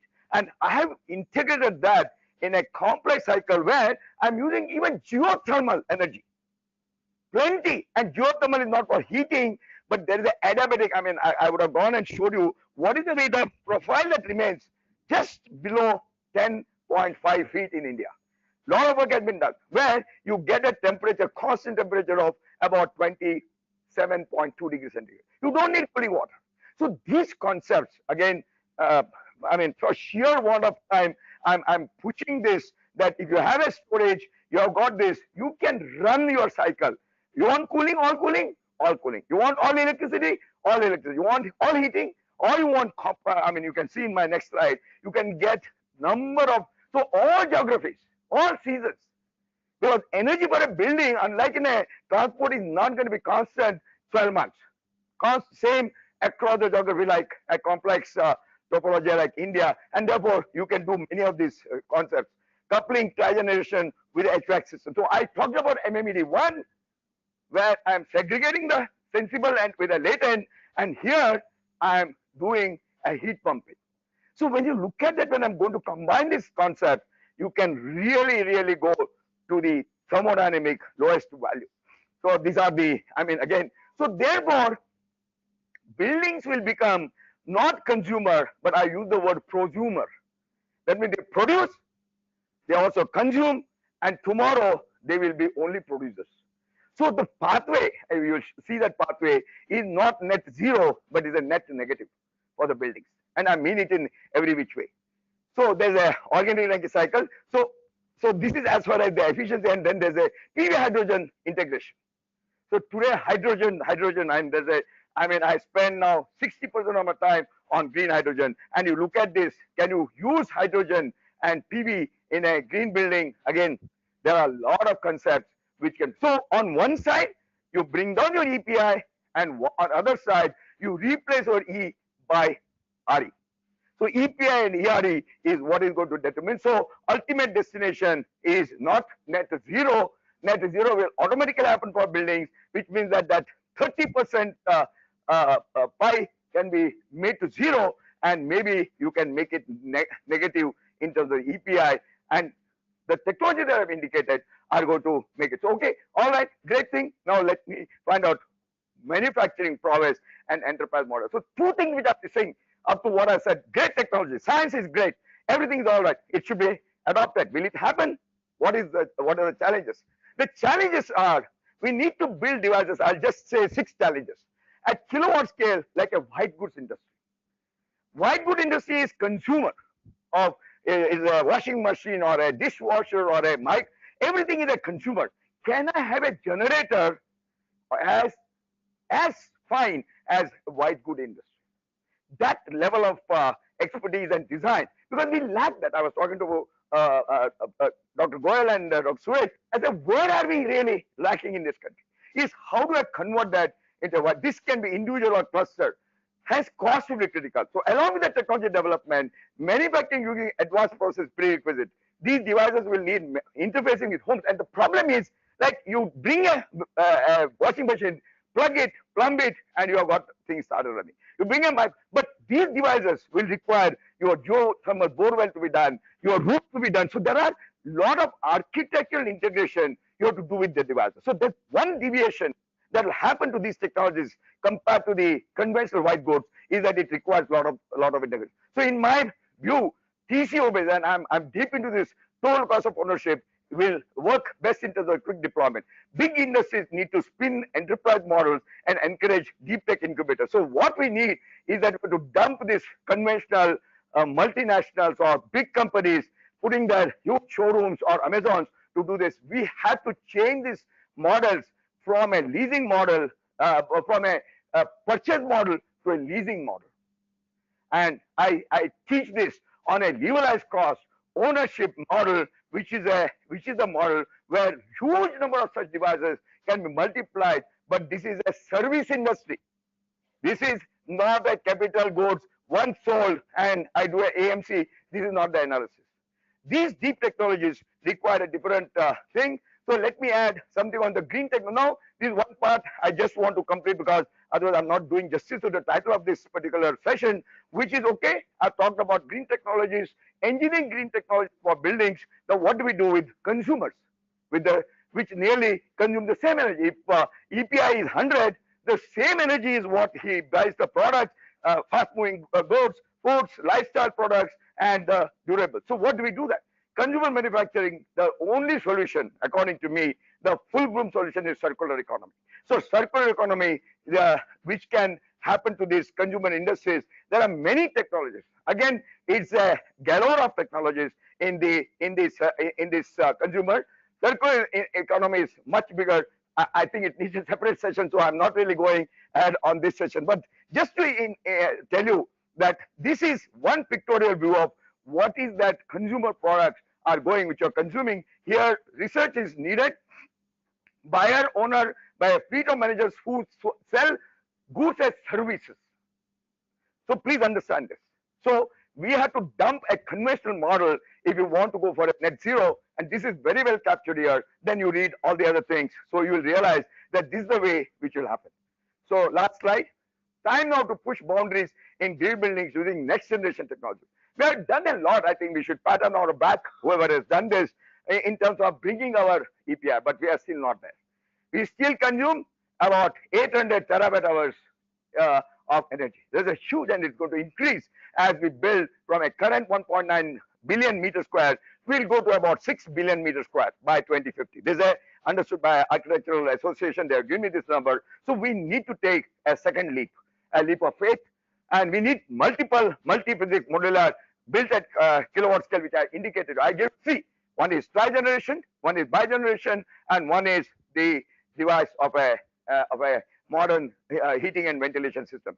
Renewable energy has to be integrated with MMED to make buildings as prosumers, producers, and consumers. Business model will be different. Conventional supply O&M might not be the way. Government and policymakers need to be engaged in accelerating deployment of this particular thing. Support needed from policy, because INA was sending me mails after mails that end of the thing, recommendations are required. So I'm putting this, India has a great chance to showcase number of technologies. I've given it this talk in building sector. Their early adoption would need tremendous support of R&D and the POC, proof of concept, and the proto scale to take it to tier level. Industry, academia, government collaboration, industry more from the design is important. We'll need to demonstrate this in actual setting by identifying two typical buildings. Maybe we can take this building and demonstrate it, because it's very easy to do it in the government or owned by the autonomous institutions, so that the public can come and see, touch, and feel about it. That might be run as a service and work on a TCO concept. Incentivization, VGF is needed to take them to next stage. So very important that VGF will be required. It cannot happen out of this. So whatever that carbon taxation, and manufacturing needs several mechanisms such as PLI. PLI has become a, I mean, I can debate on either side of the PLI, but let me, on the right side of the PLI, that PLI is, I mean, product linked, the incentive is very well, and other tax benefits. So I think I've come to this. I always say this. These are huge effort. If e-mobility is important, and you know it is a trillion dollar business in e-mobility, right from the batteries and fuel cell and hydrogen and motors and what have you, here also it requires enormous amount of technologies to be integrated. And it can happen like automobile, another trillion dollar business for the young entrepreneurs to do that, but this has to be done in a collaborative manner, and therefore we need to collaborate industry, academia, research institutions and government. Thank you very much. Thank you, Dr. Are we taking questions now? Or? I can see you had to be rushed.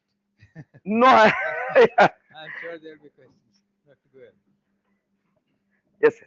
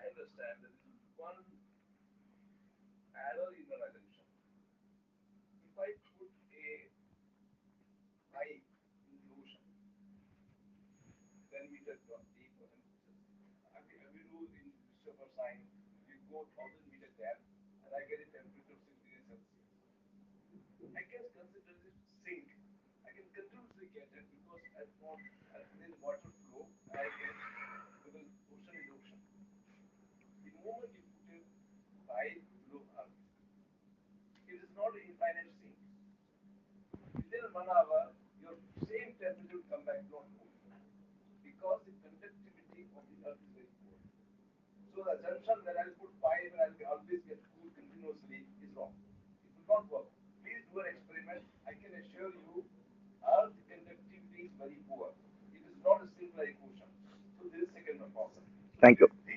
No, no, no. I must answer. I must answer because otherwise you will feel that I have not looked at this. Number one, I agree that 100% is not all right, but I always, you know, as a researcher, I'm a dream seller. Okay. So if 100 doesn't happen, 90 happens, I think it's a bit good because right now what I've got is 10 or 12%. So therefore, on a thermodynamic side, absolutely all right that you can get 100%. Of course, I assume that there are no pump or there are no auxiliary or there are no losses. But I think my purpose of this talk is to provoke you that these are all the new things that are available. You can push it to thermodynamic reversibility. What you consider as a sink and what you blame India as a tropical and therefore we consume more energy because and humidity. I said you can convert this disadvantage to advantage. So I don't agree with you that it is not possible. 100% I agree with you. Maybe I said 100% only to say that okay, I can come down to even 90%, but that's also a big number. It's 5 times more than the efficiency that you're getting. Number two is you are right. See, in a geothermal, what you do is that it is not a simple because if I got a yeah, so I just come to that. So what you do is that you provide a certain thermal conductivity medium. See, what you have done is that we have mapped this. Okay, at about 10 feet, there is an adiabatic constant temperature happens.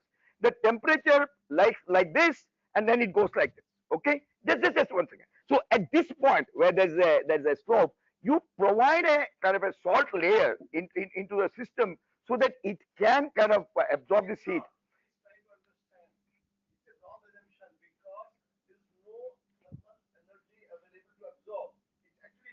It is no, sir. We'll have a discussion on this Aldebo effect when we are done this. Okay, and there's a modeling studies, sir. We are done on this, and therefore I am confident that there is a layer where you get a constant temperature which can remain. Right. I mean, if you say that if all the buildings around that you do it.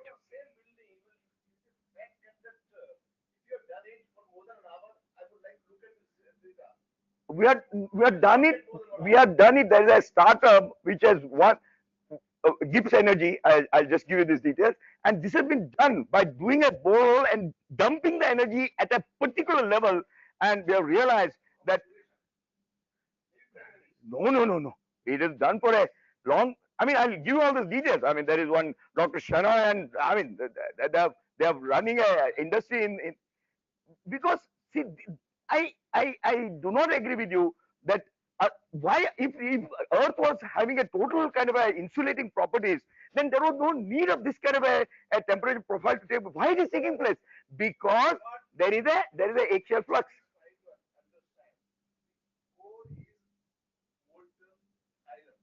So we are talking about the Earth, which is not, we are not going to the core of kilometers.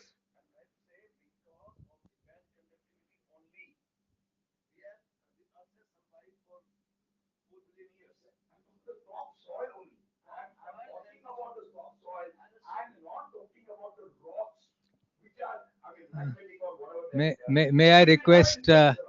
Sunday, I think, please continue. No.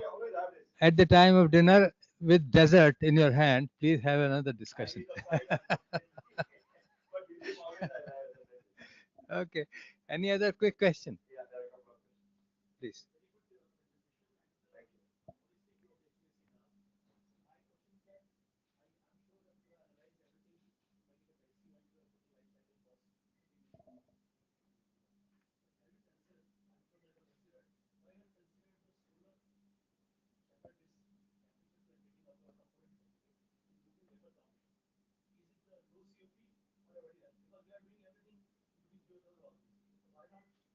I was a strongest proponent of CSP or solar thermal, and today it actually pains me to say that these things, because of the fact that your buildings are all in a haphazard manner, there's no systematic this thing, there is a huge problem of a shade falling on the system, and the challenges of putting the shutter on the rooftop and all that, and then the heat loss.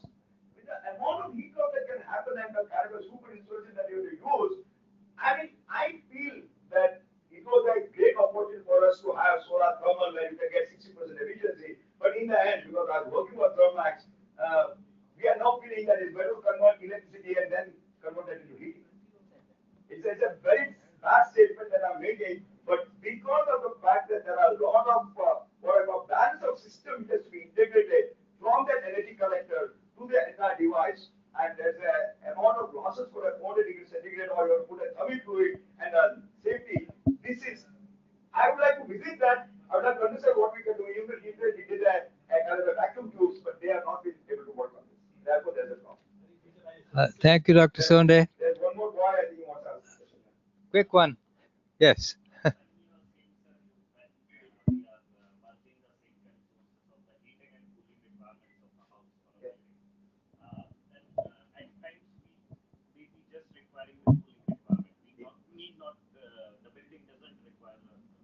Heating that is associated with the cooling. So how we are going to propagate it as a model which is viable? Yeah. So in a vapor absorption machine, you can vary the generator temperature to the condenser and evaporator temperature. It is the salt concentration. I can show the PCT relationship, the pressure composition and temperature relationship. So you have to choose the salt accordingly. What kind of a salt which gives you this kind of a relationship, at what temperature the vapor will come, what temperature you are releasing that. So you can always tune this whole system to get either cooling alone or cooling and heating alone. Thank you. Thank you very much. Thank you, Dr. Let me.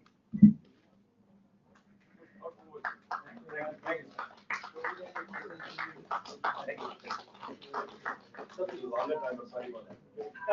So please, oh yes. I'm looking at him. He is my guru, sir. So he has the authority to ask me.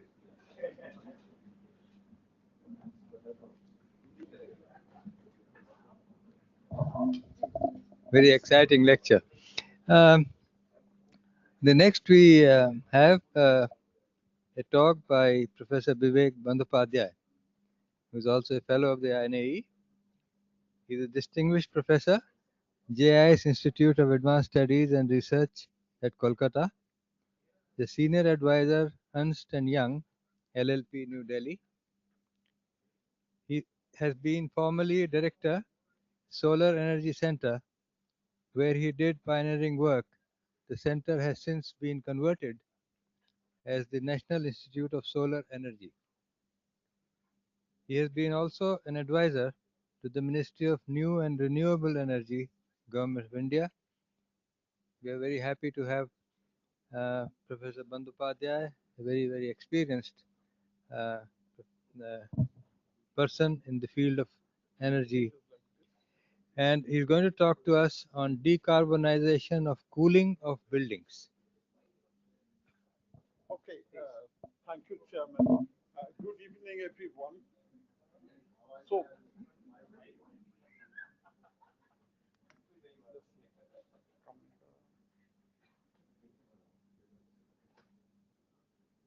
okay.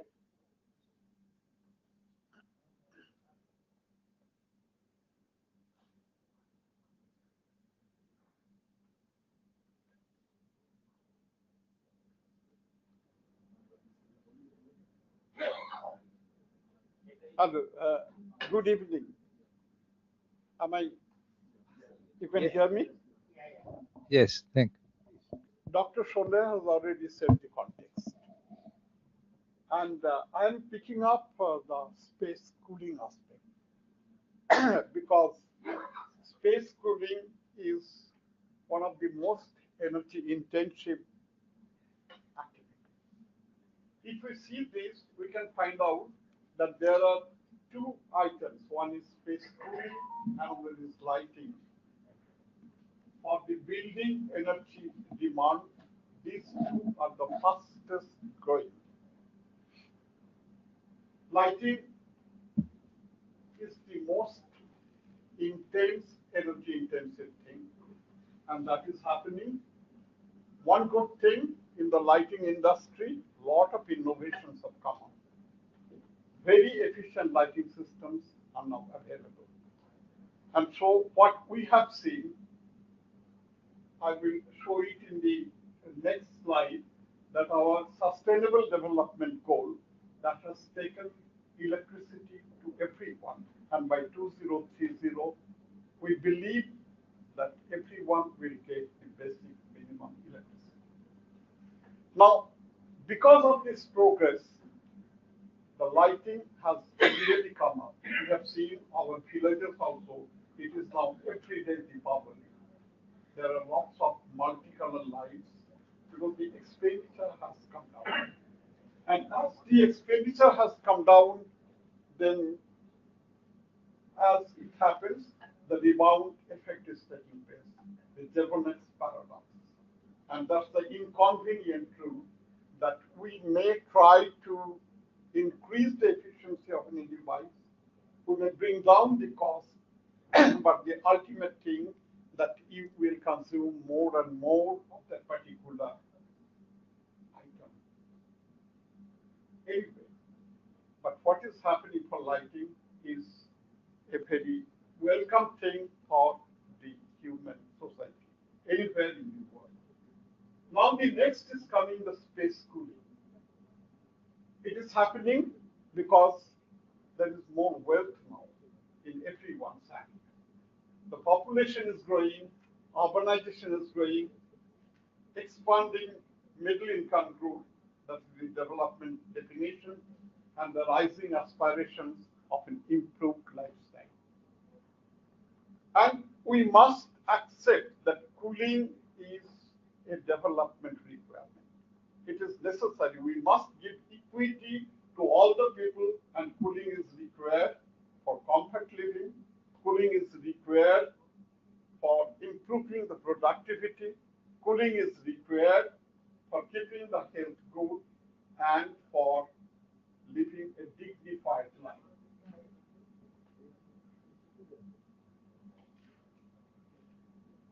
Now, if we see the space cooling gap, if we see the countries where all these things are happening, all are normally in a particular region, the tropical region, where this development of the space cooling systems are coming up. Now, what is happening? Let us come to the ground level. This is the global numbers. Construction of the buildings take 5% of the total energy and 30% for the operation of the buildings. So we get emission share of 28% for the operation of the buildings. Right now, Dr. Shonde has given the number for India, which is coming around 30%, isn't it? 29%. Globally, it is 28%, but if we take the building materials also, it will become 10%. Remember, it is totally 38%. In the earlier session, we have seen the transport contribution is around 15% of the GHG emissions. And we know the hulla in the transport, but we do not say much about the buildings, which all of us are operating, all of us are constructing and contributing the maximum. But we need to remember that the nationally determined contribution, which we have committed to the Committee of Nations, we need to achieve that. And if we want to do that, this is probably the most low-hanging fruit. We can do it in the space cooling division. It is true that cooling will come up. No one can stop it, neither it should stop. But then,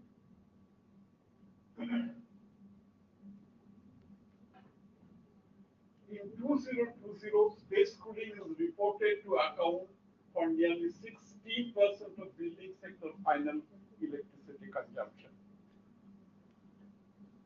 We know the space cooling technologies which are available to us. That is, some are refrigerant based, some are non-refrigerant based. But fortunately or unfortunately, the evaporative cooling, which we were using a few years back, has now gone to the backward. That is probably because availability of water is a problem. And our concept of comfort has changed. So what are the space cooling issues?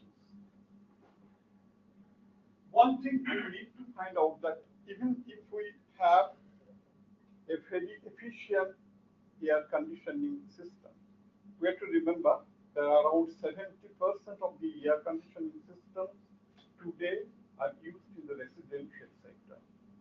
So even if we have a very efficient air conditioning system, what we call the 5-star air conditioner, we are putting it in a building, in a room.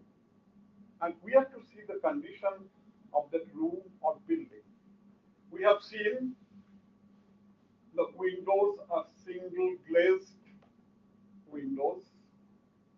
Most of the windows, I stayed in government accommodation for 30 years, cannot be closed properly.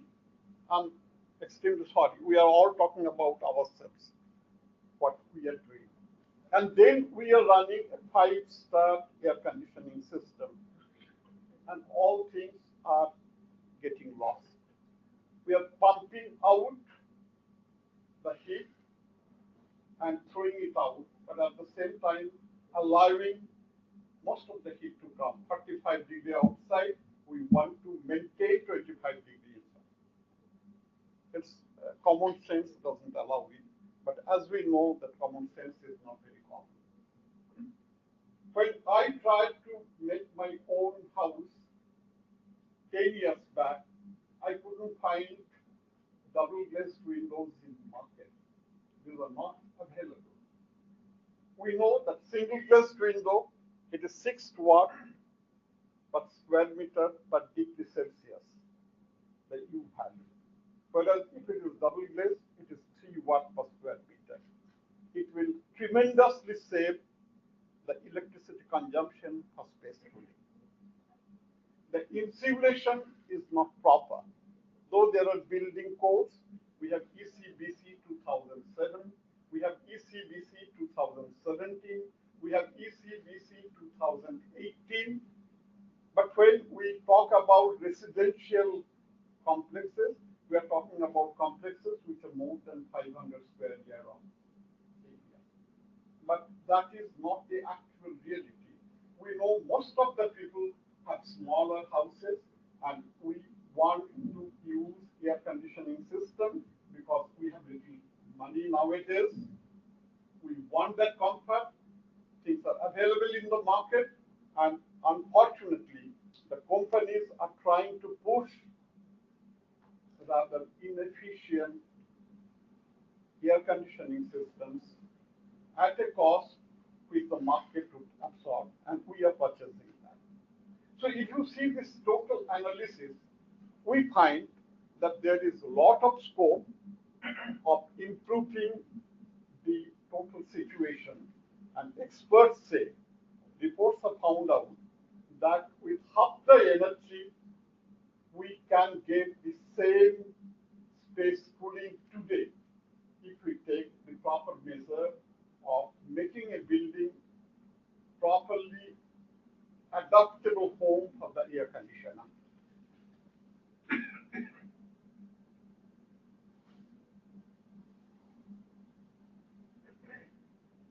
So what are the strategies of decarbonization? Decarbonization means we have to bring down the energy consumption for air conditioning. So reduction of cooling load, and that's what we know, energy efficient building design for new construction. And energy efficient retrofitting for existing building stock. And we have to remember one thing. Construction industry is going on. It is one of the most economically vibrant activity in the country. Not only in our country, in most of the developing economies, construction is the most vibrant activity. And if we do not do it properly today, the technology or the whole situation will be frozen for the time for the next 50 or 80 years. So we will be doing a very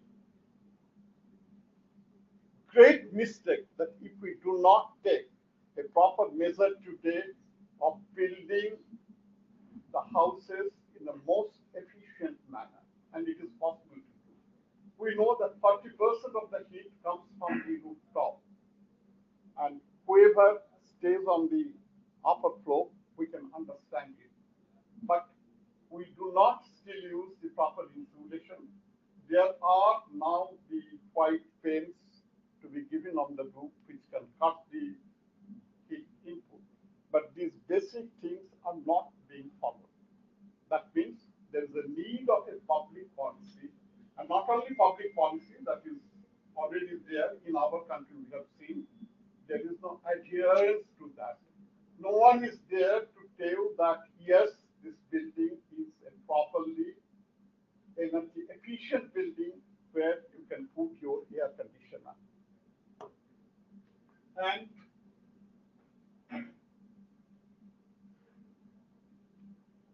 sorry. So what is happening is there is a need for building construction, and even it is possible to do retrofitting of the buildings. The windows can be properly set with double glazed windows. There should be door closer. There should be insulation. Insulations are available in the market nowadays. There's tremendous development in materials, and we can take it up. But then, who would advise the general public? Are there trained manpower available? Are the municipalities taking the proper initiative to see that all the buildings get properly maintained and properly designed?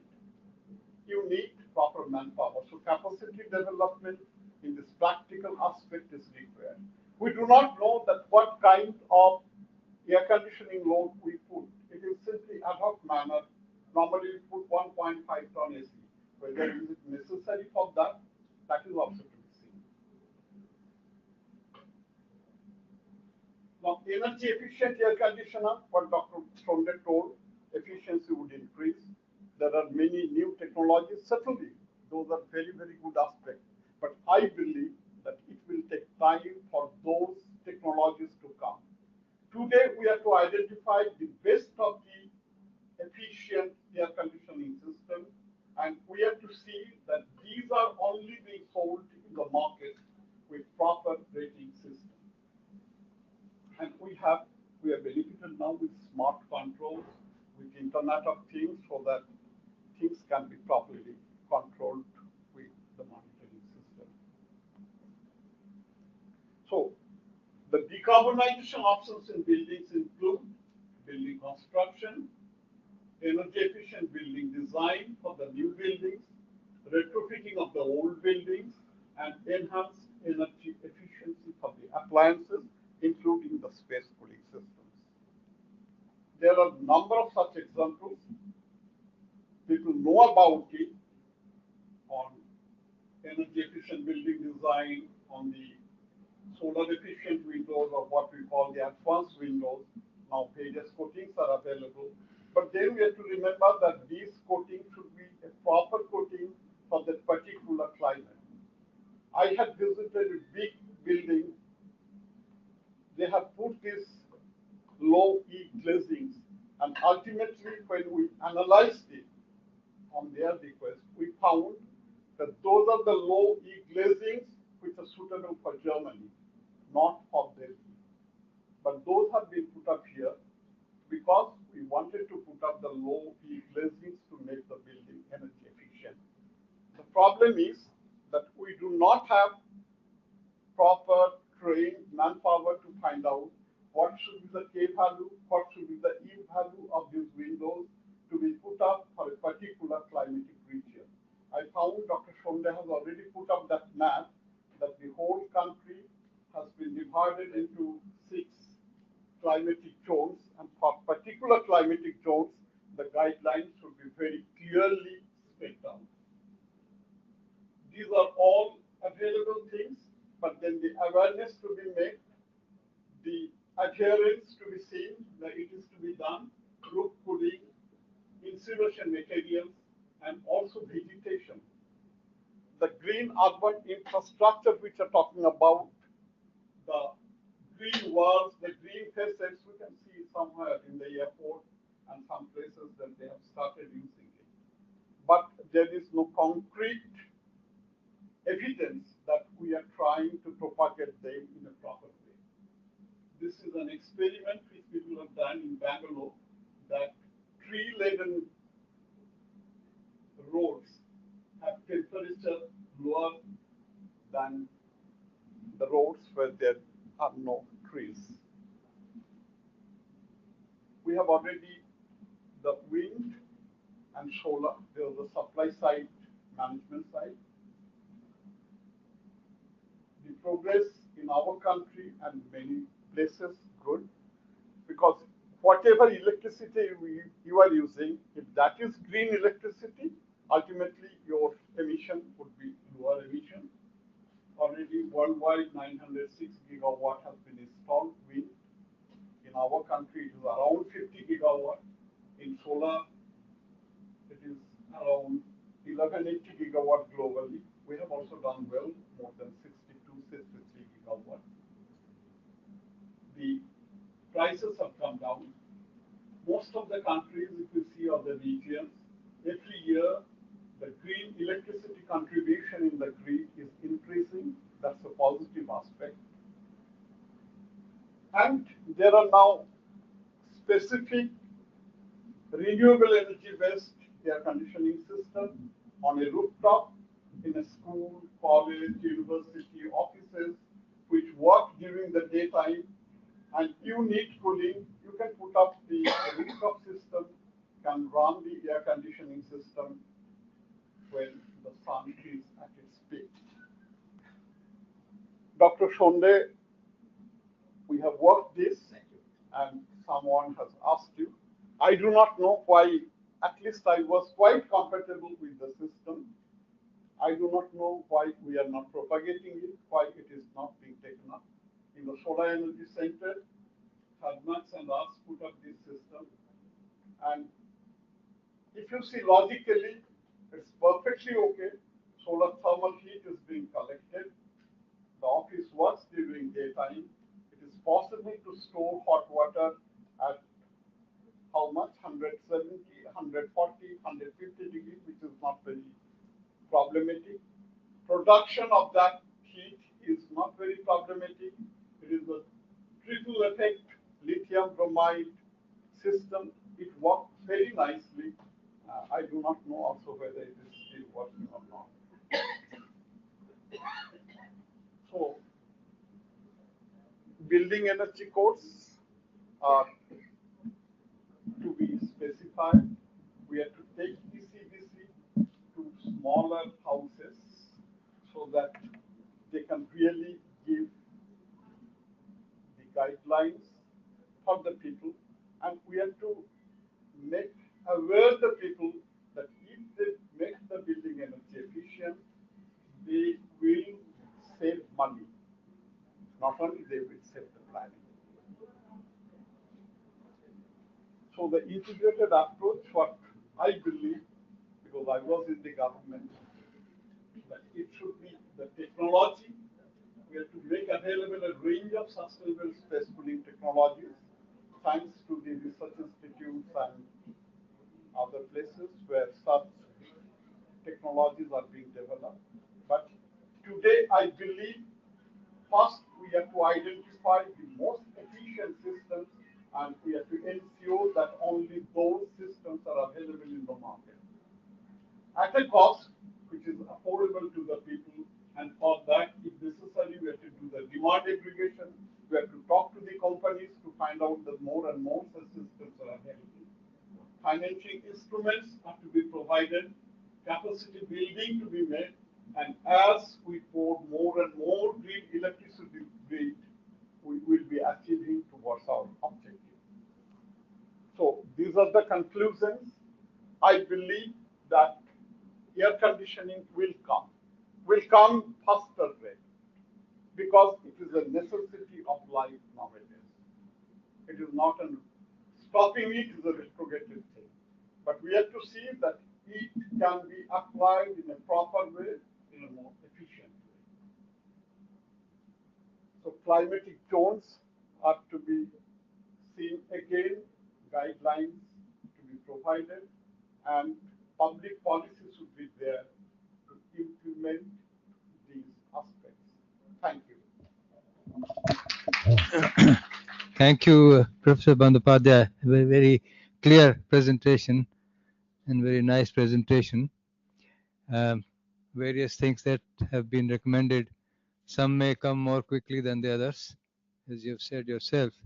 I was just wondering whether there is a place for also adding, bringing about awareness for proper use of cooling and not to waste cooling. I think there is a case for this. There is something which is to be public awareness. What is happening is that the temperature outside is 40 degrees centigrade, and I want to sleep in 18 degrees centigrade with a quilt.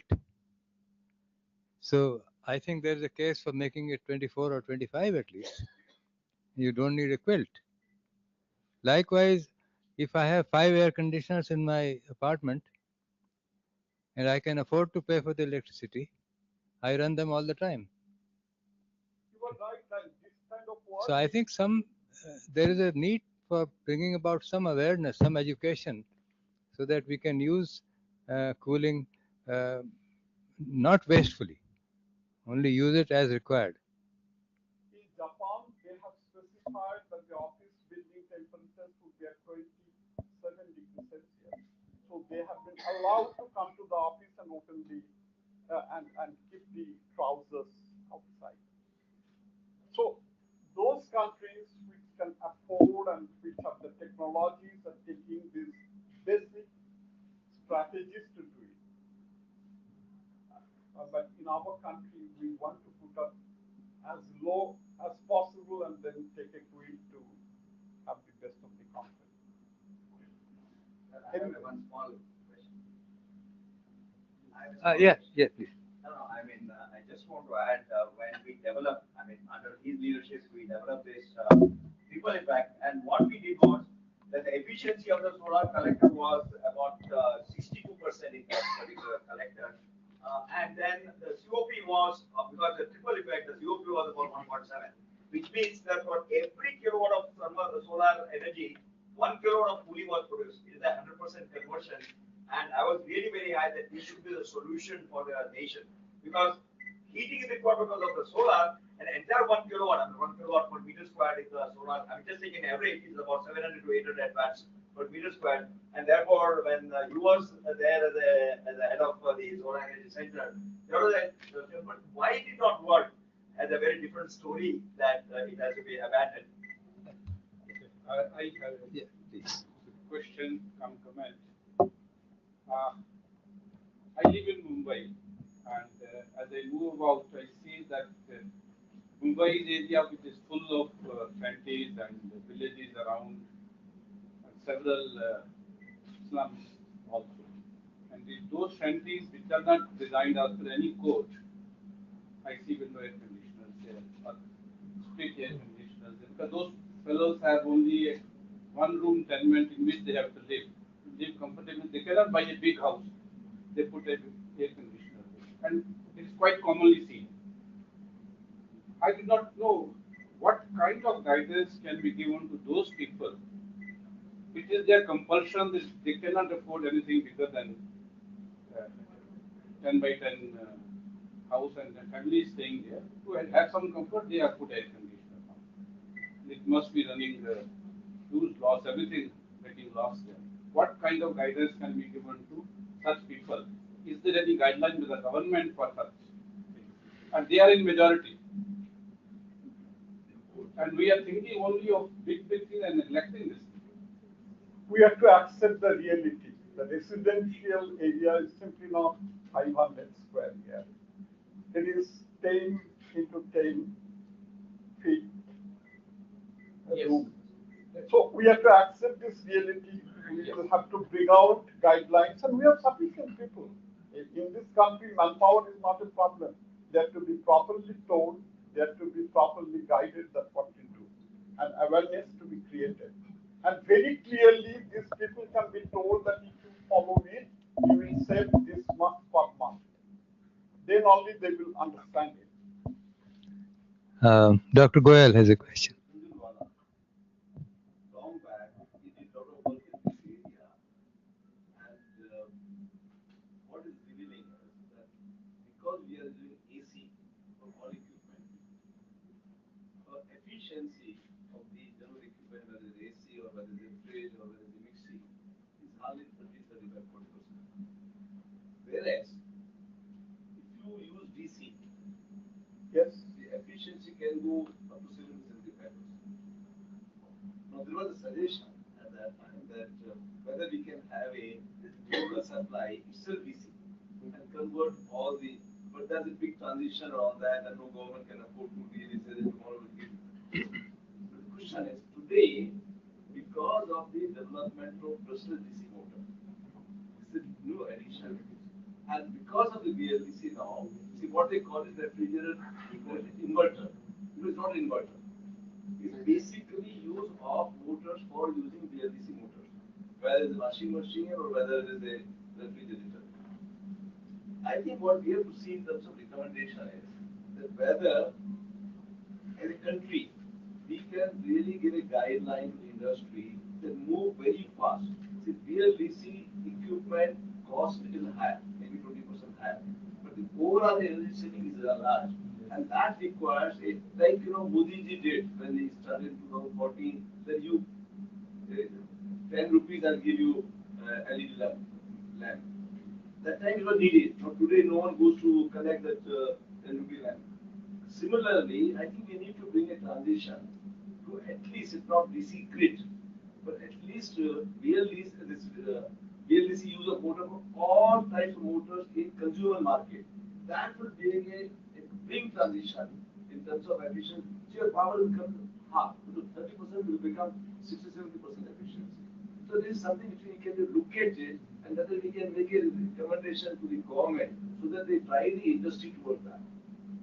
IIT Madras has done a lot of work, and Professor Jhunjhunwala has done tremendous work in this. They have put some plants also. Exactly that. And when we are putting up solar, then at least without converting it, we can have a 24-volt inside the house, and many of the plugins can be done directly to that. So There are a number of ways in which we can increase the efficiency. We can effectively utilize the renewable energy what is available, but then a proper planning and proper implementation of the same is required. I think there will be more questions, but because of shortage of time, we need to now say thank you to you. If there are more questions, dinner time can be used for asking.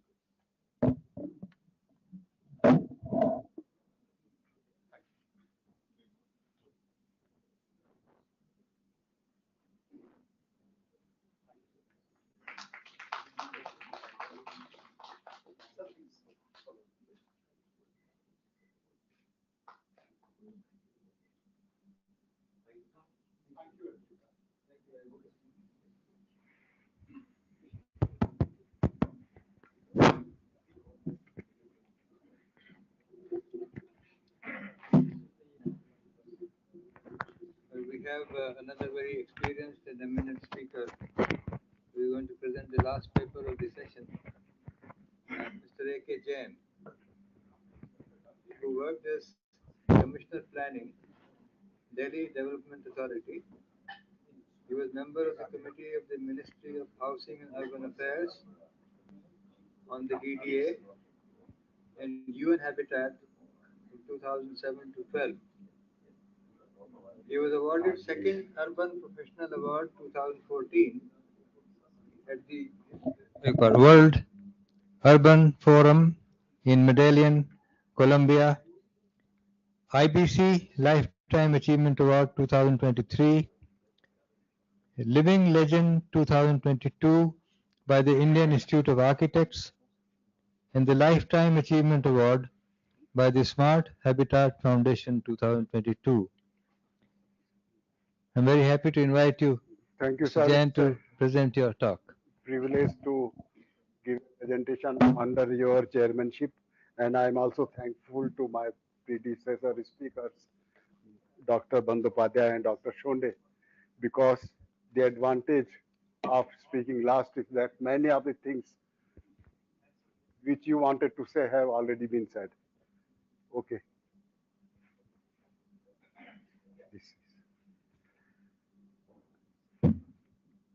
So we have a vision 2047, which has been repeatedly announced by the Prime Minister and even recently in G20 that India is going to be third largest world economy by 2047 with $36 trillion. And for this economy, the cities and urban infrastructure is going to be the backbone because 75% of the GDP and jobs are going to come from the urban areas. And youth power will be unique in the sense that 50% of the people in India by 2047 will be below 25 years of age. And of course, everyone has already spoken that 50% of the energy will be renewables, 500 gigawatts by 2030. We will be net zero by 2070, etc., etc. So the urban population is going to increase from 377 million in 2011, which is now about 400 million, to 600 million in 2031 and 820 million in 2047. That means whatever we have built, the cities and the towns, these will just double it by 2047.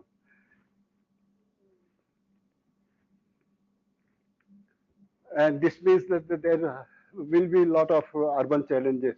And these are the familiar urban challenges like congestion, traffic transportation, housing, slums, etc.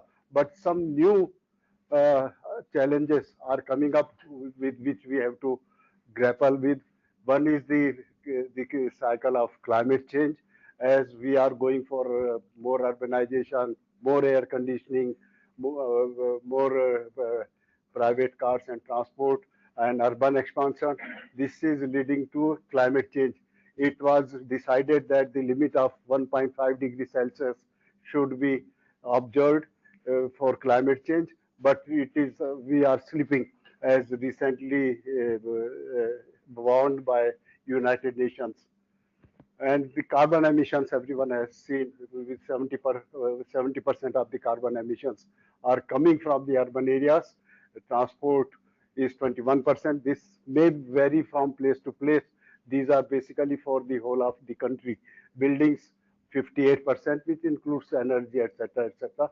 So very rightly said that we have to focus much more on buildings, which have not been given much attention so far. So the consequences of urban emissions are that we are having pollution, air pollution, we are having depletion of the natural resources, it has economic and social impacts, and of course, disconnect between the ecology and economy. So air pollution, heat and dust have become the hallmarks of Indian cities, and this is, the cartoon says they are going for honeymoon on the magic carpet in the sky, but still they are facing pollution and flies and mosquitoes. They said that it won't be a picnic without flies and pollution. And the question of energy has been the focus of the whole discussion in this session.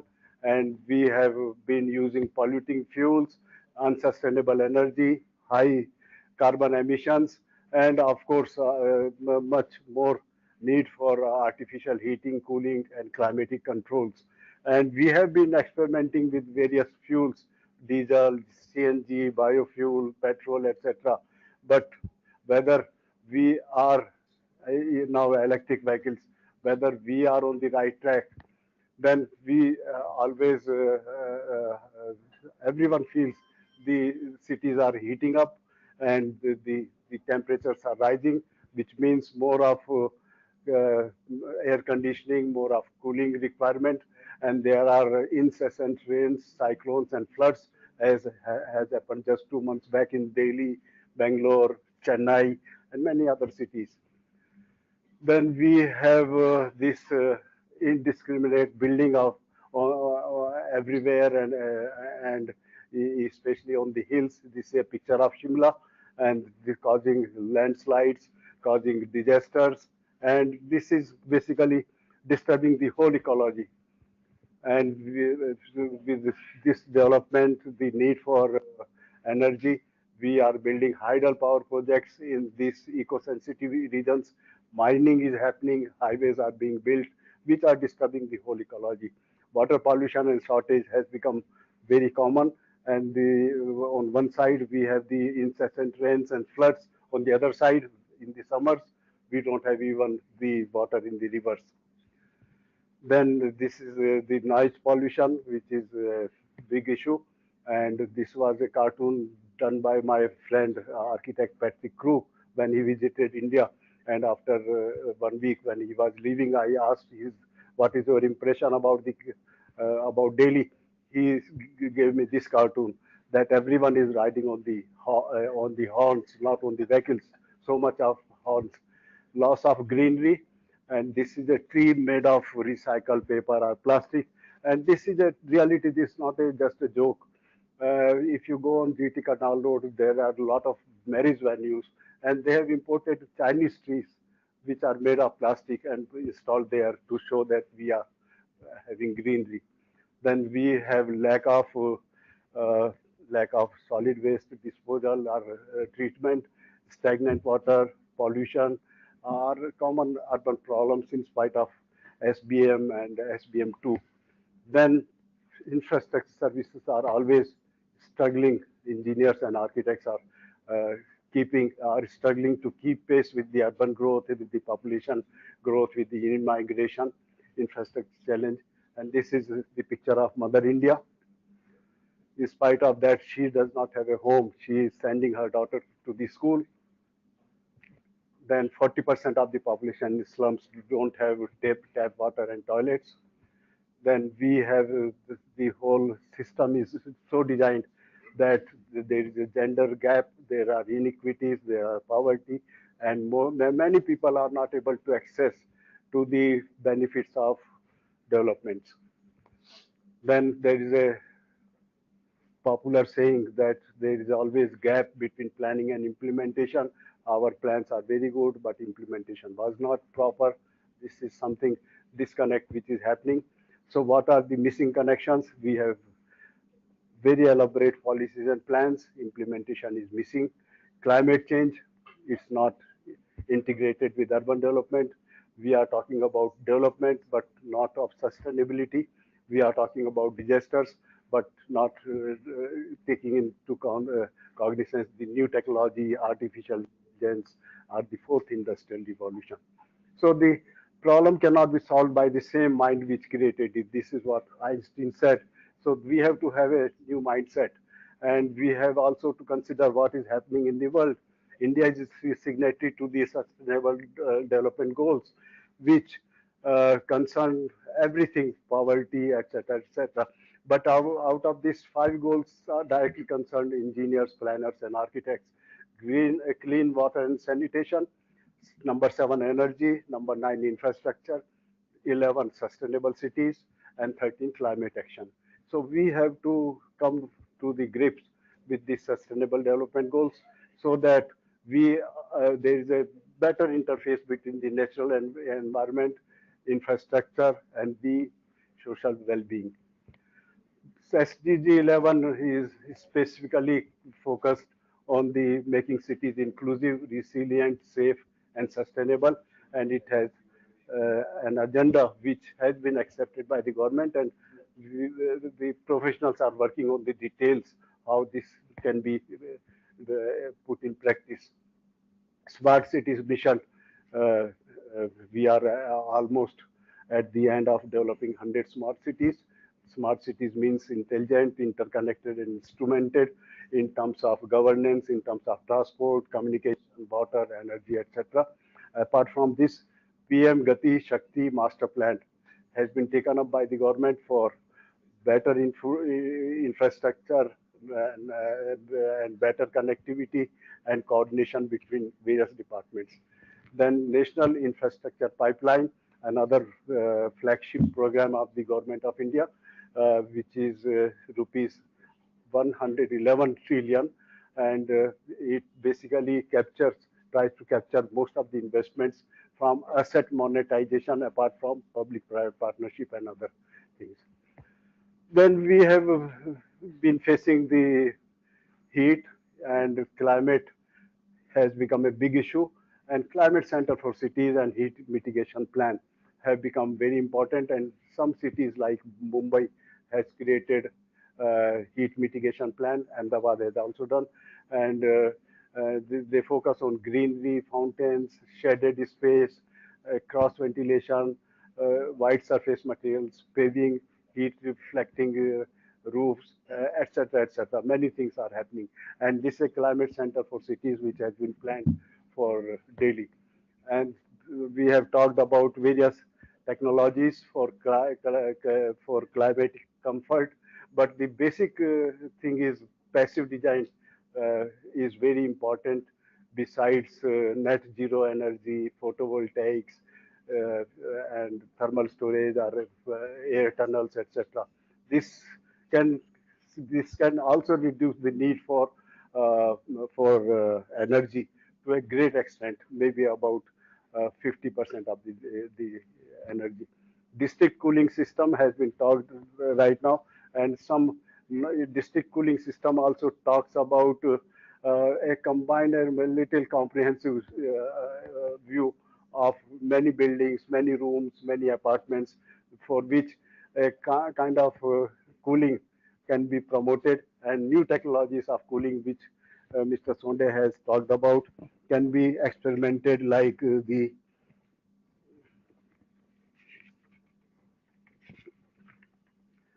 liquid desiccant, hybrid cooling system, and latent cooling systems, etc., can be put in practice if we are working on a district or a neighborhood or a group of buildings.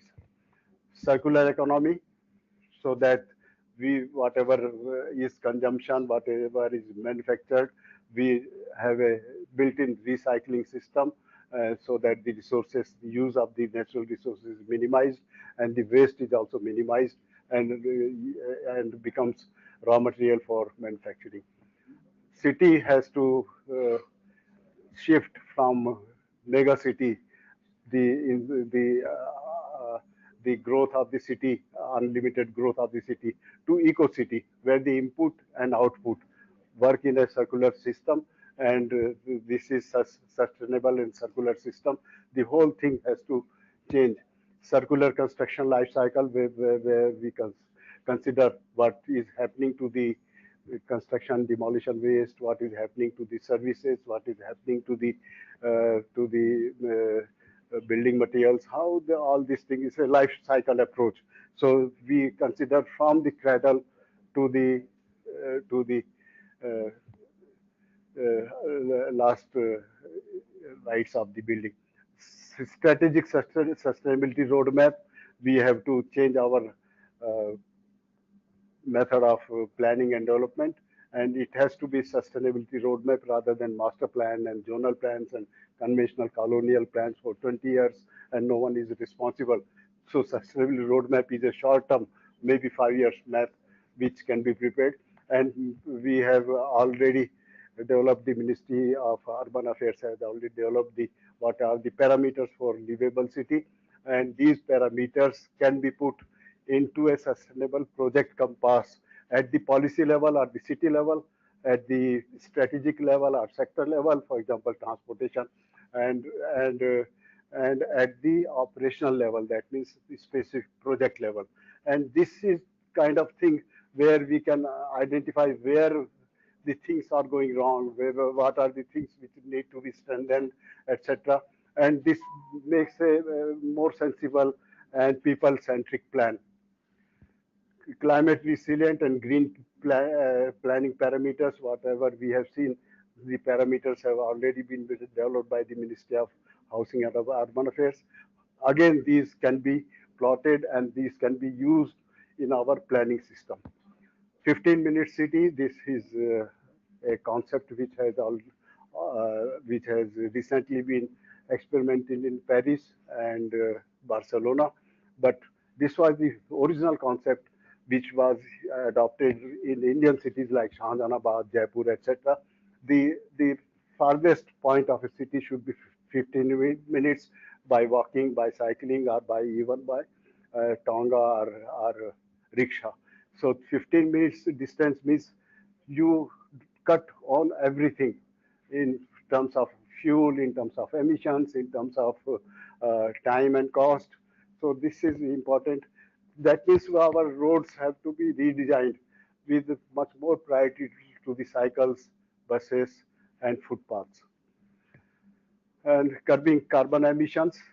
Just now we have seen conservation of transport by 15-minute principle. That means walk to work should be maximum 1 kilometer, cycle 3 to 4 kilometers, and public transport can be 10 kilometers. So this kind of things can be done, and even the buildings can be designed as respirational systems or detox towers. And this is already happening. This is not something theoretical. And this is a concept of low carbon compact integrated city, where about 50% of the land should be kept for greenery, and we can make better use of the subterranean underground space, especially for public transit like metro or monorail. And these are the 10 key factors of green built environment. I think everyone is aware. I'm not going. This is the urban Securia concept presented at COP27 Egypt, developed by SOM. And this incorporates new technologies, carbon dioxide removal, and direct air capture only by use of the materials, by the profile of the buildings. Then we have to go for transit-oriented development for optimum use of the land, mixed land use, conservation of transport. And this is from IPCC report that compact urban form can optimize, how it can optimize the land resources and sustainability. 4 factors they have considered: density, land use, connectivity, and accessibility. And these mean that we have to minimize the site footprint, envelope area, energy cost, by more composite development. We have to go for higher mixed land use, and we have to have integrated greens as the focus of the design. Form-based codes should be adopted. Then unified development controls, because we have so many development controls, like you have just heard ECBC 2007, and everything may not work in isolation. So we have to have a common platform for all these development controls. Social housing, compulsory social housing, that means houses below 40 square meter, and 1/3 of them should be rental. Building materials pyramid, we give priority to the natural materials which have a very less carbon emissions compared to the exotic materials like aluminum, copper, and steel. Renewable energy, trigeneration, smart grid, and eco district have to be thought in a more neighborhood level or a composite level. Nanoparticles and digital materials, Industry 4, these are already coming into practice. Energy exchanging materials, nanotech concrete, the concrete added with certain chemicals, but nanotechnology becomes self-healing, self-setting. Then sensors can be embedded in smart road, which generate electricity. Blue and green networks, dirty drains like this can be converted into green trail. This is in Pune, Oshodham. Bioswales for drainage. Then urban farming to dismantle the divide between the rural areas and the urban areas. And why agriculture cannot be only in the urban areas. And it will save transport, it will save so many things. And we have to get off from the fascination of flyovers. And this is in Seoul, recovery of river stream by demolition of a flyover. Artificial intelligence, we cannot ignore, otherwise we will be out of date as engineers and planners if we ignore this. Blockchain technology, then smart water management like SCADA, intelligent systems, etc. Then organic wastewater recycling by reeds and biotechnology. Waste-wise city, our strategy of reduce, diffuse, reuse, recycle, and recover. No landfills, but things like vermicomposting, high-tech waste recycling depot in every neighborhood, and pneumatic solid waste management, which does not need any trucks and surface movement of the waste. This has been done in Makkah, where during Ramadan, millions of pilgrims come and trucks are not allowed to travel. So this is the last that if we are going to become one of the world's top economy, and it will mean doubling of the population, urban population, and we have to shift our whole planning and engineering to comply with the vision of 2047. And this is the last: one earth, one family, one future. Thank you, sir. Thank you, Mr. Jain, for a very wide coverage and some very nice cartoons too that we saw from you. Is there one quick question, maybe, because we've run out of time really? Okay, then we thank Mr. Jain. Thank you, sir.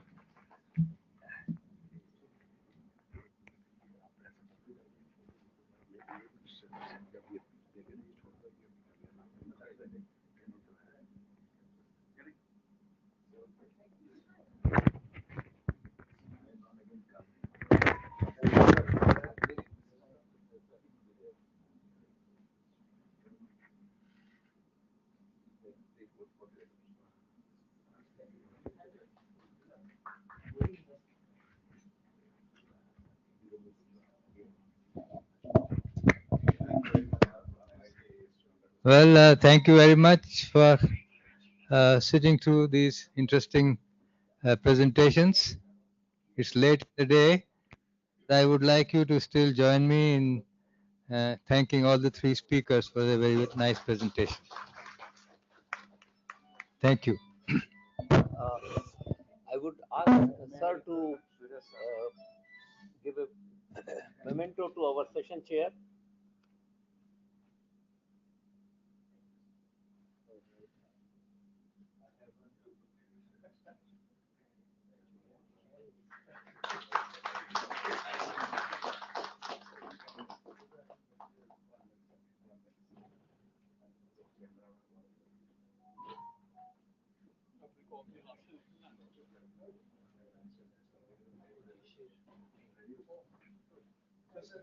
slides.